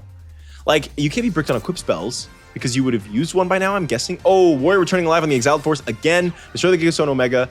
And maybe he's not activating equip spells because he knows the Gigastone Omega he's going to destroy with Exiled Force. Maybe that, but no, he didn't play it here either. Giant Rat into the Marauding Captain. Okay. I guess he hasn't really needed to play an equip spell yet. Warrior Digrapher is here. Maybe he's bricked on like, I don't know. Setting a face down card, not attacking again. Gravity X Scrawl. Okay, he's got equips of his own. Getting in on the Giant Rat. Oh man, Dust Tornado is not great here, but again, not the end of the world because a floater into Goggle Golem. Did he normal summon? He did not normal summon this turn. Pretty good. Okay. But you gotta have an equip spell at this point, right? Okay, Rhoda into Warrior Lady of the Wasteland. Warrior Lady of the Wasteland coming down. He can get over the Warrior Digrapher here. Oh, no other monsters or no other monsters that you want to attack with. Oh, God, this is sussy. Setting a face down card. Setting a face down monster here from Gokaido. Motatani, no momentum. Oh, my God. You have not been taking Briar's lessons. You forgot how to... Oh, my God. It's funny how often it's like something that you just think to play around and then all of a sudden you just don't. I swear, if you did it like this many games in a row, you'd forget to. Multiple Piece Golem is here. His boss monster getting in the Warrior Digrapher. Forgetting to play around Nobleman. That could be like game ending, actually. Let's see. Marauding Captain. He has a second one. Yeah. Okay. He knows that that Motatani was not going to let him end on Marauding Captain in the Warrior Lady chain, probably. So instead, he has to attack it himself. That's why it's good to not attack their final floater against certain duelists, at least. Okay. Puts Warrior Lady on top of the deck is interesting there. Miracle Rupture. Oh, he has Tackle Crusader now. Oh, nice. To get around the Marauding Captain. Dude, Motatani is kind of playing like amazing right now. Like, this is really good. Okay, another set monster. Organic Golem getting in on the Marauding Captain. And he has no more floats with Warrior Lady. Oh my God. Okay, Motatani taking game 1 from Gokaido. That's really big. I thought Gokaido was a lot stronger, but Motatani is doing it, man. Wow, nice. All right, game 2. Field Commander Roz coming down, putting on top of the deck, stacking is the word. Marauding Captain. That means he must have another one in hand, I'm guessing. Medium Piece Golem plus Gravity Axe Grarl. Command Silencer is good here, one of his best cards, and he draws the card that he put with Marauding Captain there, with Field Commander there. Marauding Captain into Marauding Captain, and crossover. Yeah, one of Gokkaido's new amazing cards. Card is so good. Take your opponent's monster and equip it to a warrior monster you control, and if it would be destroyed, this card, if it would be destroyed, destroy the equip card instead. This card is insane. It's insane. It's insane. It's insane. It's insane. It is so strong in Gokkaido's deck.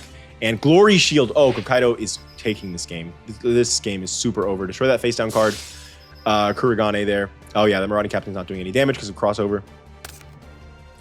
Dude, Fissure on the... Oh, he doesn't even destroy this one because it would be protected. Big Piece Golem into the Marauding Captain. Okay.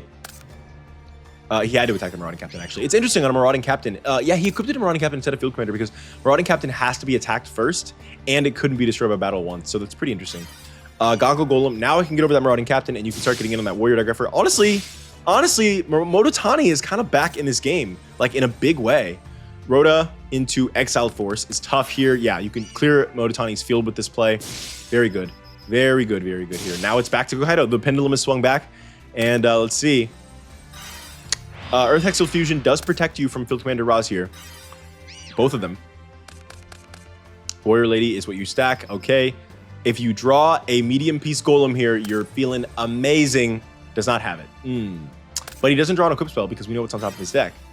Oh, God. What are we doing here? Does he have one already? He had one already. Mirror Side Blade does Tornado. It does work before the equip resolves. It does work before the equip resolves. So that's very, very lucky there, especially because he stacked his top draw, so he still won't be able to get over this Hexal Fusion. And there's a second. Oh, no, he stacked it as Darkblade. That's right. He stacked it as Darkblade, but there's a second one to give him one more turn to draw the medium piece golem. Draw it, Mototani. Doesn't draw it. Oh, but this is cool because now he has to draw another monster to get over. He's really hoping he draws it next turn. It worked! It worked! It worked! It worked! It worked! Oh, he had the tribute for Big Piece Golem. Damn, that sucks, but you have to do it because if you don't, you're going to get destroyed next. Probably going to get destroyed next turn, I'm guessing. Yeah, this is a much better play, for sure. Okay, setting a face-down monster. Gokkaido has not drawn any of his like good stuff here. Getting in a Field Commander Raz and setting a face-down card. Smashing Ground is tough. That could be game ending. Oh, Pinpoint Guard on the Goggle Golem. This is an amazing match. Wow, these two are really going at it. Mototani is doing really well here. Goggle Golem, normal summons, going into Field Commander Raz.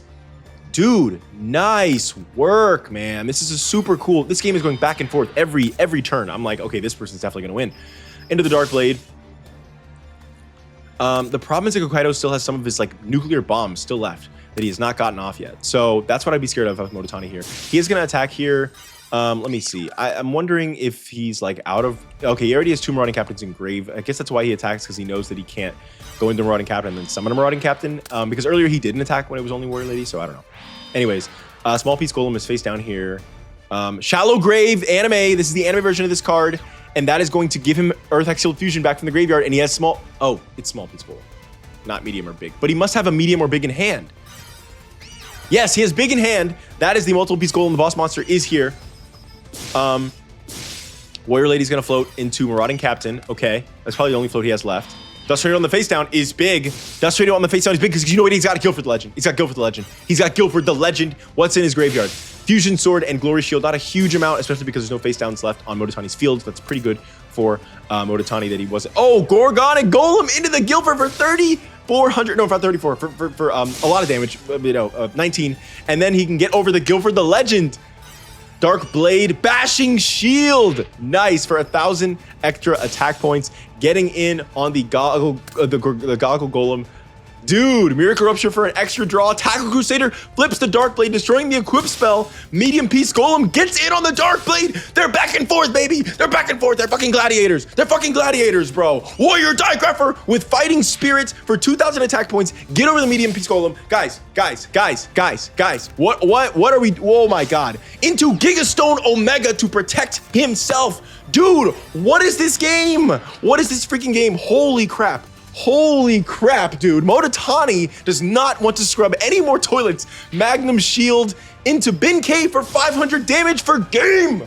Oh my God. Oh my God. Oh my God. Oh my God. Oh my God. Oh my God. Mototani does not want to scrub a single Another toilet for the rest of his fucking life, dude. Holy shit. What a game. That pendulum back and forth like 20 times. Like 20 times. That was wow.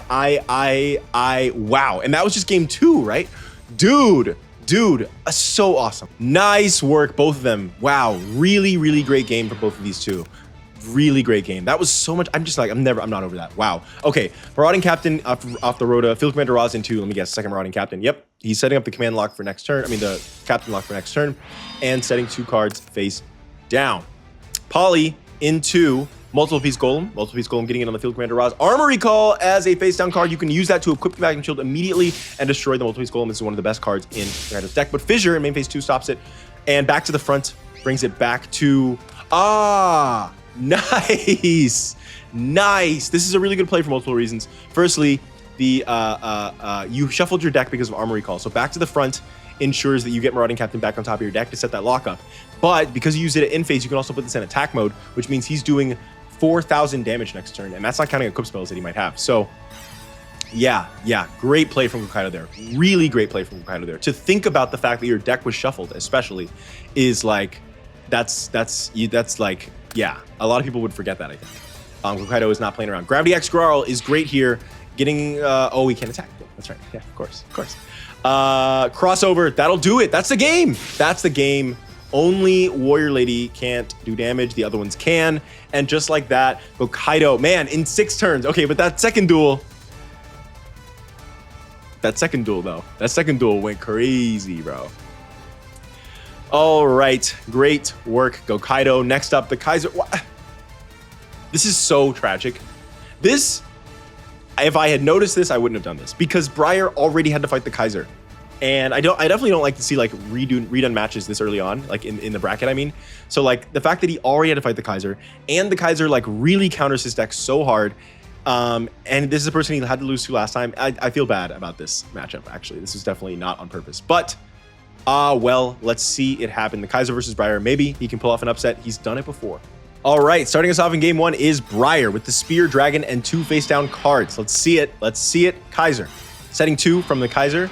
This is going to be a Shining Angel game, or a Cyber Larva game, I see. Well, not Cyber Larva, because he would have summoned him face up. Okay, into the Shining Angel, floating into Proto Cyber Dragon, and yeah, I was going to say, because yeah, the problem is Kaiser kind of has to force his Wall of Disruption here. The thing is, everyone is wise to the Kaiser's plays with these Shining Angels. So going into another Shining Angel, Briar just wouldn't attack it. You wouldn't be able to get your Cyber Twin next turn with what I'm guessing is the Hex Sealed Fusion in your hand, obviously. So instead of going into another Shining Angel to like hope Spear Dragon attacks it, you go into Proto Cyber Dragon here, knowing he won't attack.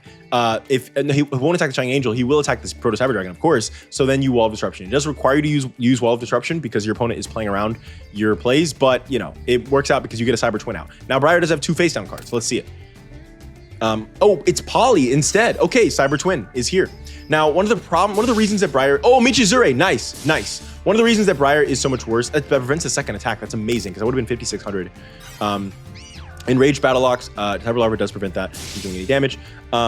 So one of the reasons that Briar's deck is worse, I've been saying like Briar has a bad matchup against the Kaiser, and I'm trying like, what does that mean? I feel like I need to put my finger on what that actually is. I think it's because if you remember how Briar beat Majome, do you remember how he beat Majome? You remember the key card that he used so many times? It wasn't the Saber Beetle that Shoji mentioned. It was Rush Recklessly. He had like a million Rush Recklessly. He's always used them. A lot of his strategies revolve around like cards like that, Shrink, Rush Recklessly, things like that. And Kaiser's attack points are so high that Rush Recklessly is often just like a brick almost. Like you're not getting over a Cyber End Dragon with a Rush Recklessly. And you're often not getting over a Cyber Twin Dragon with a Rush Recklessly unless you have like a Saber Beetle or something else, So anyway, that's why it's like one of the main reasons the Kaiser is better. Pot of Avarice getting big, it's of course the Kaiser always draws Pot of Avarice. He always has it. Rampaging Rhinos is coming out. Enraged Battle Locks on the Cyber Larva. Cyber Larva is going to float, and then you get on that last Cyber Larva to. Oh no, I was going to say get them out of the deck, but he just Pot of Avarice. So no, yeah, one more, and there's the last one. So it is out of the deck. They are out of the deck, but there's still one more you got to deal with. Okay, setting a face down card because you have another turn. It's fine. Getting in on the Cyber Larva. Getting in directly with the Rampaging, right? Oh, yeah, that's right, yeah. Okay. I'm guessing Metal Reflex Time is what I'm reading. I'm reading Metal Reflex Time. Oh, or he's just going to take the damage. You know what? Not a bad play. You probably have like half of a combo, and you can just take damage at this point. Briar can't do like huge. Cyber Twin, call the Haunted into Cyber Larva. Iron Draw. Okay, he's going for Iron Draw because he really needs... he was hoping to go into something, getting something better there, like a Hex Shield Fusion, but it wasn't enough. Command Silencer from Briar. Briar also has this card. It's pretty good from Briar there. Kind of a desperate play from Rio, you know? He doesn't have any of his pieces, so he had to go into that just specifically for Iron Draw. Shining Angel into Shining Angel. Wait a minute. Cyber Twin was summoned successfully. How did it get off the field?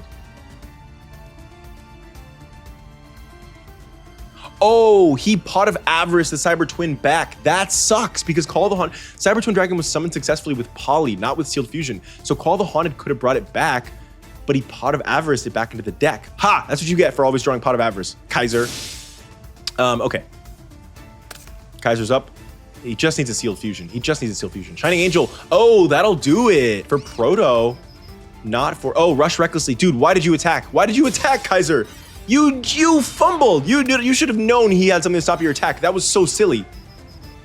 Dude. No, you know he's got... Yeah, I was going to say. You know he's got Metal Reflect Slime. You know he's... Wait. Super Rush Headlong. That could be the game. This could be the game. Exarian Universe attacking directly. That's the game. Guys. Briar takes game 1 from the Kaiser. Insane misplay attack, like an unbelievable fumble from Kaiser. He probably threw the game with that play. Now, Briar did have Super Rush Headlong for the Cyber Twin Dragon, but then he wouldn't have been able to use it on the Metal Reflect Slime. Let's see, do you have anything else? Oh, he had Floodgate Trap Hole for that Cyber Twin Dragon. You know what? Never mind. He had this specifically. He was saving this for that Cyber Twin Dragon. So never mind. Actually, that might not have cost him the game. The thing is, he did that whole Shining Angel attack into a Briar's monster play so that he could get out of Proto Cyber Dragon and probably Power Bond or Poly in main phase 2. Why would you attack with the Cyber Dragon just to potentially destroy Rampaging Rhinos and risk losing what you just had to lose life points to do? Like, that was a crazy play. Is the Kaiser... All right, let's see it, Briar. Dude, Briar 2.0, man. Briar 2.0, man. What the fuck? Briar's taking... I just like, wow.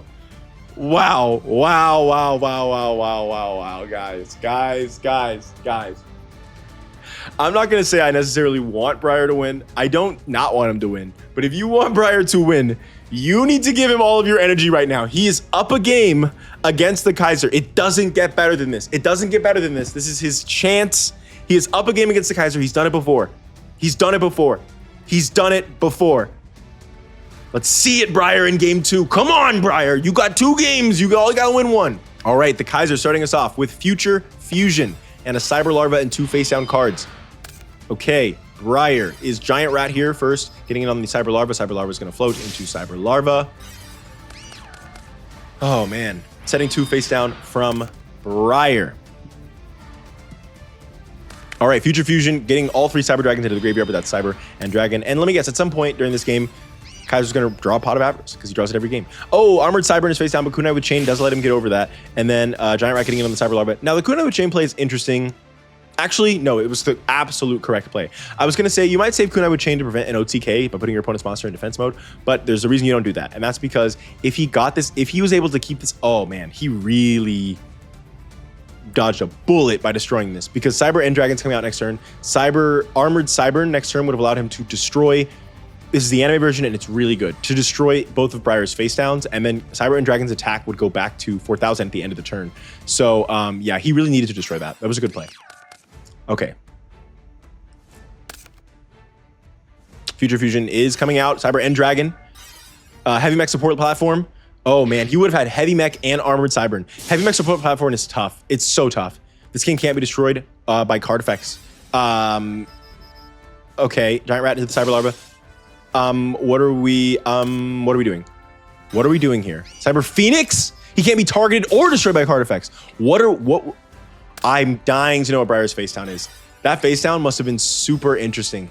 Wall of Disruption. Oh, to keep the Cyber Phoenix. Dude, he's trying to, oh my God, what did he have to target?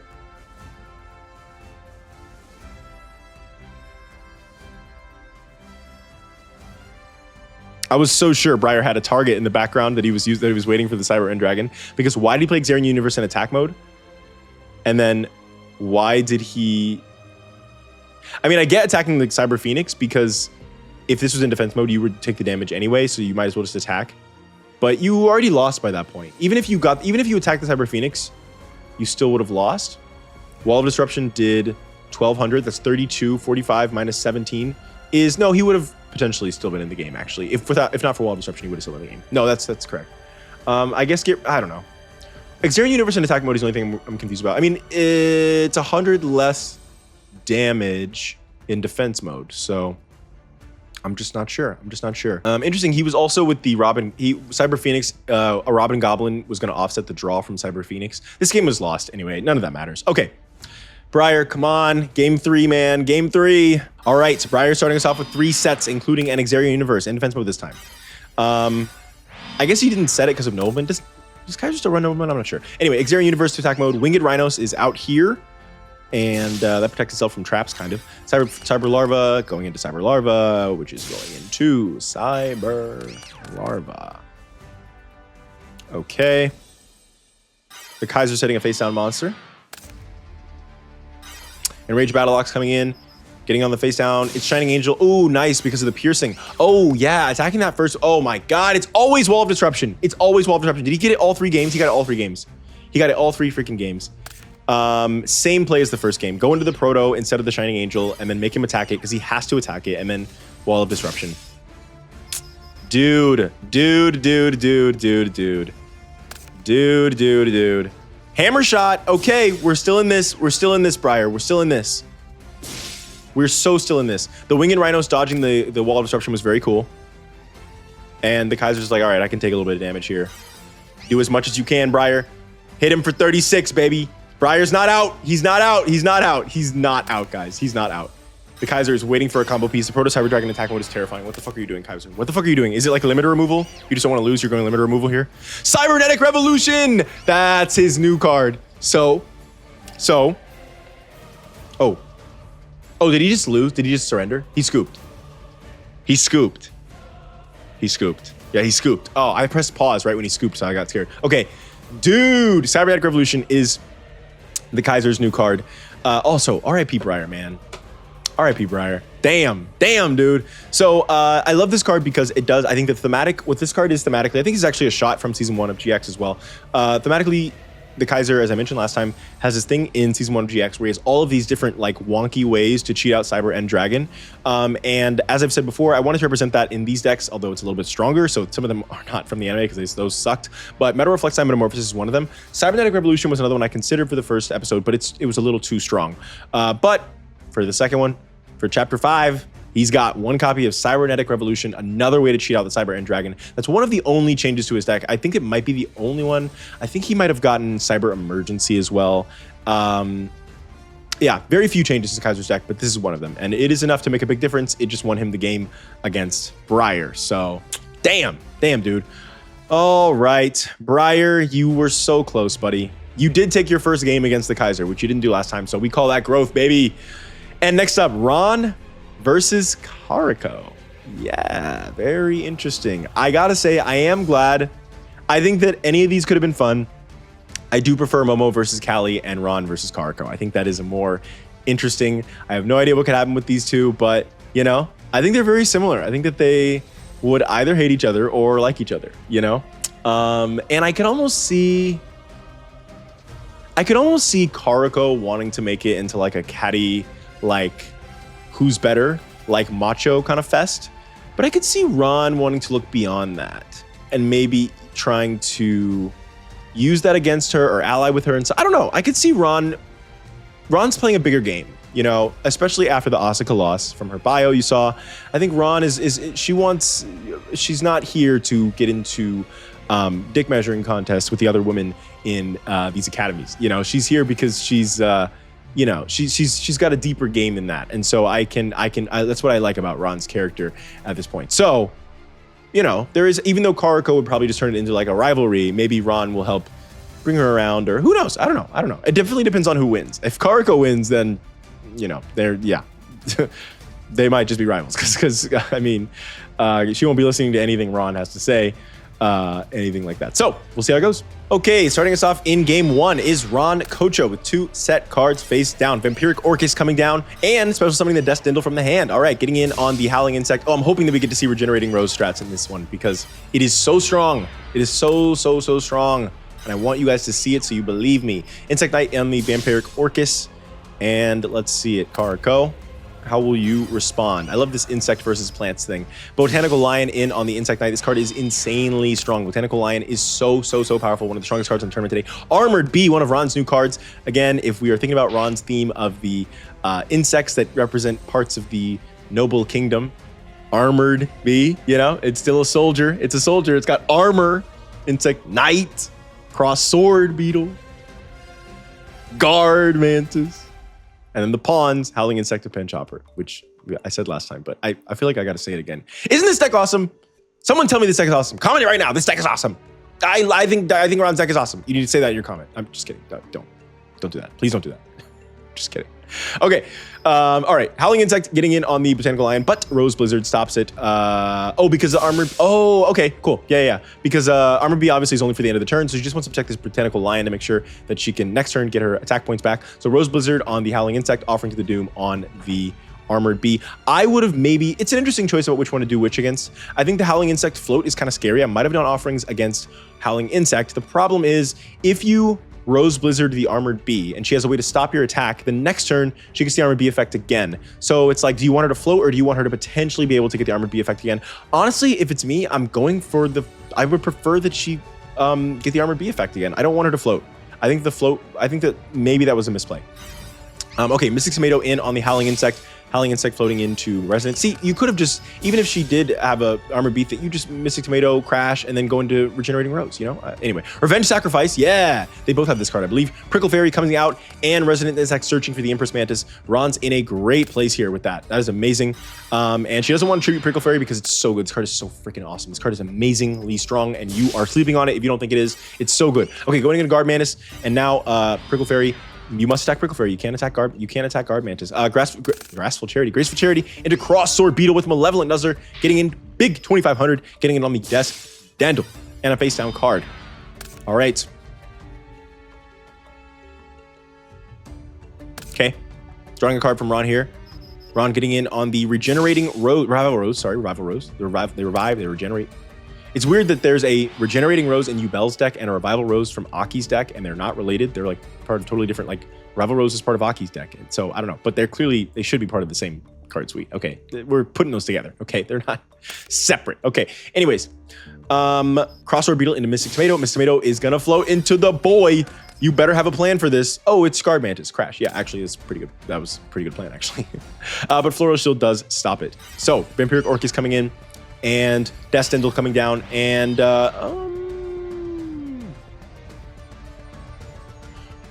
oh, you can't, dude! Prickle Fairy is goated. I was like, why didn't you crash Sword Beetle? You can't crash into Sword Beetle. Prickle Fairy's too freaking good. And you can't, oh, dude, Ron has the perfect, guys, you're never gonna see how strong Regenerating Rose is because Ron has the perfect counter to Regenerating Rose. It's Prickle Fairy, dog. It's Prickle Fairy. Prickle Fairy is the counter to Regenerating Rose. You can't attack it with Regenerating Rose. And you can't attack any of our other monsters either. Wow. Now, you do have to get over this somehow, and crashing is a pretty good choice there.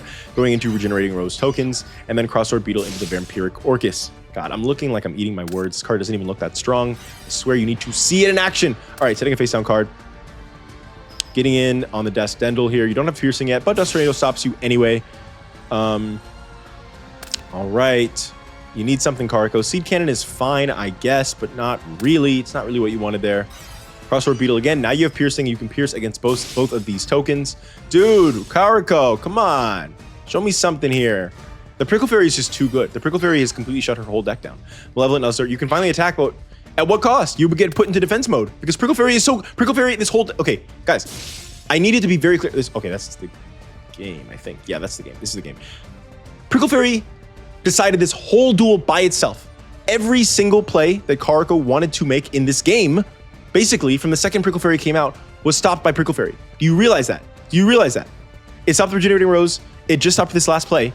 just now, the Rose Witch, and she's probably been saving that Rose Witch Malevolent Nuzzler for a long time. She's been saving that because but the thing is, she has to play it now because if she doesn't, she's just gonna lose. And Creature Swap, she loses anyway. Creature Swap, man, that card is so good.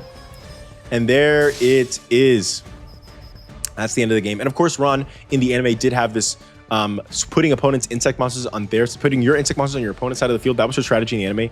Horrible strategy. But Creature Swap does at least call back to that in a way that's a little bit better. And technically, because of that, it works with Insect Princess. Not usually the reason to use Creature Swap, but it can definitely work, and it's not bad. The main reason is the floaters, though. Anyways, let's see game 2. Come on, Karko. Karko. You're stronger than this. I made your deck very strong. Show me something. I actually really like Karko. I like her character, and I hope that we get to see cool things out of her. I don't really have plans for her that much, but anyway. Miss Tomato, Rose Marker. Let's see it. Graceful Charity, drawing 3, discarding 2, taking 300 damage. Insect Knight coming in on the Mystic Tomato. Okay, Mystic Tomato floats into Regenerating Rose. Here it is.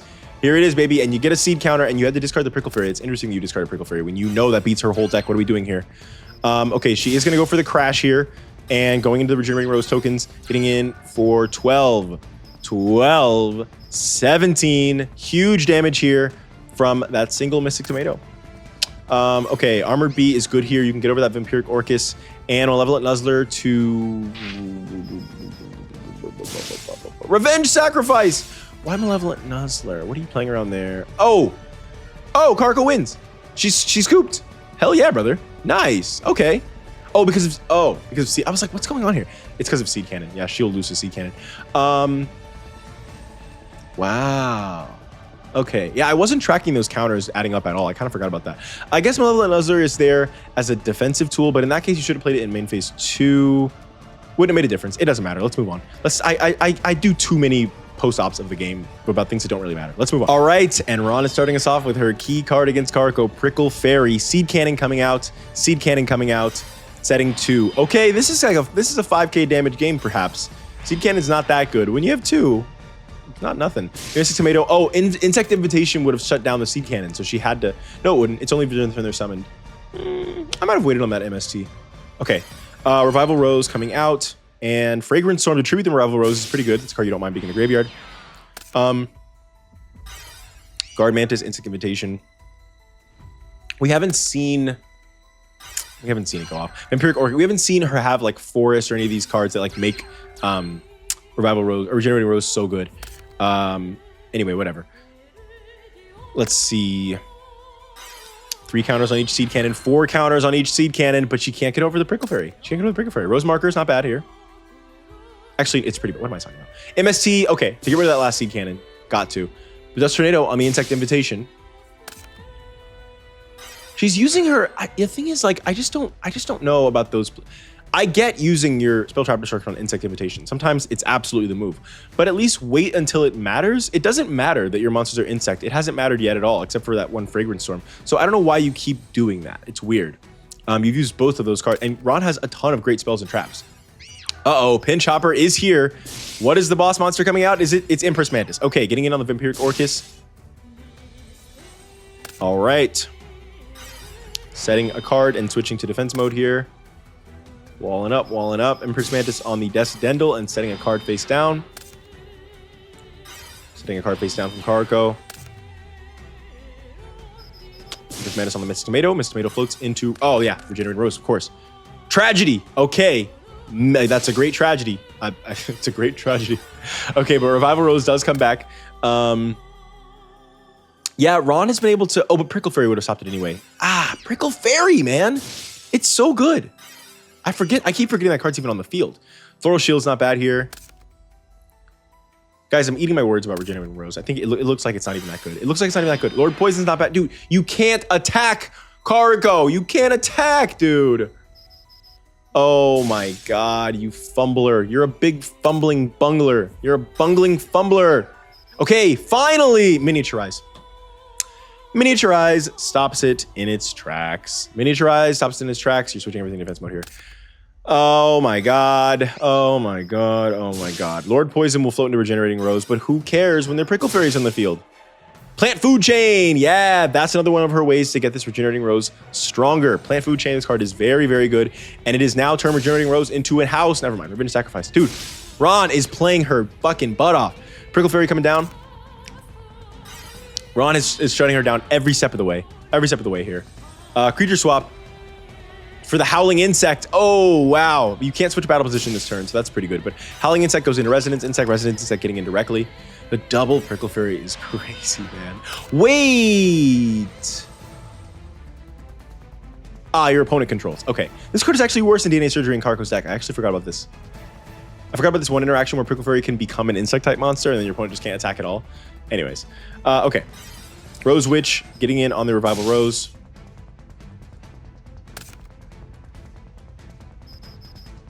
Rose Blizzard to protect you. Lots of Rose going on here. Rose Marker, Revival Rose, Rose Blizzard, Rose Witch. Okay. Dust Tornado on the face down. Wall of Thorns! You hit Wall of Thorns on the turn that you're clearly going for game. You hit Wall of Thorns. You hit Wall of Thorns. Was that a new face down? God, wow. Hitting Wall of Thorns is crazy there, dude. That's so lucky. That's so lucky. You are a menace, Ron. You're a menace. You're a menace. Ron takes game 3 against Karko. There it is. And we move on to the quarterfinals of the winner's bracket. We have Anzu, Atogi, Judai, Misawa, Rinko, Gokaido, the Kaiser, and Ron. I really like this quarterfinals. I really like this. I like that every one of these people is here. So let's see it. Atogi, you can do this. All you need is some of that Atogi magic, baby. You need a little bit of sixth sense in your life, if you know what I'm saying. And let me tell you, the best time for a sixth sense to go off for the first time in Zero Chronicles is against Anzu Mizaki right here in the Interschool tournament. Let's see it happen. Roulette barrel and a face down card from Atogi. You just need some of your high rolls. Atogi, you do it all the time. Shine Palace and Mahavilo coming in on the Roulette barrel. You love this as Anzu. It doesn't require... Oh, sixth sense. Here it is. 6, 5, 2. There it is. You love to just a little bit of Shine Palace. Doesn't require a huge amount of commitment or investment. You know, you just get a quick 2750 on the field. Of course it does still require an equip spell. Ring of Life on the DD Assailant is amazing here from Anzu. Monster Reborning it back. No way. United we stand. Show me a Solemn Judgment face down too in case he got the Blind Obliteration. He doesn't have Blind Obliteration. Doesn't matter. Oh, wow. Oh, wow, wow, wow. Okay, Rhoda into Exiled Force. Yeah, I called it. I didn't even see it before I said that. Exiled Force destroys the Mahavilo, and then he has to end his turn. Oof, oof, oof, oof, oof, oof, oof. Not great from Atogi. 17 to the face, but Anzu cannot. She doesn't have another monster. She just want to use her skill because he would just gain life points anyway. Cyber Jar face down. Hold on. Hold, hold, hold. Mahavilo, United we stand. Luminous Spark, Gelen Duo, Nova Summoner. I was at 5. Strike Ninja, Marauding Captain, 7 tools. I'm missing some. I think I missed one of each of those. Mahavilo, you know, no. That was all 5. Giant Rat was one I missed on the tokens. Okay.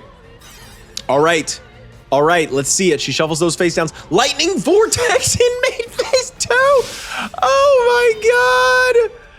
No way, man. No way. Atogi, we're adding you to the long list of people alongside Kunisaki and Junko and maybe others who have just lost a duel to Lightning Vortex. That is crushing. That is crushing. I suppose you could have played around that if you thought about it. Oh my God, such a lucky hit with the Gelen Duo on the Twin Sword Marauder. Getting him the Nova Summoner as well. Going into Learning Elf. Strike Ninja getting in with Mahavilo. Of course, Strike Ninja was able to dodge Lightning Vortex, but man, that sucked for Atogi. Graceful Charity, drawing 3, sending 2. Magician of Faith, bringing it back. Graceful Charity again. Sending Learning Elf off gracefully. You love to do it. Luminous Spark coming down. United we stand on the Mahavilo. Getting in. Skull Dice. He rolls a 6. Hold on, folks. Now, Magician of Faith in attack mode is crazy, right? What are we doing with that? Oh, because of Twin Sword Marauder. But you destroyed it. So, I don't know. Oh, or 1 kind of sucks there. But, you know, that's fine. Luminize. 7 tools. We forgot about 7 tools. 50 life points left. Let's take a look at Luminize. This is the anime version of this card, and it is very good. The main difference is that it is not, that it is not temporary. It is permanent. It is a permanent attack boost. This effect is insanely good at this level. That is a 2100. If 7 tools didn't go off, this Learning Elf would be at 4000. That's why she put Magician of Faith in attack mode. Did we see Luminize from the Cyber Jar? We did not. That's why she put it in attack mode. Gains attack equal to it permanently. That would be a 4000 Learning Elf that would not go away. So that would be very good. But 7 tools does prevent that from going off. But he has 50 life points left and a dream. And she does get the draw off Learning Elf. Now, she can't win this turn. Swords of Living Light. MST on the swords. Hold. Twin Sword Marauder getting in big here. Hold on, a Togi. Uh-oh. Monster Reborn. She's down to 925. He's got a face down. Monster Reborn on the Moon Magician. She doesn't have anything that immediately... Oh, yeah, no, because of Luminous Spark. I forgot about Luminous Spark. She is able to take it, but a Togi... He fought, man. 925. Not bad at all, Atogi. Not bad at all. Come on, Atogi. Get some high rolls, baby. Let's see it. Got to take 2 in a row from the number 2 duelist in the world, Atogi. Tough spot to be in. Strike Ninja coming down turn 1 and no face downs is kind of sad. Mahavilo, Shine Palace. Getting in on the Strike Ninja. Strike Ninja just destroyed, and a face down card from Anzu. Atogi actually has Heavy Storm, now that I think about it. Atogi has Heavy Storm. Arota into Exiled Force. Exiled Force destroys the Mahavilo, same as before. My body is a shield. And now he doesn't have a summon anymore. And he didn't have any face downs last time. I'm guessing that's a bluff. That's what I'm guessing. Yeah, he didn't draw one in this last turn. You're cooked, brother. You're cooked. I'm going to make a prediction right now. Actually, now that I think about it, I bet you there's going to be some misplays with this Heavy Storms against Atogi and Anzu, because it's tough to switch your mindset from a non-Heavy Storm format to a format where very few duelists have Heavy Storm. And every other duelist you face, you can set without worry. And when you're doing a lot of duels in a row, you might accidentally set too much. Anzu just, set 2 against Atogi, and he's got Heavy Storm in his deck. So anyway, DD Assailant on the Nova Summoner. Nova Summoner into Learning. I'm not saying the misplays are going to happen this game. Or this match. I'm saying that at some point in the tournament, we're going to see some... Soul Taker on the DD Assailant. That is going to be the game. There it is. An easy second game for Anzu, and she moves into the semifinals of the winners bracket. Next up, we have Judai versus Misawa. Guys, Misawa's deck is a lot better. This is a clash of titans, folks. This is a clash of titans, and I'm excited to see it. All right, Misawa starting us off with 7 colored fish and ending his turn. Okay.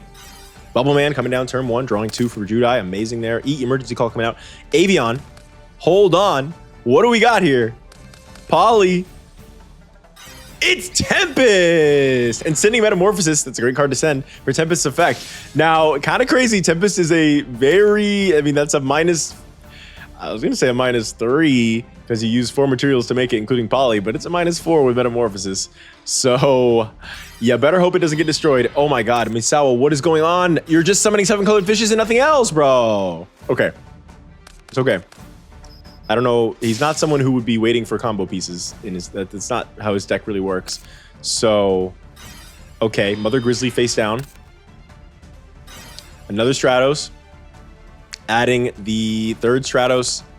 Getting in with Tempest. Mother Grizzly floats into Mother Grizzly. Mother Grizzly floats into Mother Grizzly. The Grizzlies are Grizzlyin'. And into Sinister Serpent last. Okay. Tribute for Cranium Fish, but Judai has no face downs. Yeah, this tribute for Cranium Fish. He must have some way to deal with this Tempest, or... Oh. Misawa, what's happening? Future Fusion. Stratos. Necroshade. Tempest getting in. Stratos getting in. Stratos getting in. Misawa, what is happening right now, dude?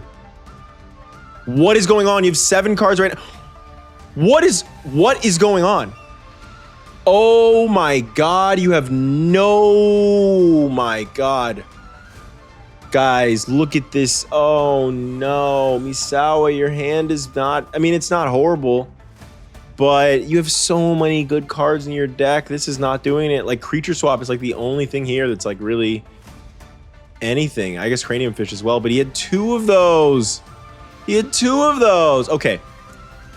Misawa draws atrocious in game 1. That's really bad. Really bad draws for Misawa here.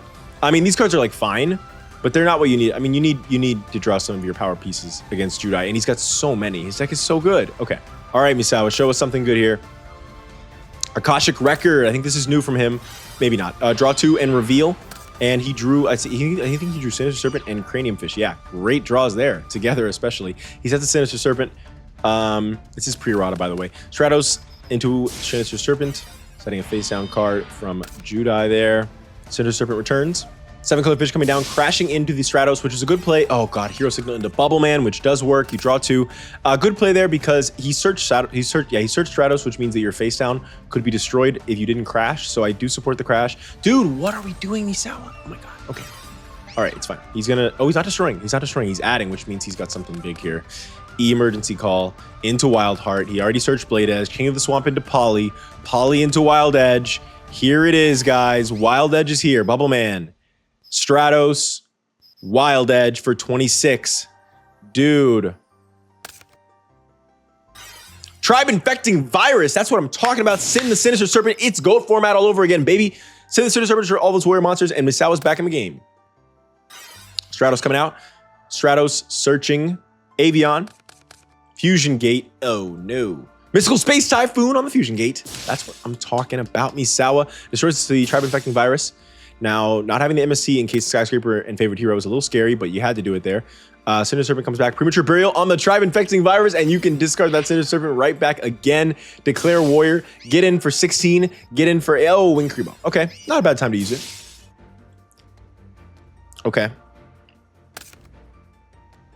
Warrior returning alive for Bubble Man to draw 2. Oof. In attack mode, does he have Skyscraper? Metamorphosis! Yeah, dude. Neo Bubble Man. Oh, wow. He had to get Tribe Infecting Virus off the field.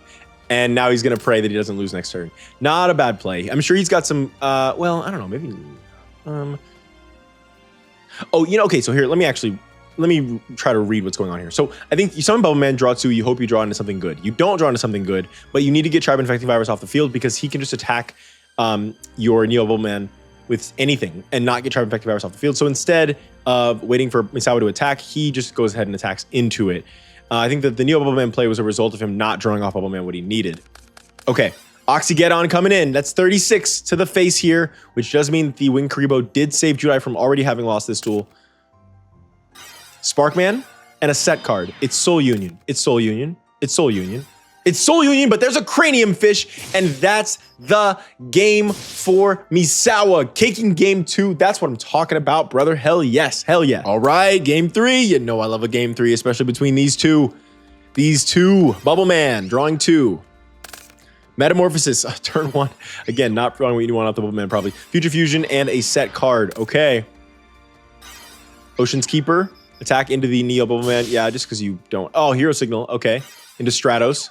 Search for... Oh, no. Oh, Stratos can miss timing. Who knew? When can. There it is. All right. Future Fusion. I don't think Judai knew that either, honestly, because he probably wouldn't have gone into Stratos there. Okay, he revealed Wild Wingman. That's kind of scary, actually, if you're Misawa. Okay. 7-colored fish into the Sparkman. Yeah, because Misawa has a lot of good traps. Setting here is interesting. You know he's got Wild Wingman coming down. So, Book of Moon. Okay. Ah. Judai didn't use Ignition Priority, which is still in this series. So, why didn't he use Ignition Priority to destroy 1 card? That was crazy. That was crazy. That was crazy. Okay. Sparkman getting in directly. Not using Ignition Priority was insane there. I mean, it might have backfired. If he hit the Book of Moon, then it would have been worse, but yeah.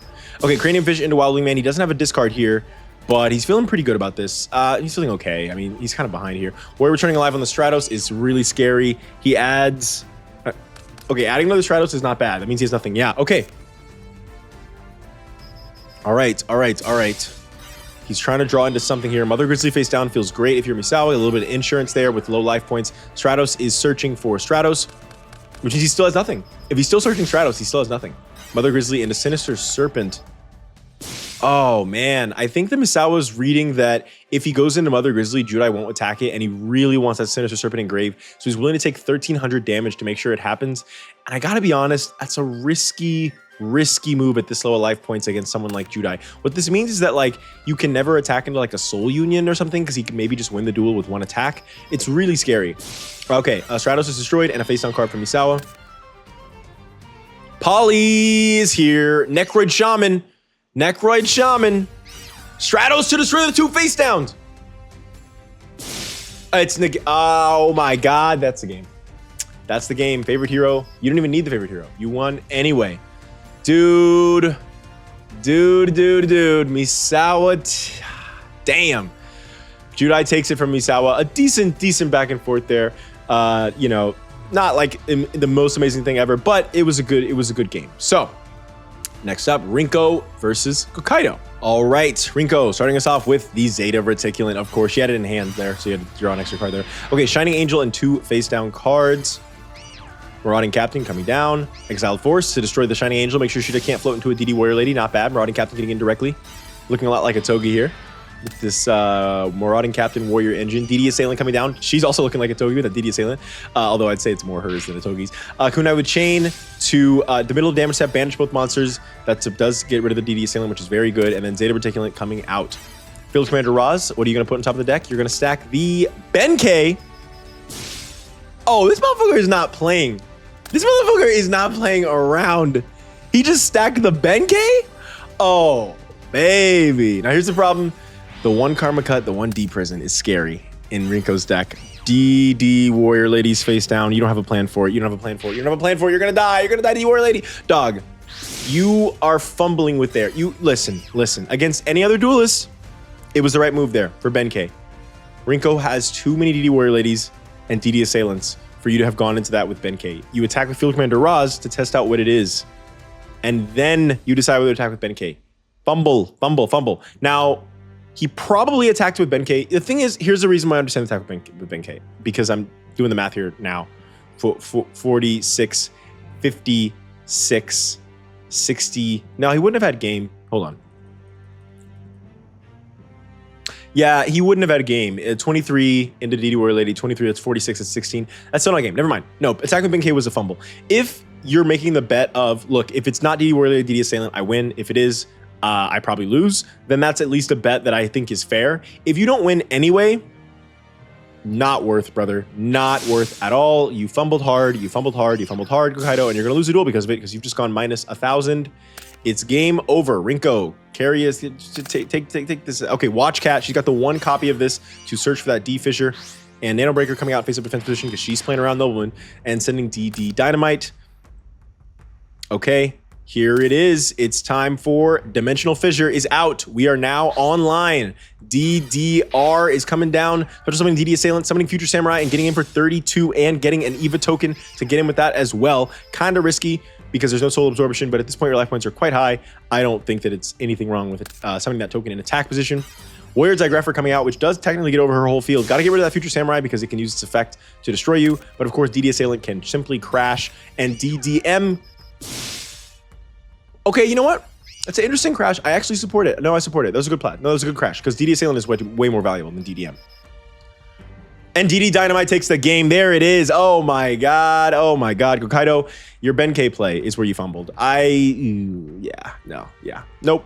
All right, Rinko Aomi is back and Field Commander Raz coming out, searching for the Exiled Force. Great thing to search. That lets you get over these annoying pesky DD Warriors.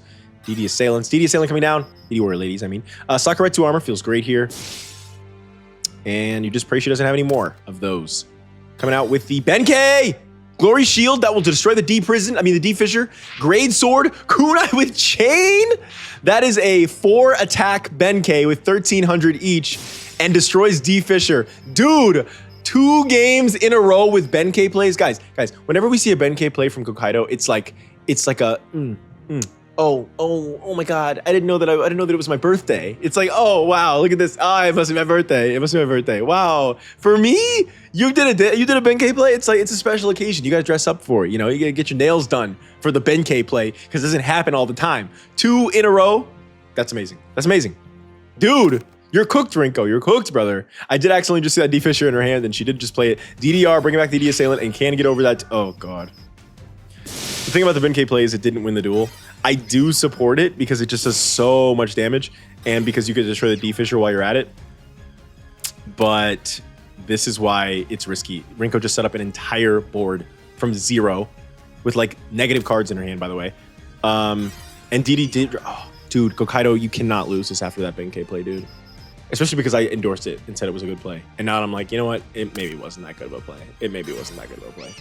A single DD Assailant can break your whole board. I don't know if that was really the right play. Fighting Spirit, doesn't matter. You lose. You lose, brother. Oh no, you win! Brooks, she has 1,200 life points! Ha ha ha! Nice. Fighting Spirit, dude. This is only here because of the battle effect. This 300 attack like barely ever matters. But oh my god, dude. I was like, it doesn't matter if you can't be destroyed by battle. They can just banish you. You have 2,800 attack. She has 1,200 life points. Let's go, Kaido. Okay, you know what? Yeah, the Benkei play was amazing. It was the best play I ever seen. Best play I ever heard of, brother. What are you talking about? That play was awesome. Shut up. Who said it wasn't a good play? It was a great play because it got her low enough to finish her off with Roz. All right, Rinko. D Fisher coming out turn 1 is scary. Nano Breaker and a face down card. Marauding Captain is out. Marauding Captain going into Warrior Lady. You just summoned a Marauding Captain against a Nano Breaker. This thing can destroy that Marauding Captain with its. I guess it could have destroyed it by battle anyway. No, you're fumbling, Kaido. What are you doing? You have to have a way to stop this Nano Breaker. You have to. Okay, you have Command Silencer. Oh, thank God. Thank God. I was like, please don't tell me you forgot about Nano Breaker's effect.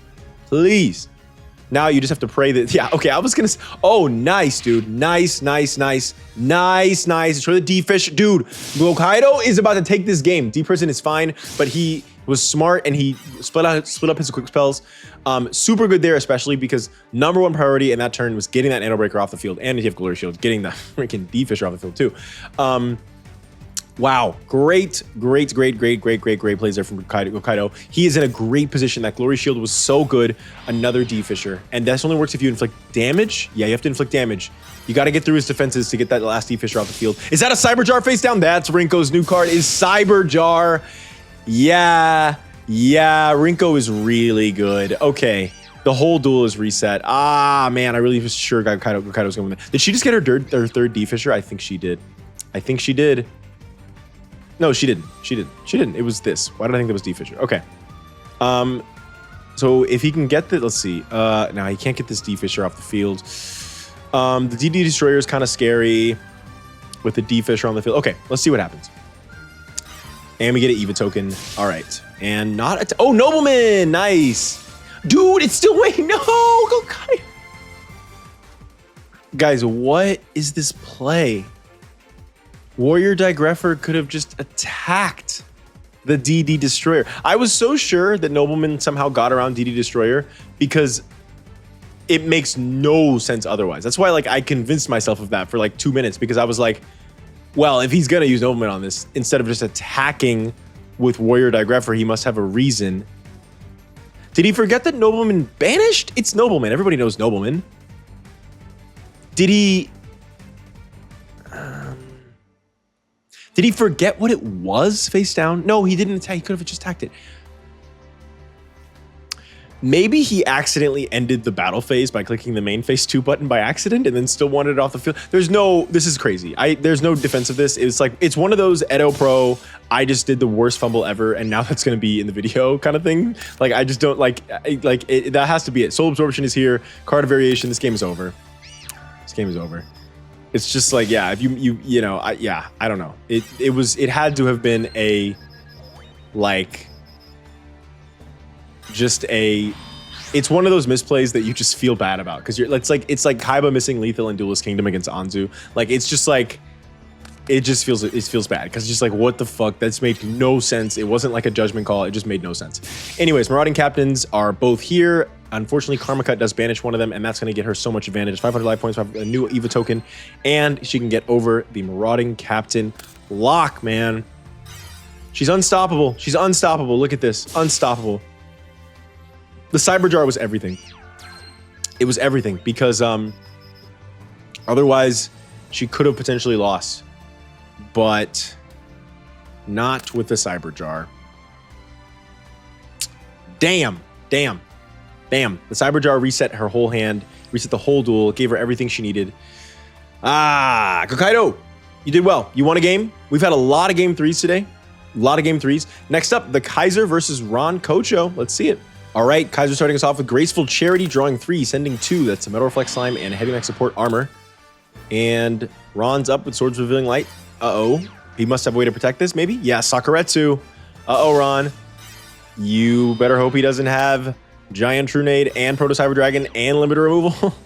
You probably find it, but okay, he doesn't have all those things. Yeah, okay, good. Okay, Ron is going to set Pinch Hopper. All right. Setting face down from Kaiser there. Crossover Beetle coming out, getting in on the Shining Angel. Shining Angel's floating into,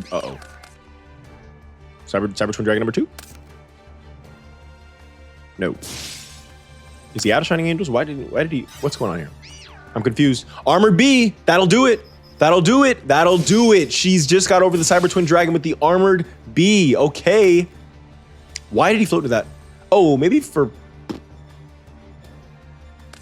You know what? Let me think about it like... No, it didn't make sense. It didn't make sense. It didn't make sense. I don't know. Oh, Pot of Avarice into Future Fusion is crazy. That's... Oh, Dust Tornado, though. Dust Tornado. I believe it's Aviana who has this whole thing about how Future Fusion always sucks. It never goes off. It always gets destroyed. It's gone off a few times here, but it is getting destroyed there. All right, Cyber Larva is gone, and yeah, gone through the whole Cyber Larva chain here. Ron's looking really good right now, dude.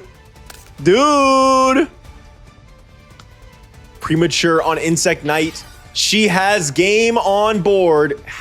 Metal Reflect Slime. Metal Reflect Slime. It'll do it to you every time. It'll do it to you every time. It'll do it to you every time.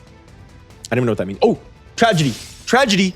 12, 16, 18, 19, 22. Ron Kocho. That's the second time in a row that the Kaiser has lost game 1, guys. Okay. Is Ron Kocho about to dethrone the Kaiser? We will see. We will see. I would like to see it. I would like to see it.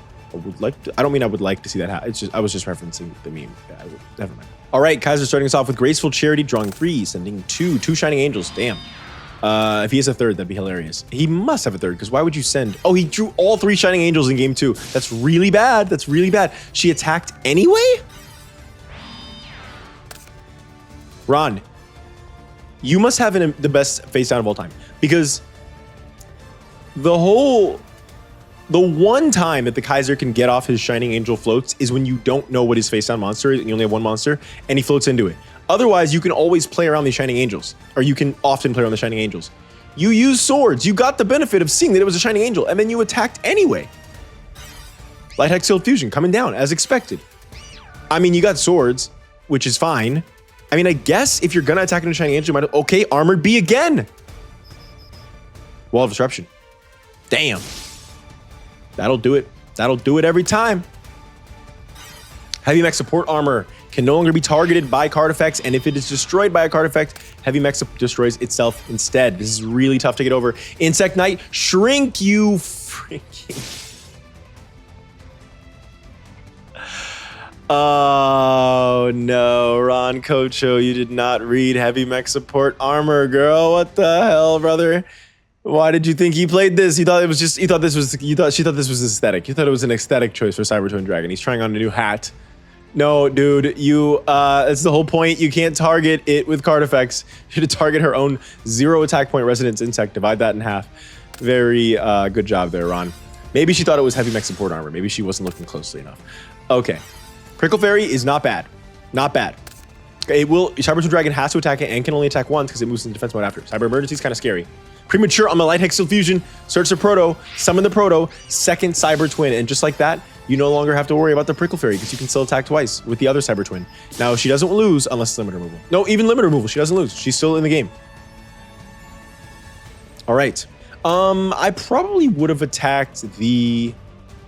Interesting question, thought experiment for you guys. You have the Heavy Mech Support Armor on one of them. Do you put that one in defense mode? Because if it's attacked, it's less likely, if it's destroyed by battle, if she can get over 21, it'll stay alive? Or do you put it on the other one and just kind of let this, like, sacrifice this one to the wolves so that your big one, your main one, can be more protected? I don't know. I think I like, oh, well, never mind. There it is. She loses. Okay, well, with a whimper, Ron, in game 2. Okay, let's see game 3. All right, Ron Kocho with the Prickle Fairy turn 1 is great. The Cyber Twin Dragon counter, not really counter, but okay, only setting 2. First turn, he's got nothing. Insect Knight coming out, getting in directly. Ooh, Metal Reflex time. Okay, oh, does he have Metamorphosis? This is one of my favorite places to see go off because it's so fun. Nope. Okay, does not have it. All right. Pinch Hopper coming down. Shining Angel getting in on the Pinch Hopper. What is it? Empress Mantis coming out. And a face down card from the Kaiser. She needs to get over this Metal Reflex Slime. It's big and bulky. Now she can start getting over the Shining Angel. Do not attack the Shining Angel. She's doing it again. Ron, what are we doing here, sister? Oh, he doesn't even... You're so lucky, Ron. You're so lucky. You're so lucky that he actually doesn't have Light Hexal Fusion or Proto Cyber Dragon in hand, so he has to float into another Shining Angel. You're lucky. You're so lucky for that. You're so lucky. Like the only time in any of the games we've ever seen. That's not true. He does do the Cyber Larva float sometimes because he has nothing else. Proto is here now. Wait, did you have this last turn? What are we... Okay, I'm confused. I don't feel like going back. Whatever. Why didn't you go into Proto Cyber Dragon last turn? Maybe, okay, I can think of it doesn't matter. We don't have to, I can think of maybe a reason. It's kind of I'm not sure. Anyway, Cybernetic Revolution is out, Cyber End Dragon. That will stay around until the end of the Kaiser's next turn, which means he will be able to attack that Prickle Fairy, and going in defense, what doesn't matter, because you're gonna die anyway. Armored Cybern is great here. Look at this. Look at this. Wait a minute, premature power, dude, he wins. He wins the game. No, okay, I guess he wins this way. That's fine. Oh, limiter removal. Dude. Wow. So here's what I was thinking is Armored Cybern can just keep destroying stuff. It's not once per turn. So I was thinking you use the Cyber End Dragon to just clear her board basically. And then you use the Power Bonded Cyber Twin to OTK. Now I don't remember exactly what the life points were, but I think that would have worked. Instead, he uses Cyber End to go into Prickle Fairy. It's 1,000 damage. And then he had limiter removal. The key thing that we didn't know is that he had limiter removal. Even with Guardman, oh man, and without limiter removal, you had to do the Cyber End Dragon version of the play because Armored Cybern, because Guard Mantis can put her monster in defense mode, meaning you can't get damage twice with Cyber Twin because one of the monsters can switch to defense mode in the middle of the attack. But if you have limiter removal, you only need one attack to win. So he kind of had game anyway there. He just kind of had every single thing he needed. He had all of his best cards. So that's game 2 to the Kaiser. Wait, game 3? Wait, is it? I forgot that Ron Kocho took that easy loss in game 2. That's it. The Kaiser is knocking out Ron Kocho. And here we have the exact 4. Anzu, Judai, Rinko, Kaiser. I've given up on doing the... I've completely given up on apologizing for lack of upsets, okay? I will say, nah, I mean, look, Miho losing, huge upset. I do think these final, I think that Rinko is above Miho in the rankings. She is above Rinko. I think that they are, I would say close to 50-50, but I think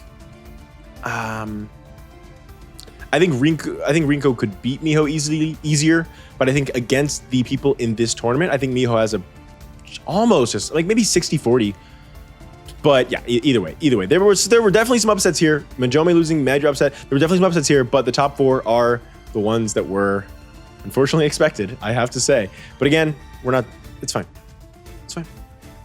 Whatever happens, happens. We're going with it. Guys. We're going with it. All right, Anzu versus Judai. Let's see it. All right, can Judai do it? Let's start us off in game 1. Anzu, Graceful Charity coming down, drawing 3, sending 2 and setting 2 cards face down, sending the Mystical Space Typhoon and the Shine Palace. Bubble Man coming down on turn 1 as he does draw 2 cards, set a face down and in his turn. Not a great start from Judai there. Learning Elf on the Bubble Man. Okay. One thing to note about this matchup is that Wild Edge is very good against Anzu because it beats all of her floaters, and she's got so many of them. Stratos into Magician of Faith, bring back the Graceful. The 3 Magician of Faith is so good. It pays to be number 2 in the world, baby.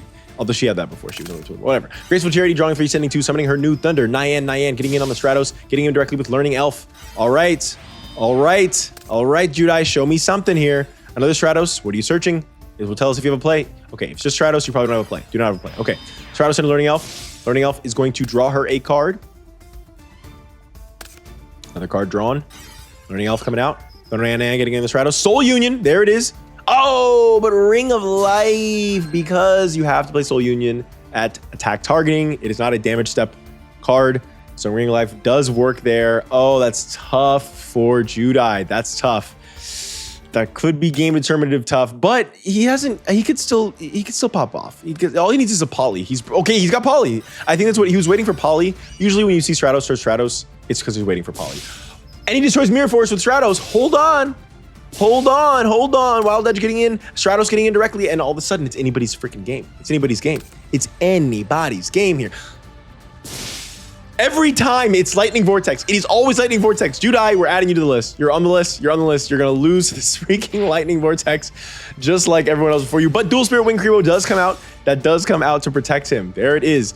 It's important to make sure you use that even if you're not going to lose, because if you get too low, they can attack. They can destroy you with an attack on a monster, and they can just bypass the ability for you to ever even use this. So it is smart to use this here because he would be quite low with her big attack deck. Skyscraper's huge here. Emergency call into Burstinatrix. Let me guess.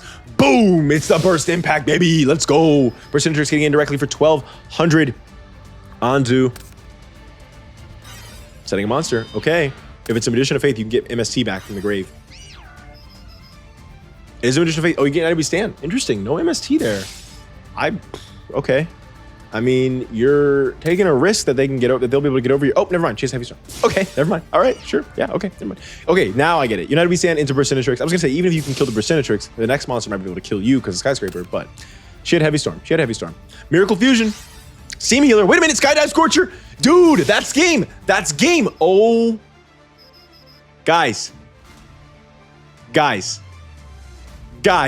Judai Yuki takes game 1 from Anzu Mizaki. Now, let me tell you this right now. There's only one path for Anzu to lose this tournament. There's only one path, and it's that if she gets into the loser's bracket.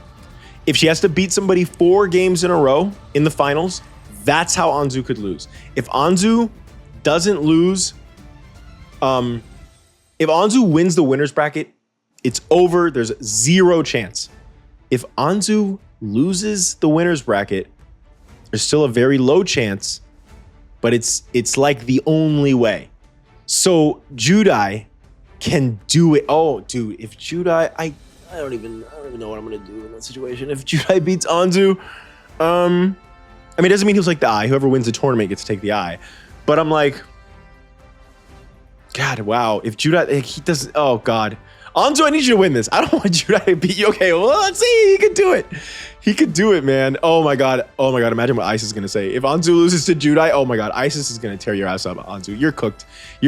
Why am I acting like she's already lost? I feel like she's going to lose. I feel like Judai's about to win this, dude. I feel like Judai's about to beat Anzu, bro. Okay, hold on.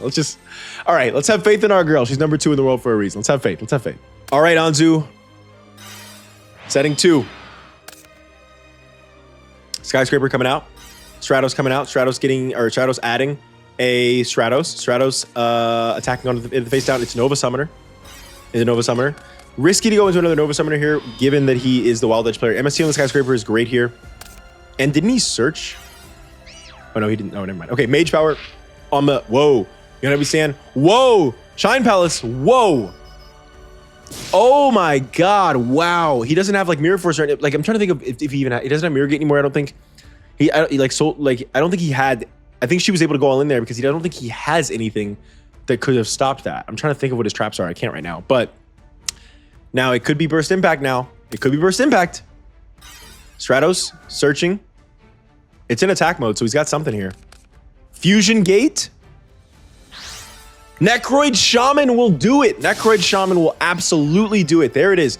Now attacking the Nova Summoner, floating into the Nova Summoner, and then getting over that Mahavilo. Amazing, Judai. You are back in the game, and you're way up in advantage. Look at this. He's very low on life points, but he's very up in advantage right now, and he's only getting more pluses. He's +1, +1, man. Now you have to go through her whole float chain, and you don't have Wild Edge. No, she didn't go into Shining Angel. Guys, I just remembered. Anzu doesn't have a Shining Angel anymore. That's right. She doesn't have the 6 floaters. She only has 3. I removed it to make space for other cards in the deck. That's right. Okay. All right. This is an intense duel. Okay. Judai literally might be about to beat number 2 in the world. Okay. Beat number 2 in the world. I didn't say beat number 2. Okay. Mahavilo, you gotta be stand. But this is so risky. If it's like Soul Union, okay, you're so lucky.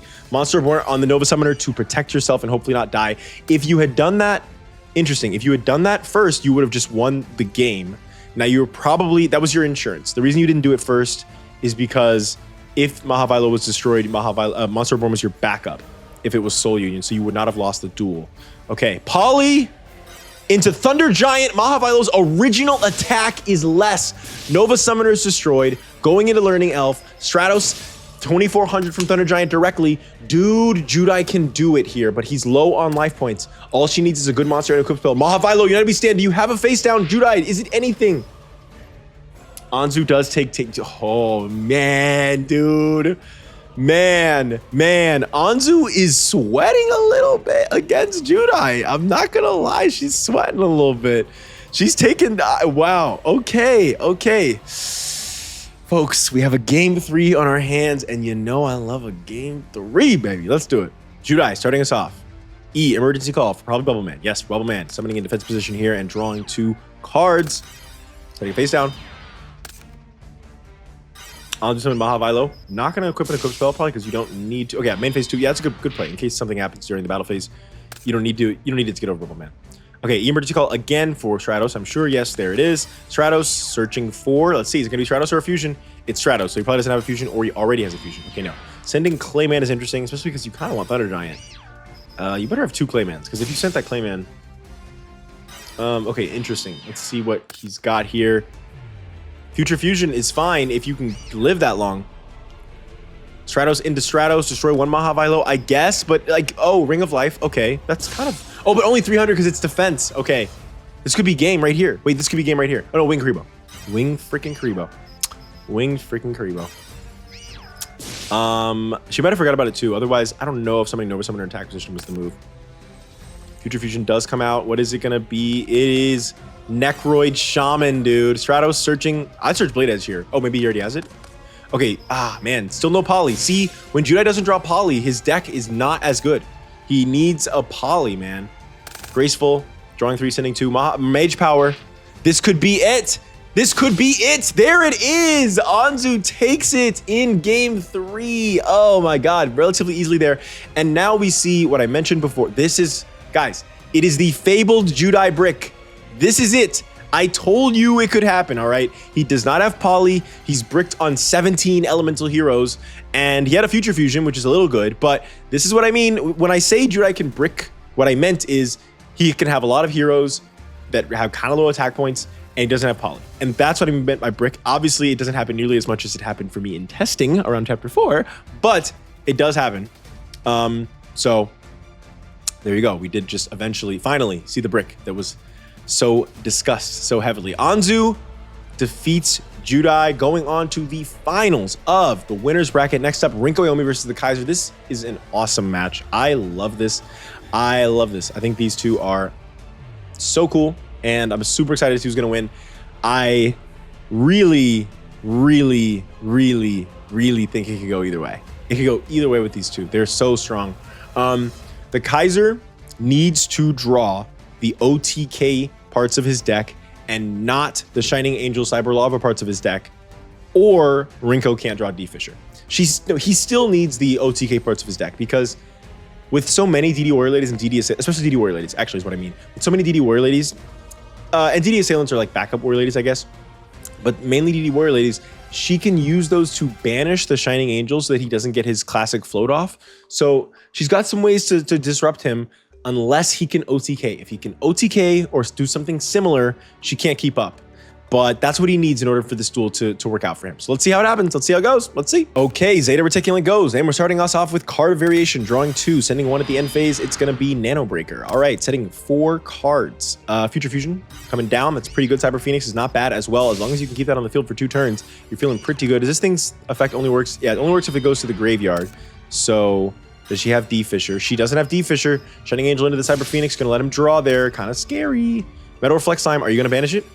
No, you're not. Okay. She wants to save that for the Cyber End Dragon. And there it is. It's coming. It's coming next turn.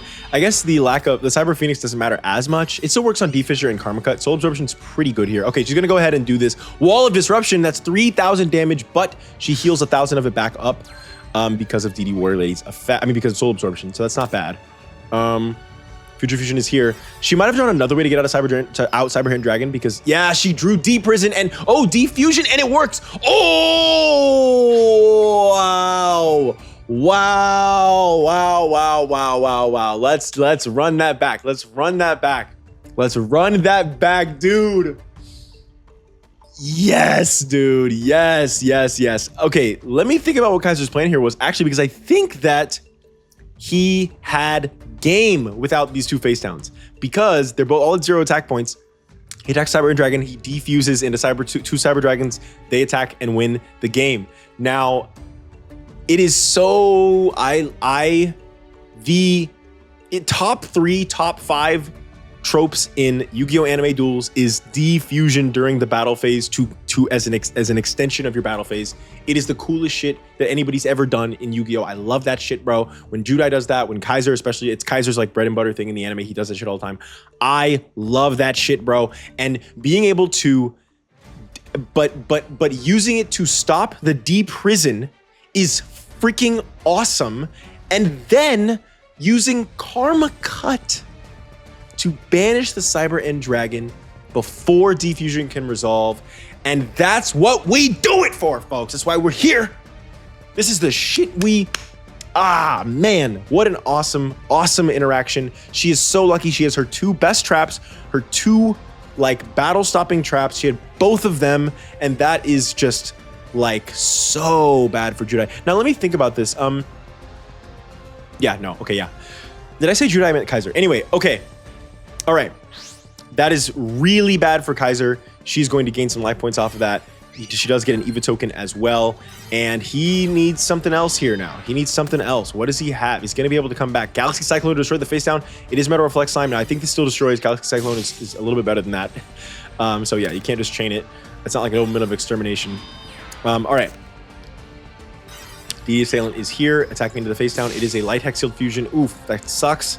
I think he probably hopes that would stay on the field, because he probably said that because she couldn't have gotten over that. She top decked into exactly what she needed, because I'm guessing he's got Proto in hand. Otherwise, he probably wouldn't have summoned that. He's got Cyber Larva as insurance anyway. He probably wouldn't have summoned that. So, man. She drew exactly what she needed, because he definitely has Proto Cyber Dragon.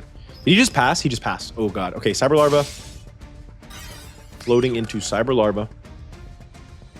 Now, Cyber Larva does get turned off by D-Fisher, but she doesn't have D-Fisher. Now she does. Okay, speak of the devil. All right, now no more floats from Cyber Larva, unfortunately for Kaiser, and she's getting big advantage here off of that. Okay. Graceful. Draw 3. Send 2. He sent Sakuretsu. Oh no, he's really scared. He sent Sakuretsu instead of Cyber Larva because he could just lose? No, she's nothing.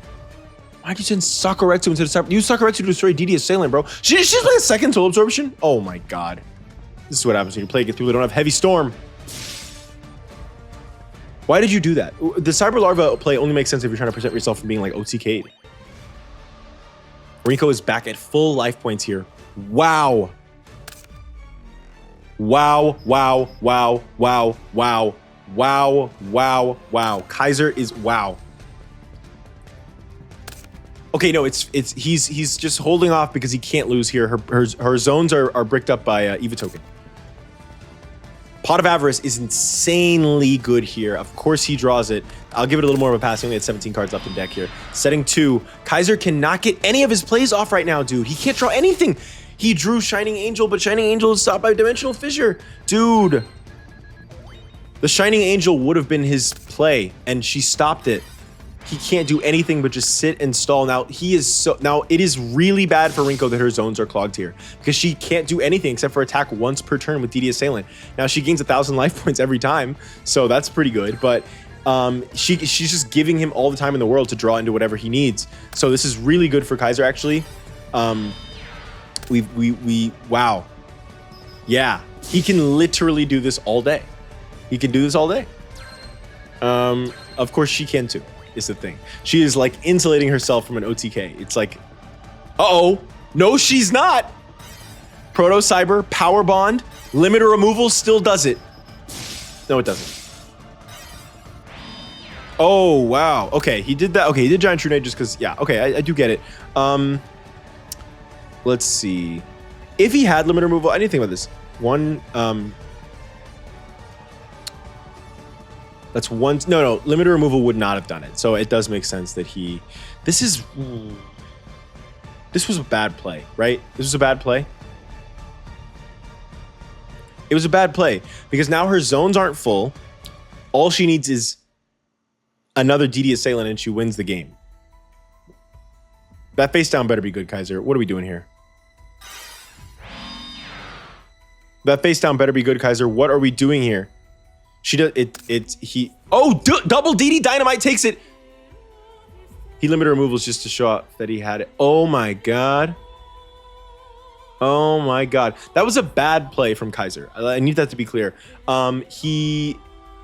It's tough because the more he stalled, what he needed was a one-turn kill. Because the giant Trune getting all those things off the field is fine, but it put him in a position where he opened her zones up for her, and then he had nothing to defend himself against. One more DD Assailant would have just won the game. Now, limiter removal would have done a lot of damage, but it wouldn't have won the game. She would have still lost in that moment. So the problem though is that he needed to OTK instead of just destroying 2 of her monsters, because then she could just summon more stuff. The problem is that he couldn't OTK because every turn she was gaining 1,000 more life points. So it's like the longer you stall doing that play, the farther away the play gets.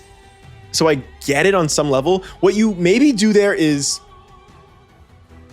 no, that I just don't know. It's a tough position. At least give it one more turn, because he had enough life. No, because Power Bond, he kind of had to. Maybe he had to do it. He was kind of in a no-win situation. She had just enough life points to insulate herself from the OTK, and she did it in game 1. Great work, Rinko. Great work. All right, let's see game 2. All right, Zeta Reticulant is in the graveyard. Setting 2 from Kaiser and ending his turn is interesting. Let's hope it's because he has Power Bond and 2 Cyber Dragons, right? Oh no, he's got Metamorph Slime. Okay. Metamorphosis? I've been wanting to see the Metamorphosis. Come on. I love that play. Okay, no Metamorphosis here. Okay, setting a face down there from Kaiser. Soul Absorption is fine, but without Dimensional Fissure, it's just okay. That is 1,000 life points for her. She's going to heal off the damage she took from Metamorph Slime and then doing 1,600 to the face. All right. Graceful Charity coming down, drawing 3, sending Sakuretsu and Heavy Mech Support Armor. Cyber Emergency, one of his new cards. Poly into Cyber Twin. A limiter removal does take it. Main phase 2, destroy that Soul Absorption. You get your full attack points back at the end phase. Armored Cybern is an incredibly powerful card. It is one of the best cards in his deck, especially against this matchup because it destroys D Fissure. Dark Hole, Armored Cybern does not protect from battle, from card effects. Or does it protect from either? Only battle, yeah. Oh, but Call of the Haunted, dude, nice. Kaiser wins. There it is. Kaiser wins easily in game 2, and that's what I meant about the fact that Rinko just has to pray that he doesn't draw into like his like big plays too quickly because she just can't keep up. And there it is. Even with the Dark Hole, she just couldn't keep up at all. It's a cage match, folks. Who's gonna take it? Who's going to the finals to face Anzu? Watch Cat coming down, setting 2 face down. I gotta be honest, in this game specifically, even though I would like to see more of an upset, Rinko is more of an upset choice, I would like to see Kaiser win because I think that Anzu versus Rinko, I can't really think of much that it's not that interesting to me. Maybe I think that Kaiser versus Rinko feels like it could be more interesting to me. It feels like there's more there, although I don't know what that would be, but it just feels like there's more there. Anyway, okay, Kaiser, Cyber Phoenix coming down, attacking into the Shining Angel. Shining Angel is going to float into DD Warrior Lady, setting a face down. Okay, Dimensional Fissure, DD Assailant. She's got everything she needs, and that's going to stop Cyber Phoenix from giving him the draw. 17, it's not looking good for the Kaiser at all. You know what he needs is Lightning Vortex. He hasn't drawn that once all tournament, actually, even though Anzu draws it every game. The Lightning Vortex would go crazy here. Oh, Cyber Jar. That'll do it, baby. That'll do it. That'll do it. Okay, Cyber Jar. They both have Cyber Jar. Wow, I didn't even think about that. Okay, Banisher of the Radiance, DD Destroyer, Future Samurai, Graceful Charity, Light Exiled Fusion. He can save that Light Exiled Fusion. It can't be destroyed, but does he have Proto in hand? He didn't draw it with Cyber Jar. He needs Proto in hand. Wait, also, did she draw Karma Cut or Deep Prison? That's what he needs to fear if she did. She didn't, but she might have it anyway. That is the question. Graceful is great here. He does have the Proto. He does have the Proto. He does have the Proto. If he's got limiter removal, it could be game. It's exact game if he has limiter removal. He doesn't. It's Deep Prison. There it is. There it is. There it is. Wow. Wow, wow, wow. She did have the D Prison. DD Destroyer getting in. Big damage here. 5. Metal Reflex Slime. MST. Wall of Disruption? No. 5, 5, 1,000, 16, 16. Sakuretsu on the Future Samurai. leaving him with 2,400 in game 3 of the semifinals here. Cyber Larva coming down is not bad. Karma Cut at end phase is the game. Rinko Aomi defeats the Kaiser, and man, oh man, Card of a Different Dimension is funny there. Man, oh man, because manager ratings, that's why Card of a Different Dimension went off. Wow. Wow. Oh my God. Look at this. He's like one card away from just annihilating her. He has armored cyber. He's one cyber dragon away from annihilating her. And if he had premature burial, he would have just been able to do it. I mean, if she didn't have D-Fisher, he would have been able to do it with premature burial. But man, oh, it's such a good hand too. Like next turn, you cyber dragon into armored cyber, and you into iron draw, into like damn, dude. The Kaiser is dethroned for the first time. He loses to Rinko Aomi. That is absolutely huge. Wow. Wow, wow, wow. There it is. Rinko is not playing around. The Kaiser is defeated. And Duel Academy's nobles are fucking pissed, bro. Okay. I do think, well, actually, I don't think anybody knows that Rinko's an invoker. Except Ishiki and Kenzan. So I was gonna the train of thought that I'm not saying out loud is getting beaten by Anzu. She's number 2 in the world. She got the Millennium Eye. They were expecting that. But the idea that if Rinko gets number 2 in the tournament overall, that is gonna be so funny for the nobles, man. I don't even know. That's like a level of shame that's just like I actually didn't really. I never really thought through the idea that Rinko, like I thought that it is like, obviously it's possible that she was going to get second against Anzu. Like I knew that was a possibility that could happen in the tournament, but I never really thought about it. Like the fact that the nobles did all of this just to flex on Domino High. And then Anzu's like, nah, I got to come defend Domino High. And Rinko's like, nah, it's fine. I actually got this. Don't worry about it. It's actually fine. Like these people are, it's nothing. Damn, dude. Just like that, Rinko is in the finals against Anzu, and the nobles are pissed. They're so pissed. Holy shit. And then the next part of that thought was that it doesn't matter that she's an invoker because people don't know that. People don't know that she's an invoker. She's not using her powers in the tournament. I guess in some ways she kind of, this is where we get kind of soft on the details around like, the Millennium Eye, the powers in the duel versus the powers in the lore, whatever. But either way, Anzu versus Rinko in the finals, the winners bracket. Guys, if Rinko wins this match, which is a low chance, if she does, I think I'm going to say I'm going 50-50 Anzu and Rinko in the tournament. Because this is worst case scenario for Anzu in that it's Rinko. Because she, as I mentioned before, her worst matchup she has in the tournament is against Rinko. So if Rinko is able to win here, that means that Anzu will have to win 4 times against Rinko to win the tournament. Which I do think that Rinko probably has about a 50% chance at that point after this match. She has to win this match. That's the hard part. But if Rinko gets the top spot and Anzu gets the low spot, all of a sudden we're playing a different game. And that would also mean that Rinko has a really good shot at the Millennium Eye. Oh my God, wow. Wow. Okay, let's see what happens. All right, Rinko starting us off with card variation, drawing 2, setting Shining Angel, get Soul Absorption out, sends Shining Angels as well, actually. Moon Magician coming out, getting in on the Shining Angel. Shining Angel's gonna float into probably DD Warrior Lady. Yep, DD Warrior Lady. It is so good. Okay. Future Samurai coming out. DD Warrior Lady banishing the Moon Magician. Future Samurai getting in directly, and she gains 1,000 life points and an EVA token, which she summons in attack mode. Bold of you, Rinko. Against the absolute house of Anzu, who gets like these 5,000 attack point monsters. And oh no, but she has Soul Absorption on the field. That's why she did that. Actually, I support it now. Never mind. I forgot about that. Okay, United We Stand on Mahavilo.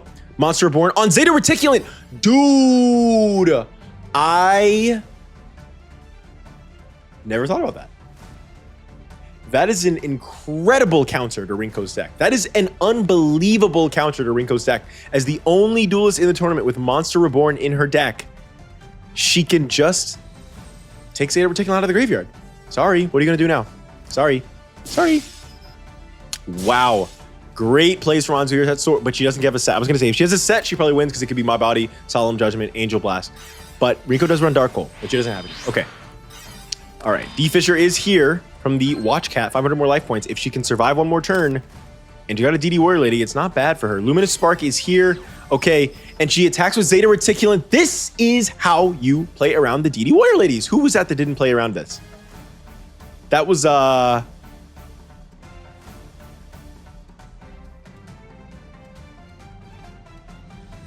think it was Gokaido. It was Gokaido with that Benkei play. This is how you play around DD, a player that has a million DD Warrior Ladies and DD Assailants. You attack it with not your best monster. And even better, an amazing play from Anzu. Such a good play. Not only does she steal Zeta Reticulant, not only does she use Zeta Reticulant to null the DD Warrior Lady's effect as it would affect her own monsters, but she banishes Zeta Reticulant for the rest of the duel. That's the number 2 in the world special, baby. That's the number 2 in the world special. You don't get that from anybody else, motherfucker. She's thinking through this shit. She's problem solving in real time. Isis, eat your heart out, okay? All right. If I say Isis on video, Cooper says is, I think because he's afraid of like it's not 2012 anymore, right? Like Isis it's like barely in the news ever. I know that Isis still like exists in some way, but like you can say Isis, right? They're not gonna I'm not afraid of being demonetized. There's nothing to monetize. There's nothing to demonetize. There's no monetization to D. Okay. Soul Absorption is going to get her 1,000 life points, but she's in a pretty tough spot here. Oh, 4150 to the face. I forgot we're still in the middle of the battle phase. Okay, yeah. 200 life points left for Rinko. D. Fisher does come down, and she can potentially... Yo, this is not bad. Okay, she's getting that Galaxy Cyclone into the graveyard so that she can, next turn, assuming she gets one, which it seems like she's thinking she might, next turn, she's going to hopefully use this to destroy something. It's either Swords or United We Stand. I'm not sure which one she's going to target, but we'll see. What is this set? She must have D-Prison. Or Karma Cut. Or both? Because, Return from a Different Dimension. That's what she has. Okay. Not bad. And does Zeta Reticulant... No, it banishes at the end phase, right? Oh, and she gets all the life points back from all of those monsters. You know what? Not bad. As a last-ditch play, not bad. And now Galaxy Cyclone can destroy something, but it's United We Stand. Okay. Man, it sucks that Galaxy Cyclone would have worked this time now. Okay, DD Assailant. Interesting. I guess you had to destroy United We Stand instead of Swords. Yeah, I get it. Okay. Mahavilo coming down again. Oh, and Manova Summoner deads the DD Assailant. This is over. Anzu wins game 1 here. Yes. There it is. Anzu takes it. A great back and forth. All right. Okay, Rinko, game 2. You got to win this match if you want a chance at the Millennium Eye. You have to. You just absolutely have to win this. Watch Cat coming down. Soul Absorption coming down. DD Assailant coming down. Watch Cat banishing itself. BD Fisher... Oh man, she's got full combo. Here we go. And Anzu did not get Heavy Storm.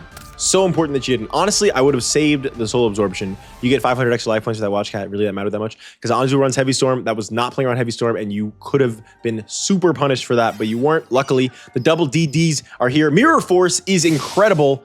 And that's 1,000 extra life points for Rinko, but she has just lost 2 of her strongest monsters all at once. Learning Elf, Luminous Spark, Millennium Eye. She's hoping for a big boy here. She's hoping for a Mahavilo is what she's hoping for, but she didn't get it. Or maybe just any monster, actually. Maybe that's what it was. She didn't have another monster. She really wanted to do as much damage as she could, which doesn't make sense because she's a gain. Whatever. Dark Hole is great there. It's great. That's it. That's an EVA token. DDR to bring back, and she sends Scout Plane, which can bring itself back. Soul Absorption giving her 500 more life points. That's EVA token in. DD Assailant in. Rinko's doing pretty good here. She's doing pretty good here. Scout Plane coming back. Magician of Faith and attack. Okay, whoa. You know what? When life gives you lemons, you make lemonade, baby. You make lemonade. Dude, wow. Yeah, that's why she went for that Millennium Eye last turn, because she was like, I need more monsters, bro. Now you see why this effect actually really does end up mattering for her. And she didn't get them, and you know what? That's why, again, that's the number 2. That's the number 2 charm. Number 2 in the world charm. She pivoted on a dime. She's like, you know what? It's Magician of Faith beats now. That's what this is. That's my deck. Now, of course, DD Assailant is pretty scary. And she can take this damage, doesn't matter. She's healing it off all the time. That was, okay, you didn't have a protection from the DD Assailant, and that you did all that? You went in on a Magician of Faith Mage Power without protection from the DD Assailant, Anzu. You could have just waited one more turn. I know that Rinko runs DD Dynamites. You're a little scared about getting too low at life points. You could have waited one more turn to see if you drew something better. I just knew deep down in my soul that when you did the Magician of Faith play, you had a plan for DD Assailant, but you did not have a plan for DD Assailant. You just got cooked by it. Galaxy Cyclone on a new face down. It was Solemn Judgment. It didn't matter that much.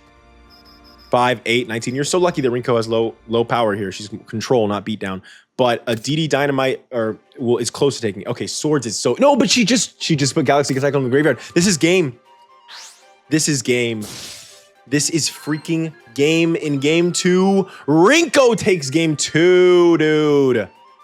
Guys, we have a game 3 on our hands in the finals of the winners bracket. Everything rides on this game. This game is the determining factor between who has to win 4 games in a row at the end of this tournament, assuming these two were to make it back, right? If Rinko wants any chance of winning, she has to take the next game, and Anzu's Millennium Eye and Future and everything is riding on this game. Like, I just can't even think about what will happen if Anzu loses the Millennium Eye. Like, it's just everything. What I'm saying, all I'm saying is just, I still think she's still the likely winner here. But I'm just saying, up until this point, every single thing that could line up for her to potentially lose has lined up. It had to be Rinko in the finals with her, probably. That was her best chance. And Rinko has now got her to game 3. This is what it would look like if Anzu was going to lose the Millennium Eye. Okay, start us off, Anzu. Thunder Nyan, getting Nyan. It's Nyan. I need to get comfortable saying it. It's not Nyan. It doesn't make sense. Okay, setting 3. Mahavilo. Shine Palace coming out. Shine Palace. 2750 getting it unleashed. Oh my god, it's D Prison. Brother, even just you should have attacked with Thunder Nyan anyway because of DD Warrior Lady, DD Assailant, whatever. D Prison was ended up stopping it anyways, and she did that so that she can get her free Shining Angel float into DD Warrior Lady. Or no, she did that because she wanted to get Mahavilo off the field. What am I talking about? D Fisher's here. She probably had D Fisher last turn, but she saved it because Shining Angel. Yeah. Okay. Banishes DD Assailant, getting in directly with DD Warrior Lady. Dude, Rinko is off to an incredible start here. 1 D Prison, she's drawn her, like she's got her DD Warrior Lady out. Learning Elf is great here-ish. Not really, actually. No, it's not. This is bad. Learning Elf is a 1400 vanilla right now. And it's banished by the Warrior Ladies, and we get another token, and Rinko's like, you know what? I'm gonna start pushing. Rinko is starting to push. Rinko is pushing. She's not putting that token in defense mode, she's putting it in attack mode. Okay, Millennium Eye. Graceful Swords, Luminous Spark, Nova Summoner is the worst. It's a 1400 vanilla. It's okay. Soul Taker will do it. You need another beater now, Rinko. Yo, it's time for the DD Assault Carrier. Let's go, baby. I love this card. It's so cool. I don't know why I didn't find it earlier for Rinko's boss monster. I probably would have put this in even earlier. This card is freaking awesome. If exactly 3 of your cards are banished, you can special summon it from your hand, and it cannot declare an attack unless you banish 1 card from your graveyard. Notably, I don't think she doesn't have a card from different dimension in her graveyard right now, but I did mention that there are ways to put that card in the banish zone. This is one of them. Okay. The other is Banisher of the Radiance, Banisher of the Light, and there's one more as well. Okay, Magician of Faith to get Graceful Charity back is huge. If there's any way for you to still win this duel, Anzu, oh my god. Dude, she's getting cooked. She's getting cooked right now. If there's any way to do it, it's off this Graceful. This Graceful has to be Lightning Vortex will do it every time, baby. I feel like that guy, that WWE like meme of that guy that's like, who was that, McMahon or something? I never really watched wrestling. You know that? Yeah, like, dude, the Lightning Vortex. Oh my god, dude. The Lightning Vortex will do it every time. Graceful into Lightning Vortex. Yes, sir. The board wipes. You got too cocky, didn't play around your Lightning Vortex at all there. Oh my god, but she has full combo now. And she still has 8,000 life points. Anzu, I can't stress this enough. You have to get this off the field. You have to, and you have to do it now. You have to do it right now. DD Scout Plane is floating back, okay? And she's just gonna start gaining life points out the wazoo. Now, she could draw really badly here. No, she does not draw badly at all, actually. She does not draw badly at all. Okay, Magician of Faith is crazy here. is crazy good here. That was so good. Getting the Graceful Charity back. And now we see that Rinko is held back by the fact that this is D. Fisher and not Macrocosmos. This Galen Duo is like, all she needs is like a DD Dynamite for her to like destroy this thing, right? Sending Mirror Force? Whoa. Whoa. Whoa. Sending Mirror Force. Now, I get sending Mirror Force over MST. I don't necessarily agree. I don't necessarily disagree. I get it. It makes sense because you want to destroy D. Fisher so badly you're willing to drop a Mirror Force for it. I get it. Now, what else is this card in her hand? Mirror Force is like the best card in her deck. What is going on? Now, the thing is, Mirror Force doesn't really beat... Oh! Guys, Mirror Force doesn't defeat anything on her field. Mirror Force doesn't... Dude, I love this, like, dodging, bouncing, like, banishing thing with Rinko. I think that is the coolest shit ever. Like, in the end... I'm sorry, we're in the middle of the finals here. In the anime, when Kaiba did DD Dimension Dragon's effect, he would, like, banish you in another dimension and then banish himself back into this one, like, to dodge, like, dark holes and shit. That shit is fucking awesome. And look at that. The Mirror Force is basically a dead draw right now. I mean, it could come in handy against DD Assailant and DD Warrior Lady later on, so it's still obviously very good, but what did she just set? Whatever it is, it's insanely good. I'll say that. Galen Duo on the Scout plane. Oh, without the D. Fisher, Scout plane is worthless. Yeah. Okay. Anzu's back in the game in a big way, but all we need is one DD Dynamite. A DD Dynamite destroys this thing. Uh-oh. Okay, but your Magician of Faith is in attack mode. You're so lucky that wasn't a DD Warrior Lady. Your Magician of Faith is in attack mode now. You have 3,200 life points. This is kind of sweaty. I don't know about this. I don't know. I think, okay, whatever. Okay, I'm not thinking through. Okay, Ring of Life will do it though. DD Destroyer face down without D. Fisher is worthless. Fairy Meteor Crush is exactly what she needed. MST on the United We Stand is pretty good there. Okay. All right. That would have maybe been game with Fairy Meteor Crush. I don't feel like doing the math right now, but it looked like it was game with Fairy Meteor Crush. That MST was so lucky, but this might be game anyway. Anzu is... No, DD Dynamite destroys Galen Duo. DD Dynamite destroys... It does 4,200 damage. It destroys Galen Duo. Oh my God, guys. I bet you never thought DD Dynamite would be a battle trap. That's how we do it at fucking Zero Chronicles, baby. Come around here. DD Dynamite's a battle trap. That's just how my sick, twisted mind works. You never seen shit like that. This ain't your fucking neighborhood locals, brother. We got here using DD Dynamites as battle traps. You never seen anything like that. You never heard of it. Your brain don't even work that way. Shit. Wow. We have to go back and watch it again.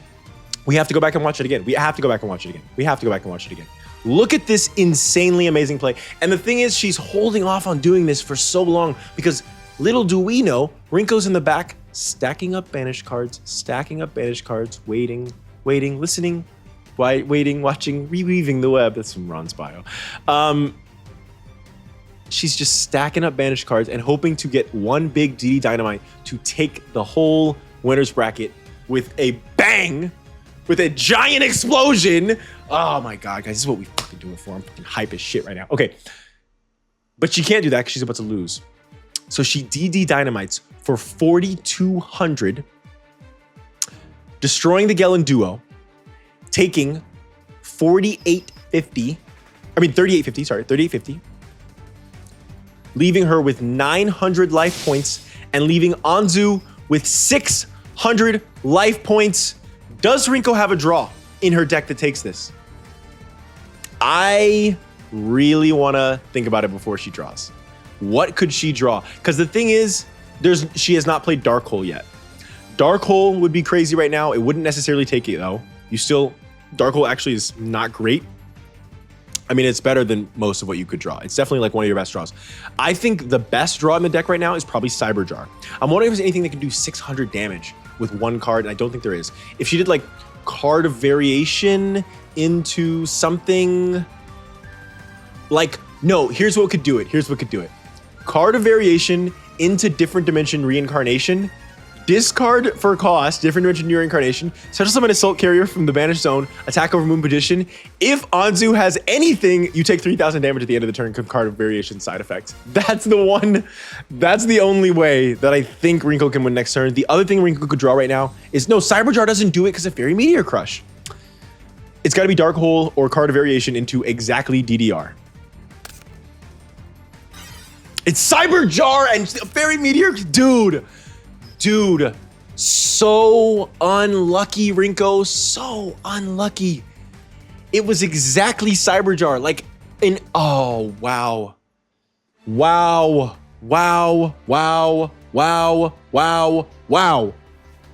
We are here at the Interschool tournament, and we have just watched the finals of the winners bracket. Anzu Mizaki and Rinko Aomi faced off in an incredibly close match.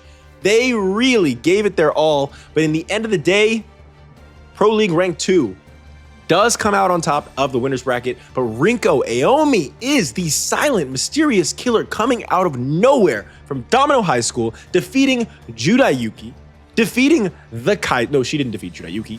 Shut up. She did better than him. She defeated the Kaiser. She defeated Hozan Gokaido. She defeated Taito. No, I love how Rinko Aomi, by the way, is taking, she's the dual, bro, Rinko Aomi's the dual giant, bro. You know, when Beauregard in the anime dresses up in the big blue, she's gathering these blue outfits like it's fucking, you know, like it's fashion. No, I don't know. I couldn't think of anything funny fast enough. If I did, it would have been funny. Like, oh, like she's building up blue jackets, like it's, I don't know enough about like it's the Met Gala. I don't know enough about fashion to have made that reference specific. But if I had thought of something in time, it would have been really funny. Anyways, yeah, look at this. That's so funny. Rinko Aomi coming out of nowhere, defeating the Kaiser, and she has just put Duel Academy on the back foot, folks. The losers bracket is gonna be spicy. It's gonna be spicy, baby. Now, I have to think how I'm gonna do this. I might actually separate winners and losers. Maybe there'll be 2 gameplay videos per tournament. That'd be fun. Then I can include more moments, but I don't know. It depends on how it ends up in editing. I haven't done it yet. So, guys, Duel Academy's on the back foot going into the losers bracket. Can Duel Academy beat Rinko Aomi? It is very interesting. I'm very excited. We'll see next time who will come out on top.